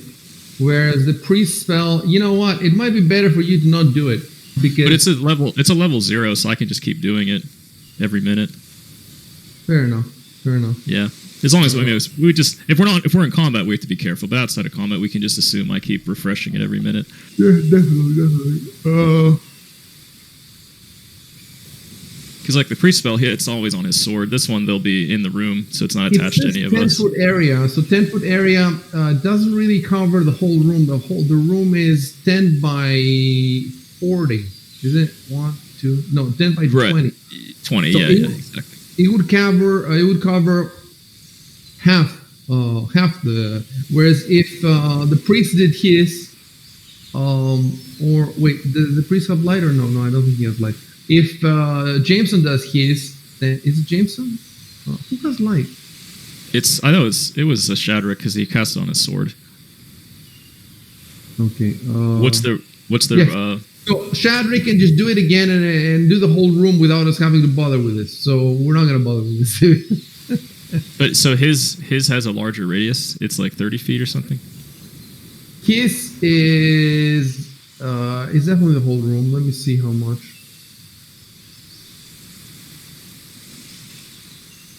it is 20-foot radius, and it's actually 40-foot radius. So 20-foot radius around him, he has normal light. Even if it's pitch dark, even if it's pitch black, 20 feet around him is normal light. And then another 20 feet further just raises the light by one step. So if further out the light is pitch black, it means it's dim. And if it was dim, it means it's normal. And if it was normal, up to normal light. So it doesn't go higher than normal. So his range is actually 40 feet. It's huge. And he can do it once per 10 minutes per level. So when he levels, it's going to be 20 minutes. Yours sounds like something you can do if he's not around and you need light. Yeah, that's what I was wondering. But it's just a lot of the level 0 spells, they're kind of conditional and stuff. But it's good to have redundancy. And this, I have a 100-foot range, so I could just do it, off in the corner somewhere. Okay, I'm not gonna. I mean, I'm just wondering. I don't want to. I want to. Let me put it this way: I've never cast a spell yet in this game, so this is my opportunity to do it. So it's pretty exciting. Okay, so what you do is, well, first I have to understand how this works. So you have to choose one of several modes. You want to create 4 lights that resemble lanterns or torches, or 4 glowing spheres, or one faintly glowing, vaguely humanoid shape. So you have these 3 options. Huh. Yeah, just 4 torches is fine. I've read this spell before, but I never caught that vaguely humanoid shape. That's kind of interesting. I wonder if that could help with the cockroaches, distract them or something. Anyway. So you need to type something, first of all. You need to type that I guess dancing, I don't know how you... Yeah, I'm just going to say, let me light up the room or something. Well, okay, fair enough, say it. Oh, it's just the entrance. 'Cause I'm going to do it, right around where Kilos is standing. That 2x2. Okay, move then. Yep. Oh, sorry, I was in the chat. Do I need to enter to do it, or I could? I'm peering in the entrance, and then I'll just cast it. As long as you have line of sight, I think, right? Yeah, so I'm just basically doing it on the corner, the bottom right corner of your square is the origin of it. Just drop it there, and then... You could not, for example, do it here, you see? If we had now line of sight, you would not... That square that I point at would be dark for you. You would not be able to access it. I see. Yeah, I see what you're saying, right. But you can do this square, for example, or that square, this square, or this square. I think I could. So I'll just do it like that. Just draw a line. Look, if you draw a line from, yeah. So in any case, yeah, that's the square that you want. Okay, you can remove your thingy. Okay. Range is 100 feet. Okay. So in that, okay, fair enough. In that area. So you know what we're gonna do? I'm gonna teach you something, guys, today.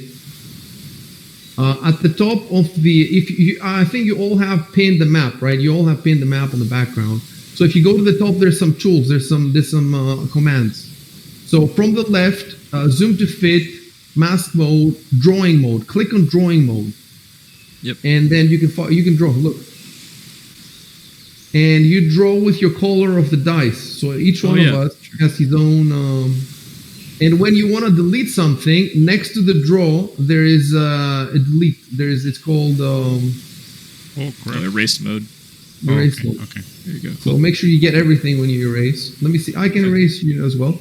And then so now, why don't you I want you to actually decide which version of the spell you want. And I want you to draw it in the square. But before you draw it,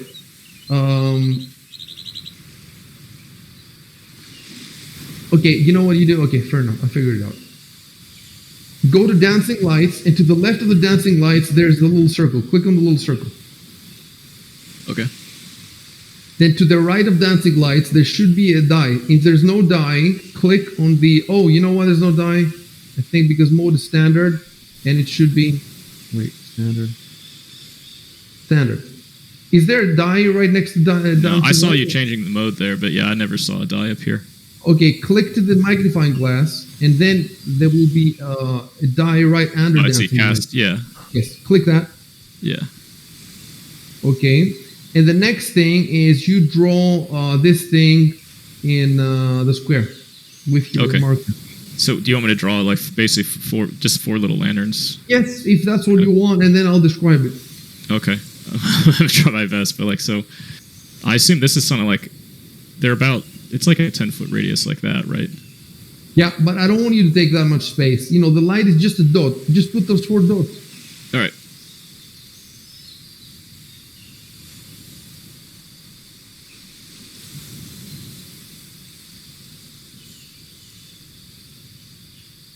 Wait. Oh, I can't do a dot. You have to kind of drag a little bit. Seems, but I'll make it as small as possible. Is somebody trying to move the? Yeah. Okay. Yeah, I clicked on the token of the cell. Okay, I'm gonna move the token out just to be. Try not to click on tokens on these Okay. numbers or anybody else's, basically except yours. Great. So let me. So which version is this? Is tell me which version it is so I can describe it.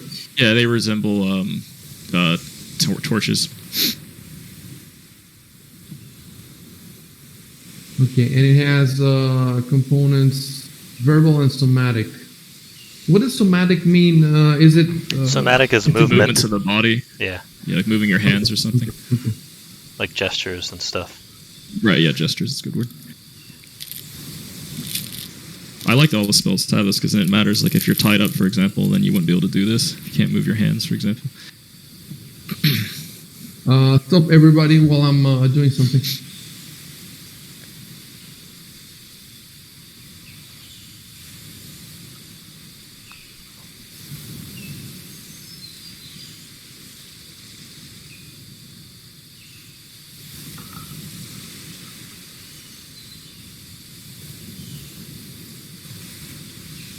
Would the torches be like ethereal torches, or would they look like actual torches?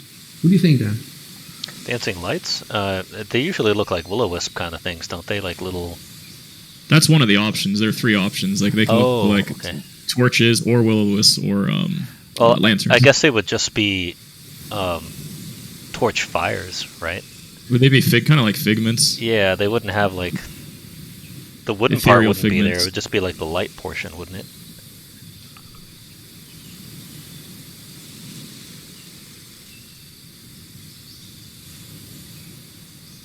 Oh wait! I think we fucked it up. What I was explaining to you, Shaden. Basically, the torches appear in a 10-foot radius, but they cast normal torchlight, and normal torchlight is like 40 feet or something. So they light up everything. Right. It's just they're distance from each other. Exactly. Uh, That's the main thing. That's the main thing. So you definitely light it up on your own. And if the radius is 10 feet, like what we just drew is actually a 5-foot radius, right? Because this is a that- diameter of this is a 10-foot diameter. This one, this is a 5-foot radius. Yes, you're right. But I was looking in the Okay. book for I mean, again, I assume you can make it smaller. You could scrunch it. It's like at most 10 feet. Well, within. It says within a 10-foot radius. Yes, So okay. therefore, I chose 5 feet. It's fine. It's fine. Yep. Again, it is good we're doing this because I'm learning too as we're discussing this. So There we go. We did it. And you cast the spell. Congratulations. yay! I leveled up.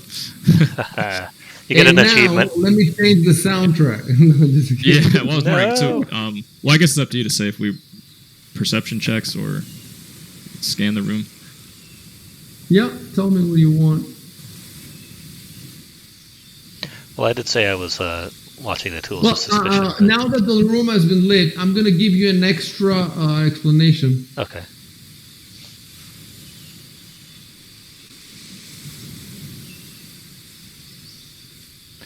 Oh, An guys, extra- just a heads up that I'm going to have to go in about an hour.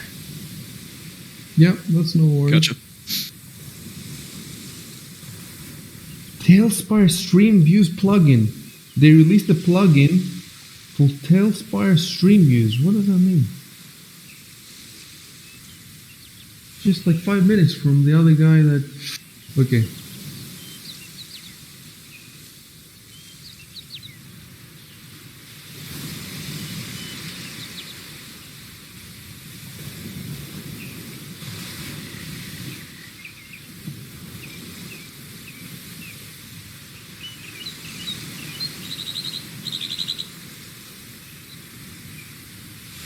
I'm attempting to, because I haven't been doing this I'm attempting to update your key in real time, because I haven't been doing it very well.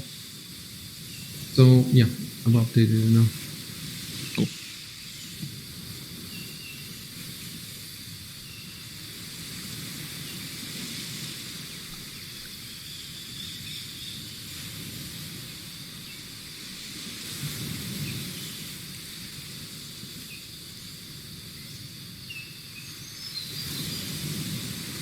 Okay, now I'm putting this. That means you can think, but you cannot type anything for a sec.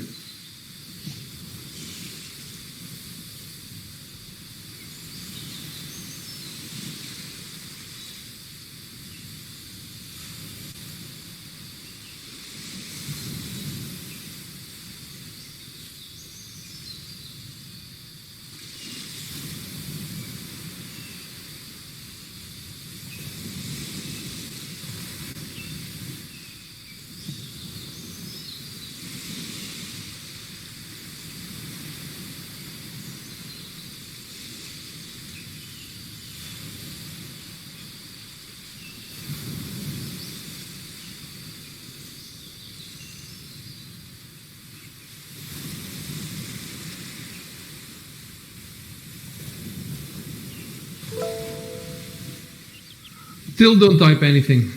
Still, I will tell you when you can start typing.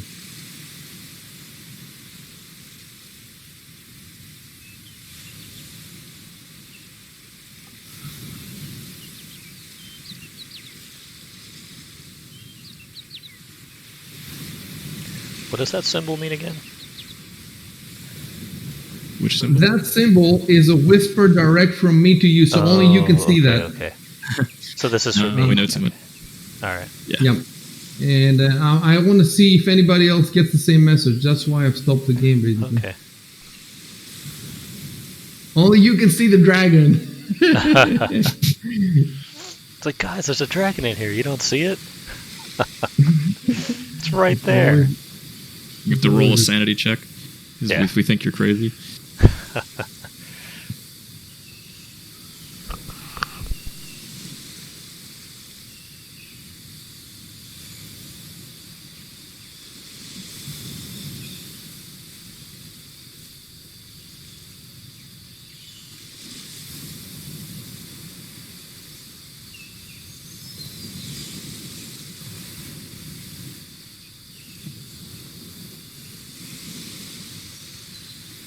Now play.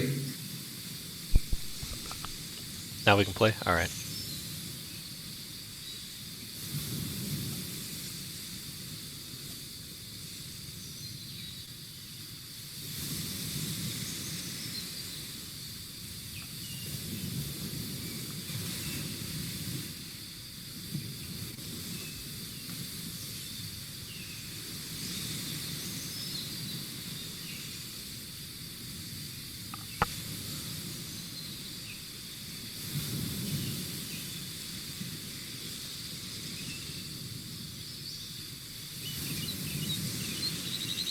Oh, Shadrick wasn't inside yet. Okay, so I'm putting you inside, so that what I sent you makes sense. Otherwise, if you were sitting outside, it doesn't make sense.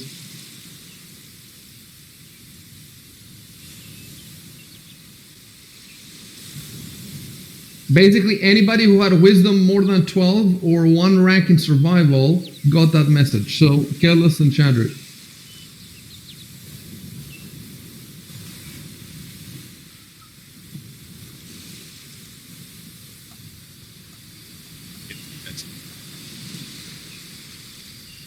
Jameson, are you trying to speak? I'm not sure if your voice is coming through. I keep hearing little there's bits, but There's something happening with your mic. We can't hear you.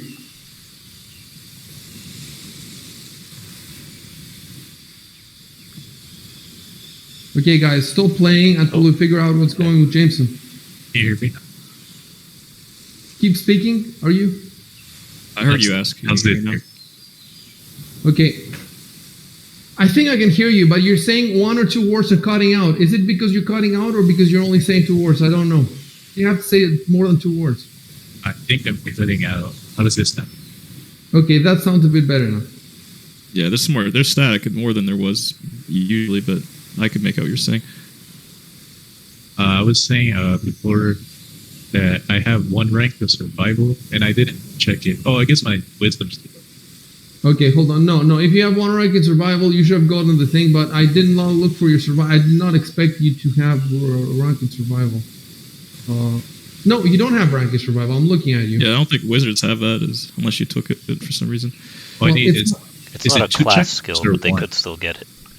Right. Yeah, you can do whatever you want. It's not your Unless they bonus, want to it's straight ranks. give it- You have to have ranks in it. Okay, Yeah. I'm trying to hear Jameson now. What were you saying? You Is asked that something. the 2 check marks or just 1? Okay, let me explain to you. I was confused by that for a long time too. The check marks are not the ranks. The ranks are the first square. If you scroll to the top, you see where it says ranks? It says name and then ranks, doesn't it?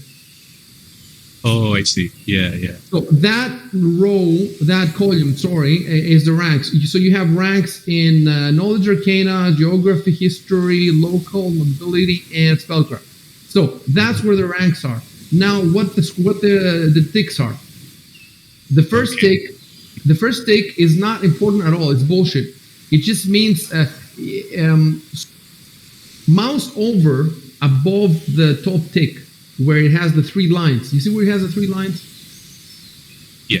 It says show on mini. Show on mini, to me, I think there's like a mini view of your sheet, and then it's... Yeah, the bottom left corner, it says mini. If you click that, it shows a small version of the sheet. So it'll exclude those skills that you don't want to show on there.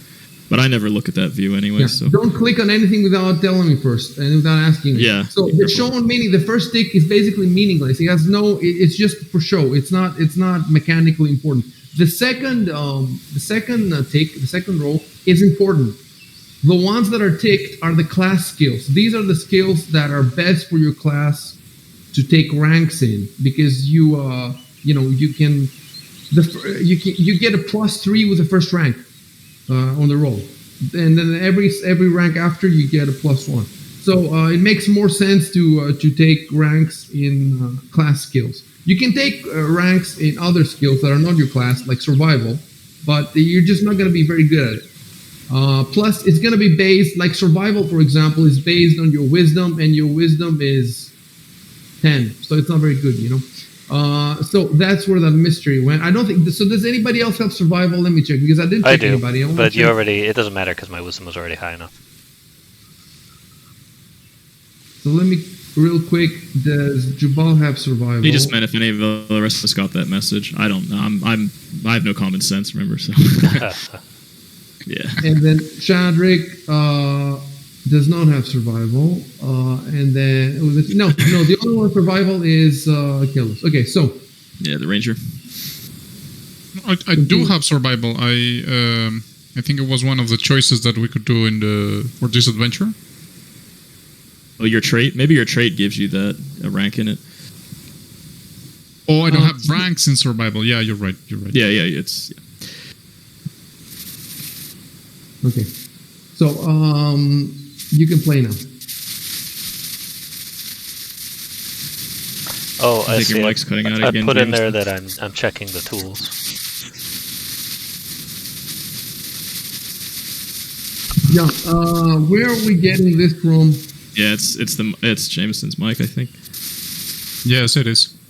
Yeah, it happened last time, but it wasn't, right away. It was maybe it's after so many hours of use. It craps out. It happened for a little bit last time, and then it went away. But it's towards the end of the session. Yeah. Oh man. What's happening? Is that an old mic or something? What's happening, or is it not plugged in correctly or something? Or I'm not sure. It was fine until now. how long have you had it? It's probably like 3 years old. Okay. Well, Am I still getting background? right now, no. Right now, it seems to be okay. So let's continue playing. I check to see if the gold tools are in good condition. Okay, let me. If you wanna search or anything, you can type. I typed in that I was checking the tools. Yep. I'm ready. I'm beginning to try to okay. respond to that, but I other see. people can also type.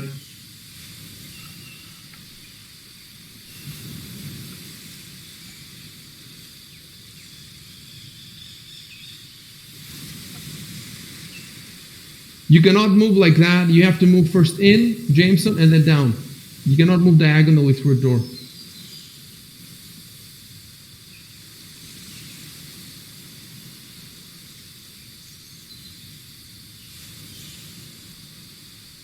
The bird flutters above. It's above the roof.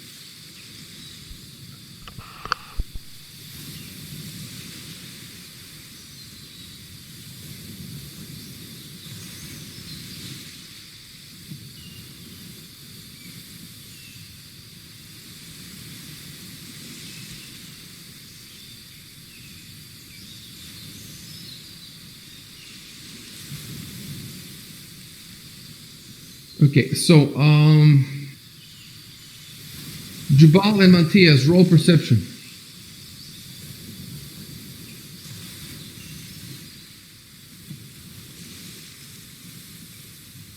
And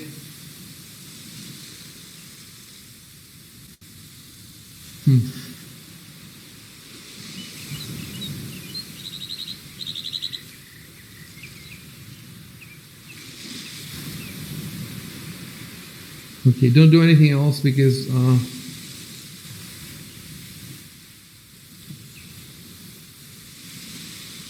Oh, and I get a +3, so it should be 9. +3 from the. Okay, Yeah. well, I'm gonna bring it then near you. I'm gonna go AFK for a sec. I'll be back. Okay.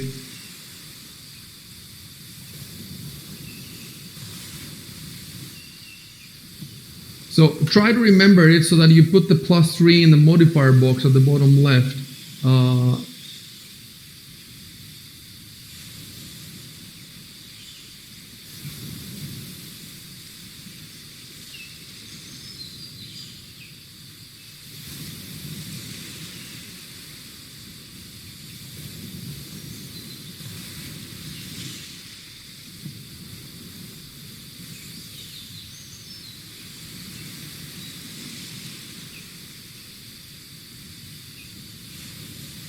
Okay, we're waiting for Dan to get back because he has to roll survival. So he has to roll 2.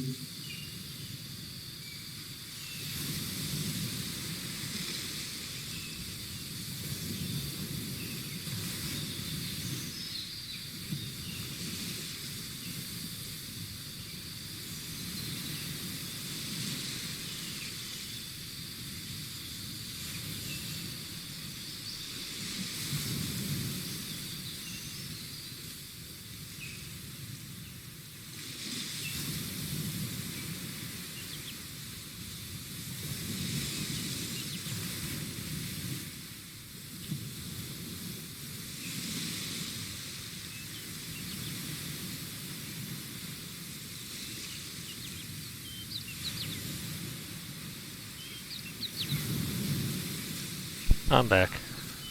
Right. Roll perception. Oh, perception. All right.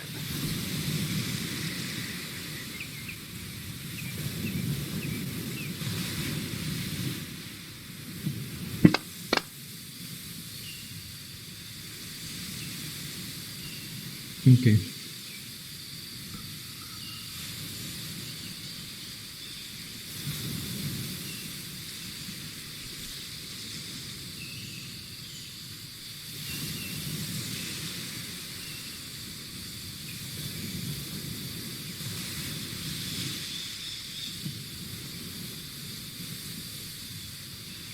I'm typing something. I'll be ready in a sec.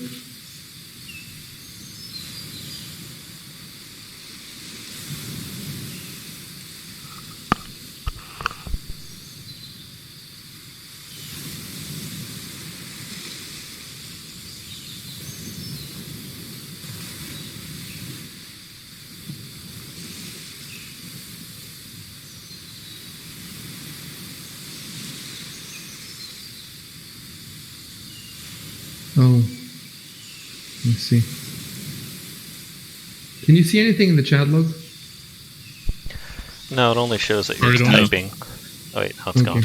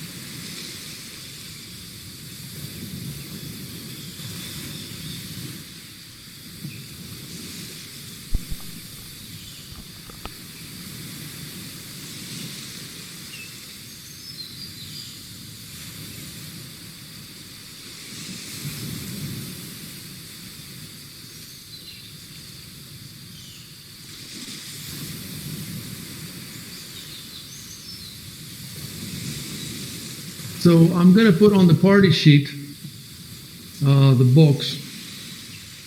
You guys know how Is to it- bring out the party sheet, right? It's at the Yeah. top right. There's the three. eye.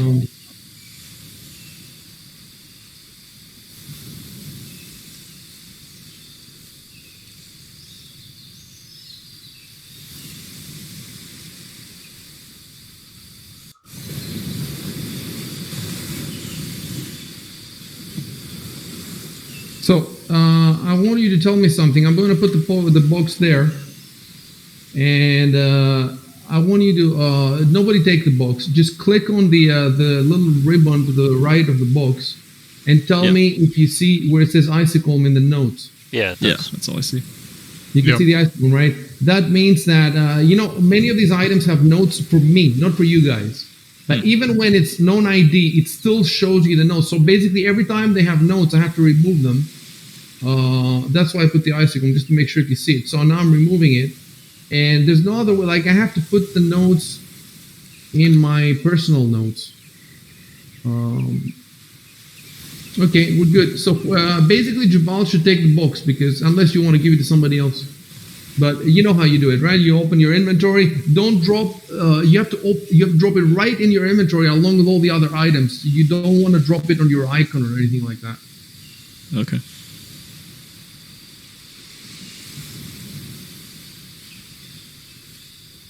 I just drag the on above the number 1. No, not the one. You drag the Okay. blue ribbon. Remember that for the Okay. entire Fantasy Grounds inventory. Okay. Yeah, there it is. Now, is this it's a sealed box? Like, is it like a Pandora's box? Can I just open it, or is it sealed in some way? This is how the world ends. Yeah, I mean, I can. I mean, again, I can type stuff in character. I'm just wondering what I'm seeing right now in my hands. Yeah. Is it? You're seeing exactly a wooden box with the words. Yeah, the box. If you The want, lid- I think if you want, you can say I examined the box. Okay, fair enough. You can type and Control Enter.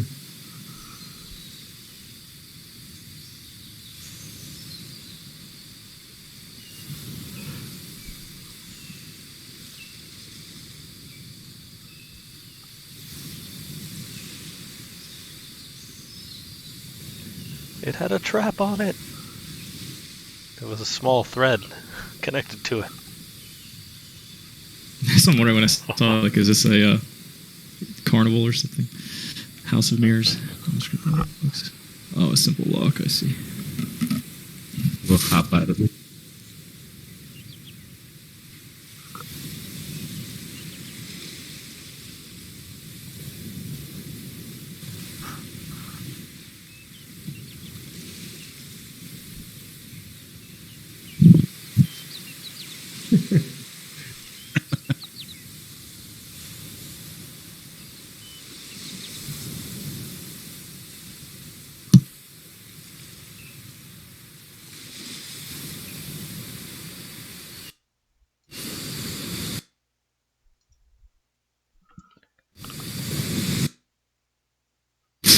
Smash it over.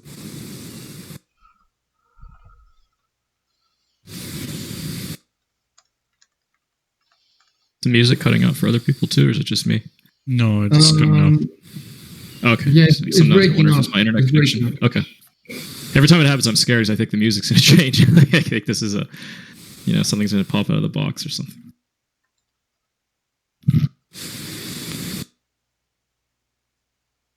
Yeah, there's nothing we can do about it. It's breaking up on its own. Yeah, it's breaking up for me too.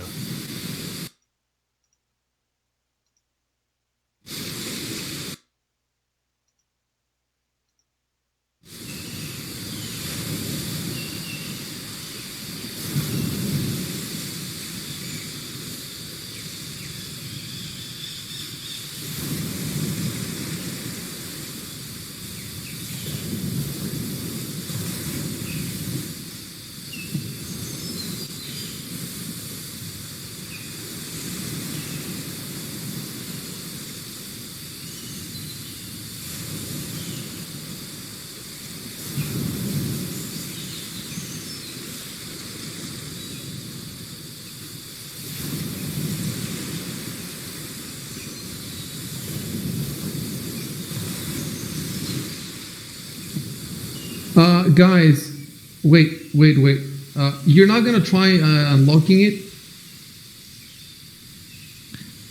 Is that a skill that you have to have, or is that disarm? Was it disarm device, disable device? I think that's used for picking locks and such. This adventure tells me the DC for disabled device. So Yeah, that's whoever has what it is. None of us have that as a class skill.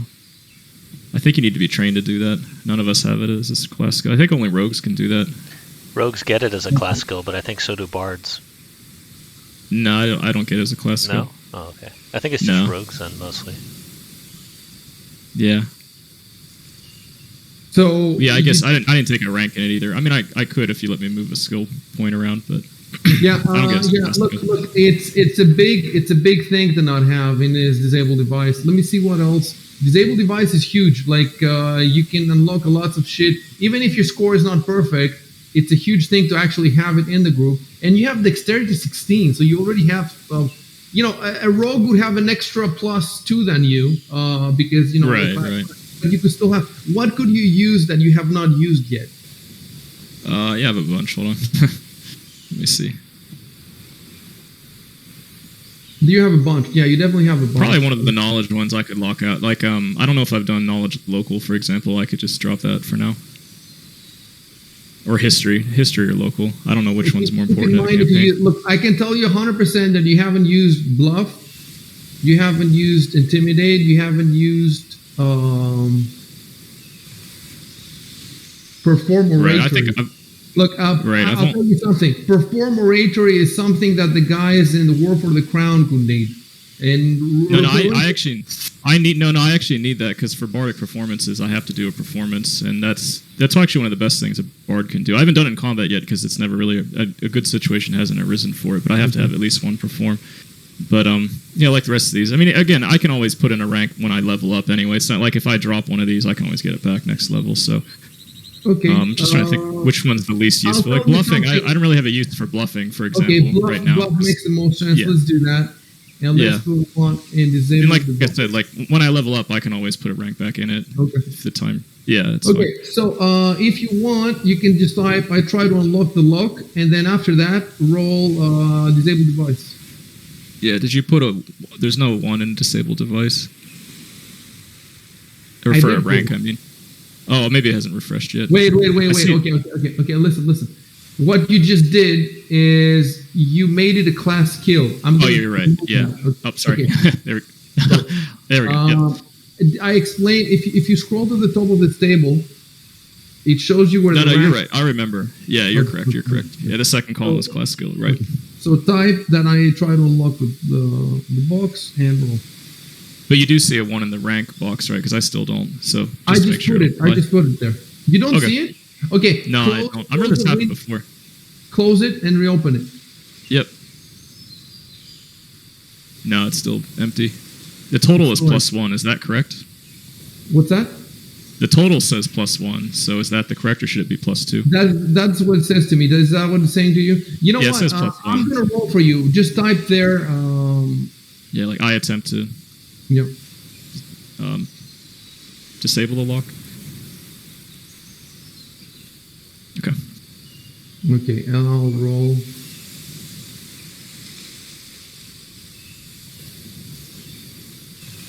Oops. You shouldn't have let the DM roll. So I was thinking, yeah. And then there's that evil little goblin dude. Yeah. Oh, that's true. He's bad luck. Yeah, it still has my name, but then it has his icon instead of mine. Yeah, I guess, yeah, because the DM did it. Okay, let me now pull out the description. I just want to see what it says. Like, for example, can you try again? I think you can't. Can you try again? Varies. Yeah, let me check. It says you can retry checks made to open locks. So what does Yeah, that but mean? it gets harder, I think. I think think you're allowed to do there's a something like you cumulative penalty, I think. Okay, I can't hear all of you guys. Done. I think there's a cumulative penalty, but I don't remember offhand. I'd have to double check. Where it just gets worse the more you try it. I see. In this box that I'm seeing in the description, disable device, it says you can retry checks made to open locks. Restriction rogues.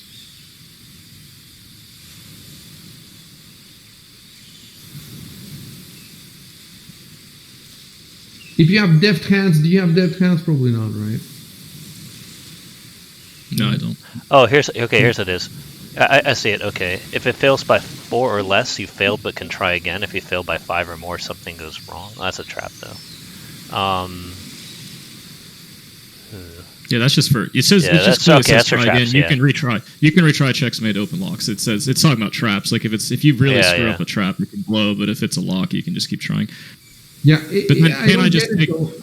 No, I here it don't is. get Here it 10 or in the 20. open lock section, it says try again varies. You can retry checks made to disable traps. Oh, that's a trap. But you can retry checks made to open locks. Okay, yeah, it just Right. outright Yes, says it. I just saw that before. I Yeah, told you, but that does not sit well with me. That means that the hardest lock in the universe, as long as it's within your range of the key of your roll, then you can just get it. So it would only be a problem in the middle of battle where you would lose a where round. there's a time So limit. outside of that, it doesn't make much sense to me. I really need to see more. Or if the DC is really high. I know there's a section about taking 10 or taking 20. Like you can spend a game like an hour in game time to guarantee that you'll roll a 20 or whatever, but it just takes a very long time. So it's just it's wasting time. But you're right. Another thing, the DC it gives DCs to open locks, but it says if you do not have thieves' tools, the DC is increased by 10. Oh, that's a fair point. I highlighted Yeah, that. you do need these tools. Okay. Yeah, Okay, so I don't even so- think I can do this without tools. Okay, so hold on a sec. I'm gonna Maybe see they how have much someone we- in here. That's some thieves' tools. No. Yeah. We're gonna say, guys, come on. We're gonna just say that since we're saying that he had. that Yeah, he the had campaign I the- started out in, there was a rogue, so I didn't consider this aspect of my character. I understand, but since you Yeah. were saying that now you had this from the beginning, Right. the tools cost 30 GP. Do you have that money? I think so. Let me check. Yes. So I'm gonna drop this in your inventory. Yep. Thieves tools common, and I'm gonna remove 30. Okay, so now you have 35. So now you don't get the 10 penalty.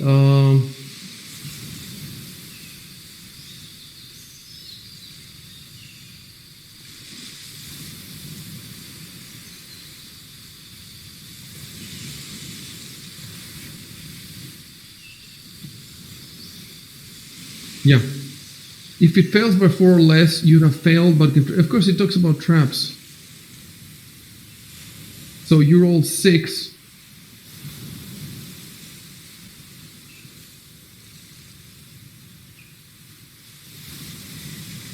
the way that I'm reading it now is that because he failed by more than 4. So it sounds to me that that just basically means he's not good enough to. He's not good enough, and in 2E rules, he would be allowed to reroll if something changed drastically, like his skill went up, or he got a kind of tool that helped him. Like, if, for example, now he has normal Thieves tools. If he got Masterwork Thieves tools, I think they give him a bonus. That would allow him. So I'm saying by 2E rules, if we're playing 2E, something would have to drastically change in the numbers, or not drastically. Any change in the numbers means you can roll again.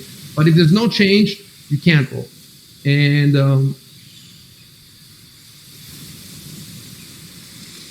yeah, it seems. Well, let's just do one quick Google Yeah. Pathfinder retry unlock, for example.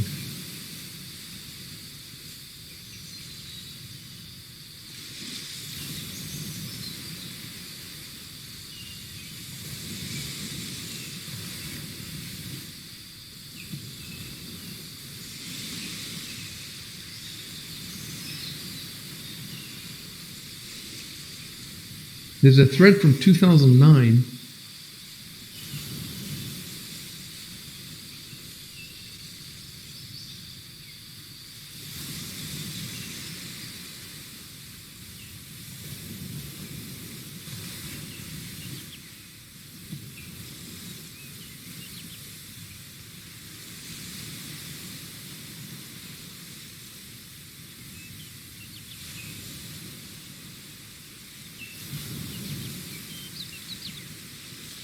Two people seem to say that you can take 20 if there's no you can assume that you roll 20 if there's no time limit and no recourse for failure, because some of these things explode. So as long as it's not one of these things.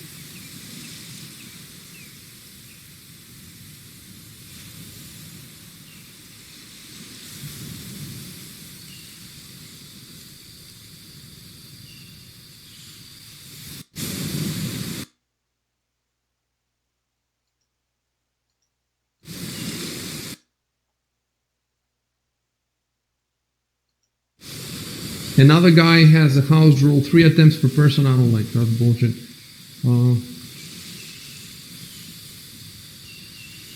The take 20 is pretty common in Pathfinder and D&D 3rd edition. Take 10 and take 20. Take 10 or take 20, yeah. Yeah. I kind of get what he's saying, is that implies that basically if it's the DC is 20 or below, you're guaranteed to succeed. It just still take a while, but if it's above, then obviously there's no way to succeed. I mean, if that's how the game works, I don't know, but I feel like there should always be some kind of punishment. Would mean that he could get 22, right? Yeah, it would be a 22. Oh yeah, you're right. Like roll a 20 and then add them on. No, that's only really possible because he has the lockpicks. Because if he didn't, it would be a DC 10 higher. So. Without lockpicks, even with a take 20 might not work depending on the lock. Yes, some of them might not. So basically, because this locks the DC is 15. So this means that the adventure writers wanted the lock to be unlocked by somebody. If you had no disabled device, if you had nobody in your group with disabled device, there would be no way for you to unlock this thing. Unless the key is somewhere in the colony and you can find it. Unless. So, they put it at DC 15. That's fairly, it's not that hard. It's not easy, but it's not that hard. It's a normal difficulty. Yeah, it's not like a special lock or anything. It's just... No, it's not a super thing. So, and like I said, in the thread from 2009 was just after Pathfinder, I think, was the released, first, right? Yeah. Let me see what the thread says. Yeah, it's in a forum that's called Pathfinder and Starfinder. Obviously, in 2009, there was no Starfinder, so they must have renamed the forum later. Are they even... Okay, I'm going to put the thread for you guys in the Discord. And we have about half an hour, right, Dan? Yeah, about. Okay. So we should be able to resolve this. So if you want to check the thread, it's in the Discord. And Yeah, in the taking 20 section of the core rulebook, it mentions a common take 20 skill includes disable device when being used open locks. It specifically tell me the page. Yeah, I'll copy and paste text, but it's hold on, 86.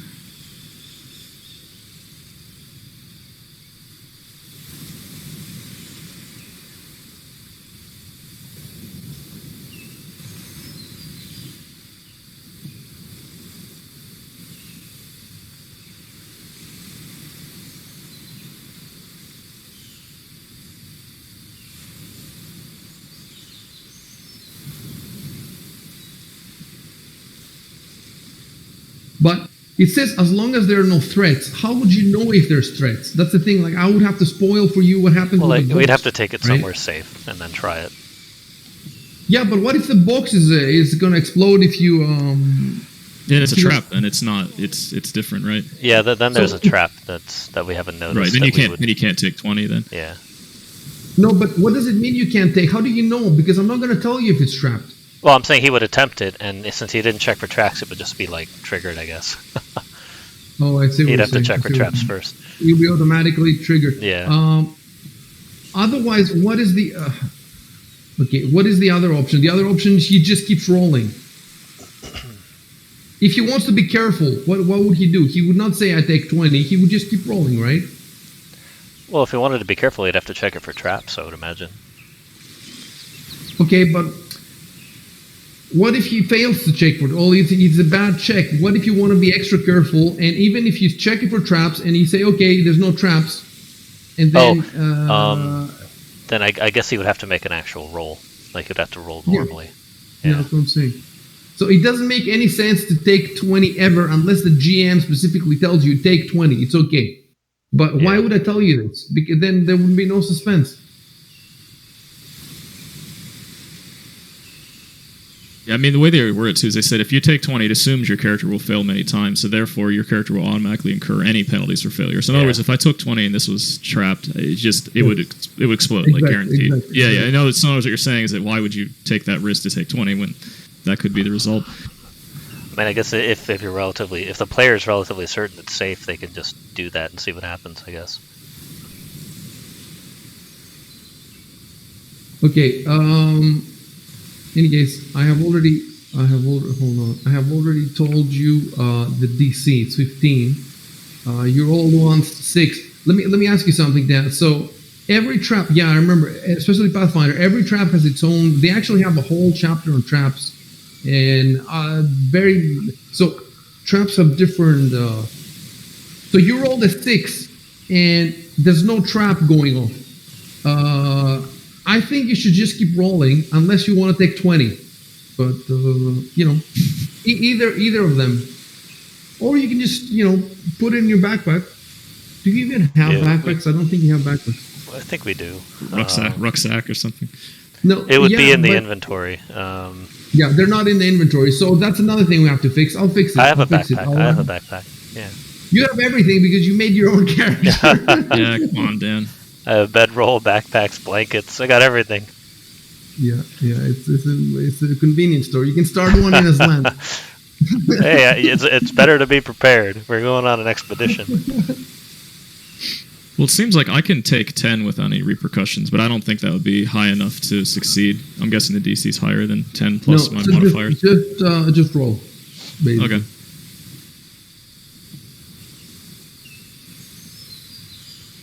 Beautiful. Yay! Now you've been cursed by my dice gods.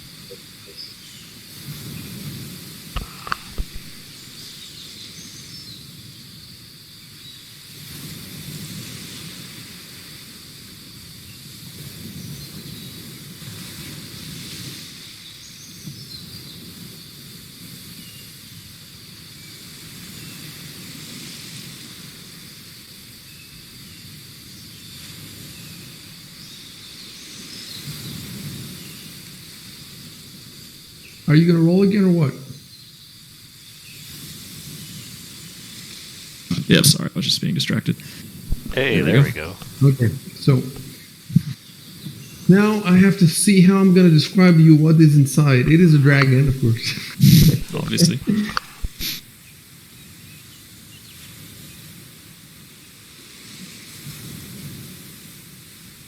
Another thing is that Jameson's going to have to get used to using detect magic more and doing it on his own initiative. So that in the other groups, in the War for the Crown group, and basically in the War for the Crown group, Shev casts detect magic all the time, and it makes sense. I mean, you want to check, is the box magical? You want to start thinking like that. You have infinite detect magic spells. You don't want to cast detect magic on every pebble, on every grain of sand in the colony, but something like a box like this, if you knew that it was magical, if you tested it, you knew it was magical, maybe you would have treated it differently. Or if you know that it's not magical, or there's no magic inside, etc., etc. So, first I will describe, because now you've opened the box anyway, it doesn't matter. But next time you find something like this, really the first thing you should be doing is casting detect magic, probably even before you search for traps, because there's no way for the detect magic to blow up in your face, whereas the traps might. So you may as well just do the detect magic first. So.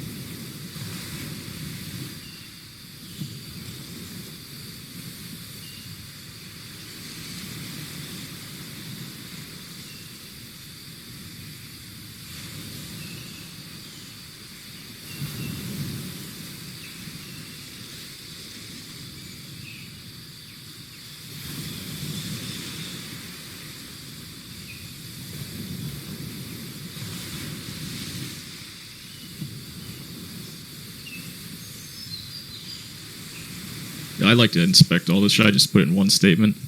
Inspect the vials and suit closely. Yeah, go ahead and type that. Okay. Control Enter. Yep. There's a whole suit in there? I was imagining a smaller box. That's what I was thinking too. Is that so maybe it's a more sizable box than I thought. Yeah. I was imagining something smaller, It's but folded that's the too. But description. you could think of it as being like, I don't know, maybe 18 inches wide or something, and Yeah. foot less than a foot deep, and it's folded up. I don't know. Maybe that's the magic, the folding spell. Yeah. To get it all in there. Let me tell you something about this stuff. First of all, let's do this. Jameson, cast detect magic on them. Ask Jubal, give me the box, and Is it worth it for me? I could change one of my spells to be detect magic, if that would be helpful at all. Or I like giving Jameson something to do, so he could. Look, first of all, you definitely don't need two people with detect magic. It's better to have more spells than twice the same spell. Second of all, detect magic depends on the ability knowledge arcana. So whoever has the highest knowledge arcana, let's check. Yeah, his intelligence should definitely be way higher than mine, but Knowledge arcana, he has +6, and you have. yeah, +5. Okay, so that's not a big difference. In fact, if Could I help him do it? Yeah, aid him. He'll do it, and then I'll aid him every time. Okay, or something. 1 second, guys. If you both have detect magic, it's actually quite good, because if one of you fails, the knowledge arcana check to find the school of magic, the other one is probably going to get it, because the Right. chance of both of you failing, and then you would know the school of magic. However, knowing the school of magic is not a huge. Let me see. It's the identify. Oh wait, yes.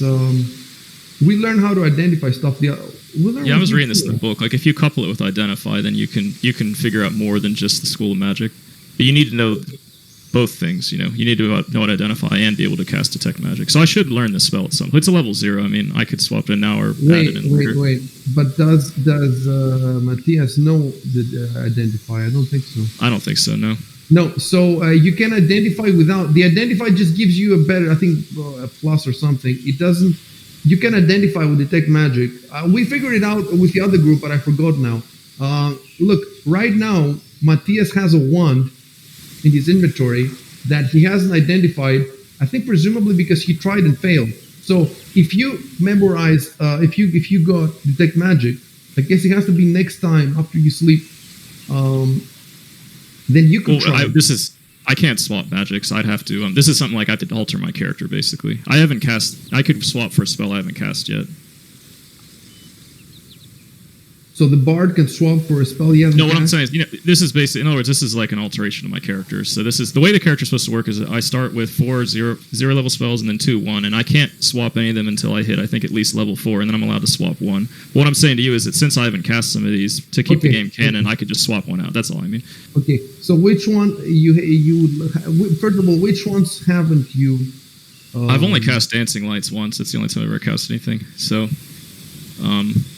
maybe Prestidigitation. I don't think that's going to be useful. Yeah, definitely. Yeah. Read Magic so probably, because I don't think Jameson has that, so I'll keep that just in case. Yeah. Okay, Sounds kinda let's cool, do so that I wanna now. keep that. Delete spell. The mode should be preparation. Spells. I wonder when I check detect magic, will there be different versions? No, there's only one version.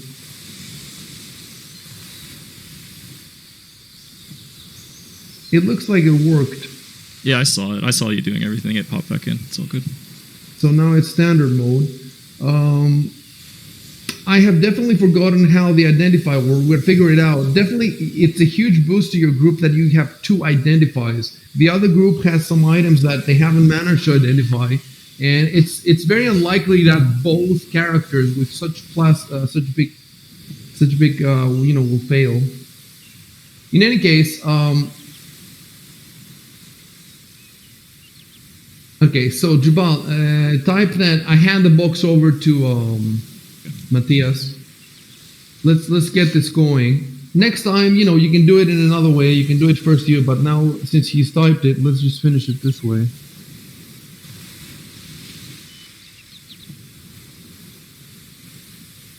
Do you draw the circle? So first, the circle to the left of detect magic.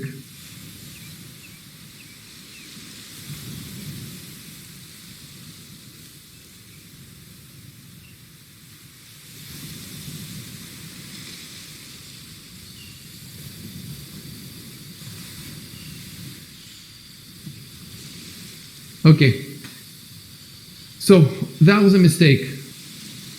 Find the detect magic. To the left of detect magic, there's a circle, right? Yes, first you cast that. First you hit that. That is supposed to take it out of your memorized spells. Of course, it's level 0, so it doesn't come out, but it's still the correct way to do it. And then you hit cast. So first the circle to the left, and then the cast. Wait, why are you doing it twice? Jameson. Yeah, first. Okay, your voice is breaking up again. Anyway, we can't hear what you're saying, but you don't need to do it twice, and you should do it in the opposite order. First, the circle to the left, and then cast. Okay, you've done it now. So let me just type. You need to do something about your mic, though. Really, you might need to buy a new one. Do some testing on your own when we're not playing, and yeah, I don't know. It's good to have a second mic anyway, because you're playing for 10 hours and then what if in the middle it breaks? So if I was you, even if you buy like a $20 one. Yeah.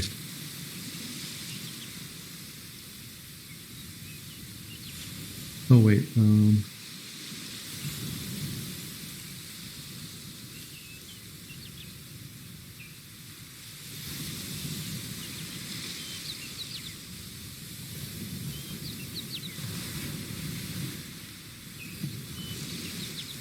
Sorry, it's detect. That was a typo there.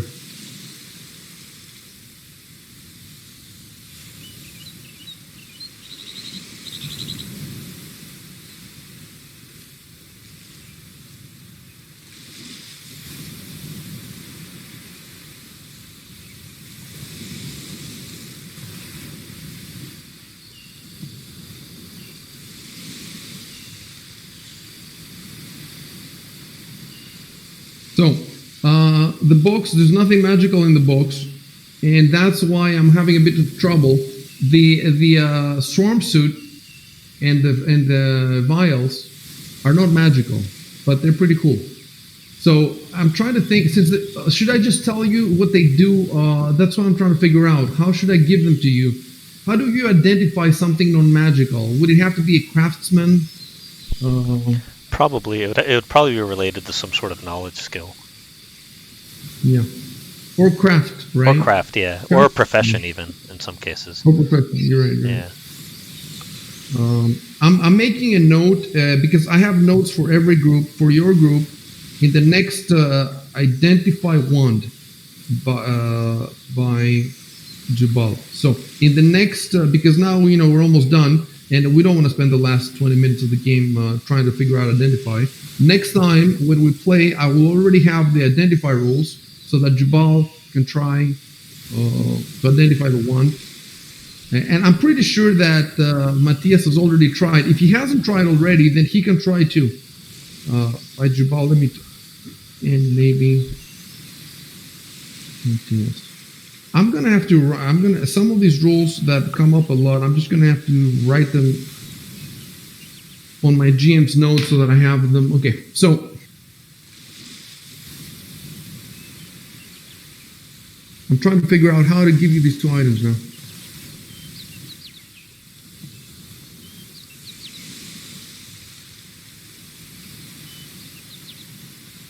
Okay, the suit, I think I can definitely give you the suit. You can figure it out just by looking at it. Or maybe not.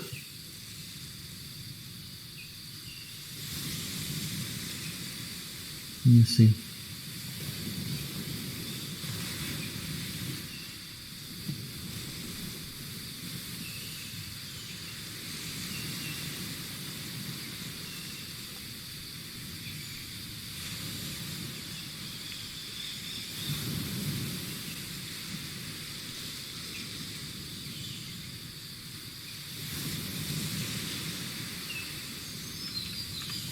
Okay, as a starting point,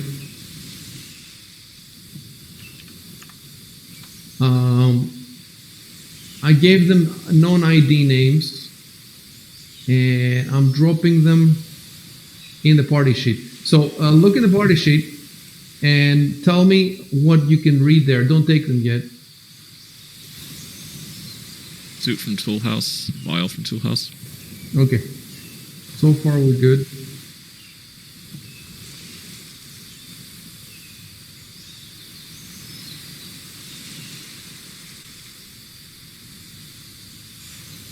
So I just need to figure out now what kind of profession or check or skill.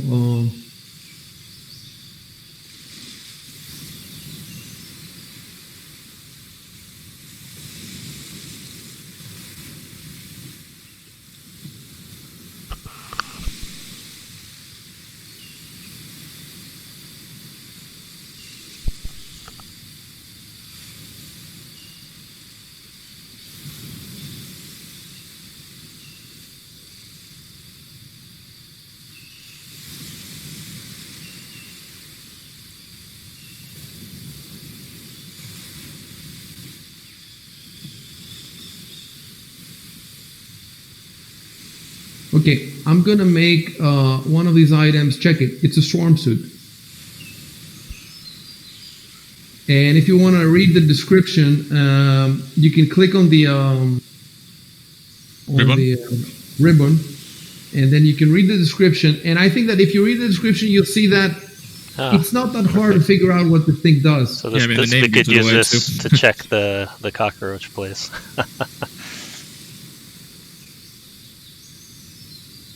I don't know what the DR10 That's damage resistance. Oh, okay. So unless they do like damage over 5, so unless they rolled like a 6 every time, I don't think. Then they would only do 1 point of damage or whatever. 1 point of damage. Yeah. Okay, fair enough. So talk about between yourselves about the suit and decide who's going to take it. And in the meantime, I'm going to tell you about the vials. I'm going to figure out what I'm going to do with the vials.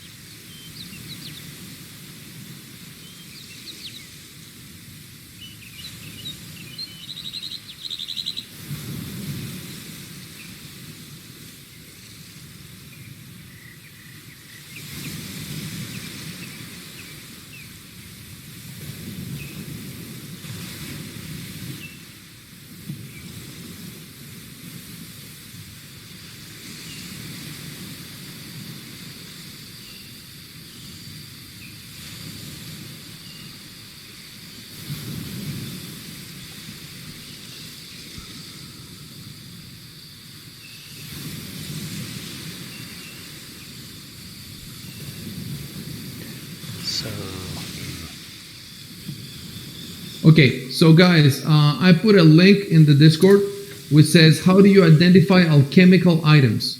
And there's a bunch of suggestions there. And the guy at the bottom seems to have the best suggestion. I'm gonna copy paste it.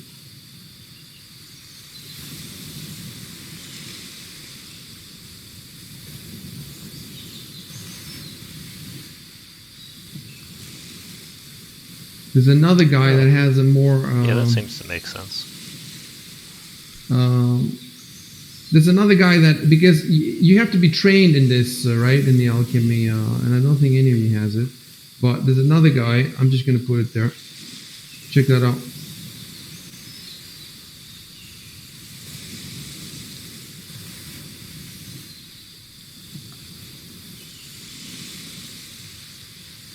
So... if any of you has craft alchemy, which I don't think so, then we can go that route. If you don't have a craft alchemy, it's basically sort of up to you, apparently, from what this guy says. It sounds reasonable. It's up to you to suggest.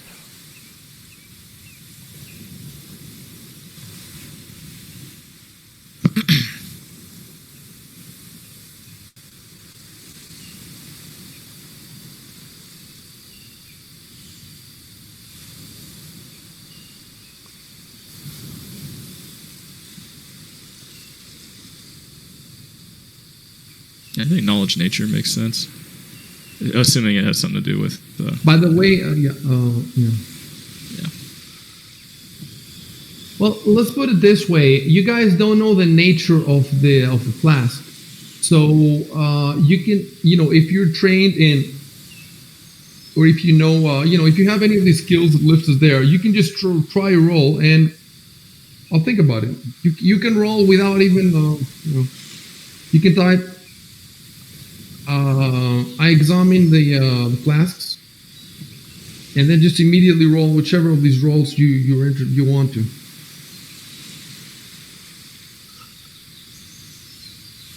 Okay. Yeah, I guess they're in my position, so I'll try first.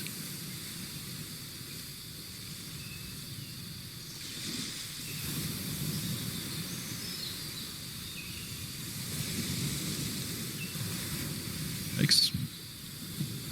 I think bards can make knowledge. Listen, knowledge checks that are untrained means you can only go up to DC 10.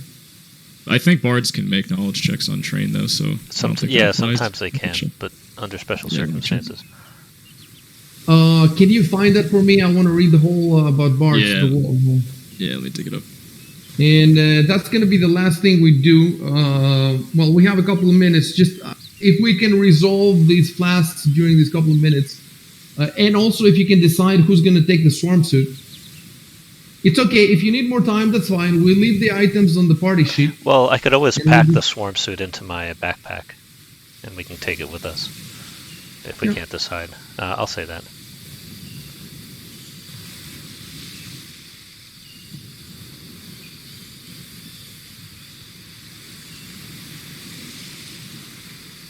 It actually stands for whoever can actually hurt the swarm to take the suit.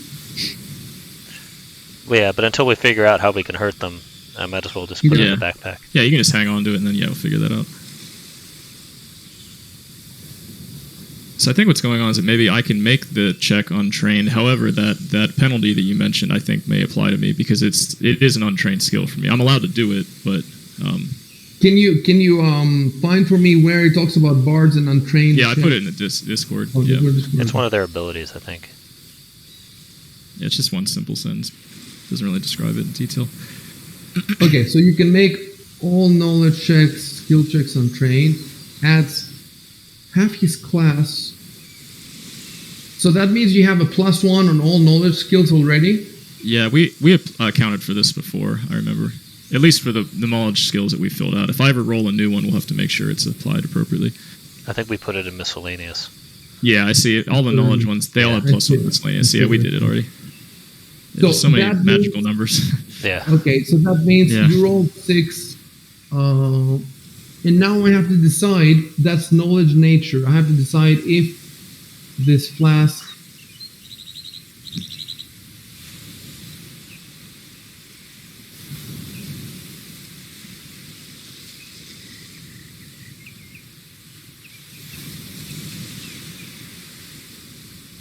So, craft alchemy, you need to be trained, right? Yeah, I assume so. Let me see.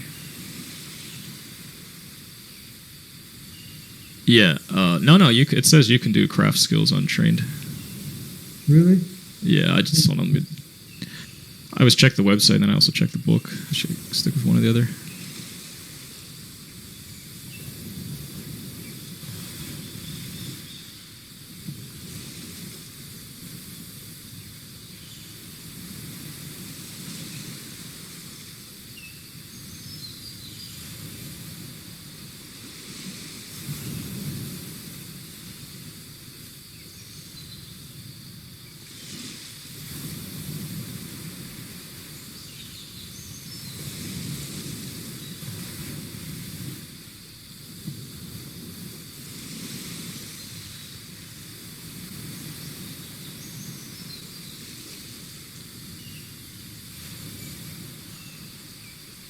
It says that the craft skill is specifically for crafting. If nothing has been crafted, you probably should be rolling profession.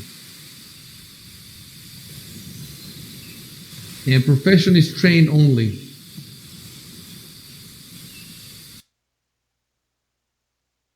And you have a -2 because of your wisdom, and you're not trained. So it doesn't sound like you can... It really doesn't sound like you guys should know about this flask. We're going to have to leave the flasks unidentified, and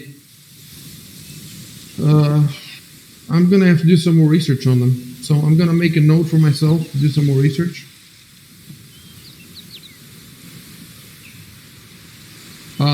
So decide, there's 2 flasks. Decide who gets the flasks. Either one person gets 2 of them, or 1 and 1. If you divide them, then one person just grabs the blue ribbon, and then another person grabs the blue ribbon again, and that's it.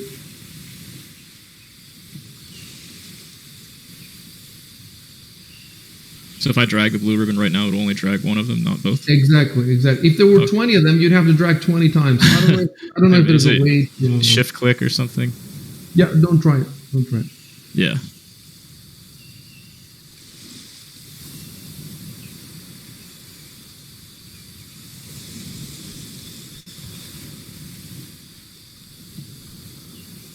Okay, so party sheet is empty. And if you want to take a couple of minutes to decide, well, what are you going to do with the storm suit? You can do it, or you can. Well, can I just call put it a in night. the backpack for now, until we figure out who can do damage to the cockroaches. Is there a way to put something in the backpack, or is it just in your inventory? It doesn't really say. It just says carried. Carried By or the equipped way, or... Your backpack is not even carried. Oh, it should be. That's weird. Lots of things are not carried, so you might want to make them all carried. Oh, that's weird.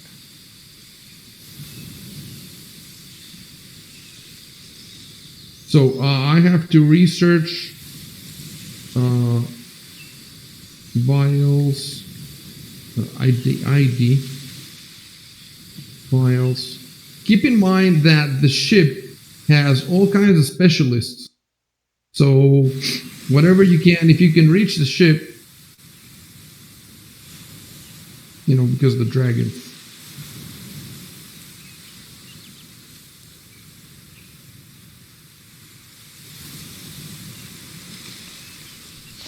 I'm gonna have to get going, guys. Yeah, we call it a night. All of you should log off before I log off, just so that no information gets lost. Should I cut the stream now? Yes, cut all the streams. All right.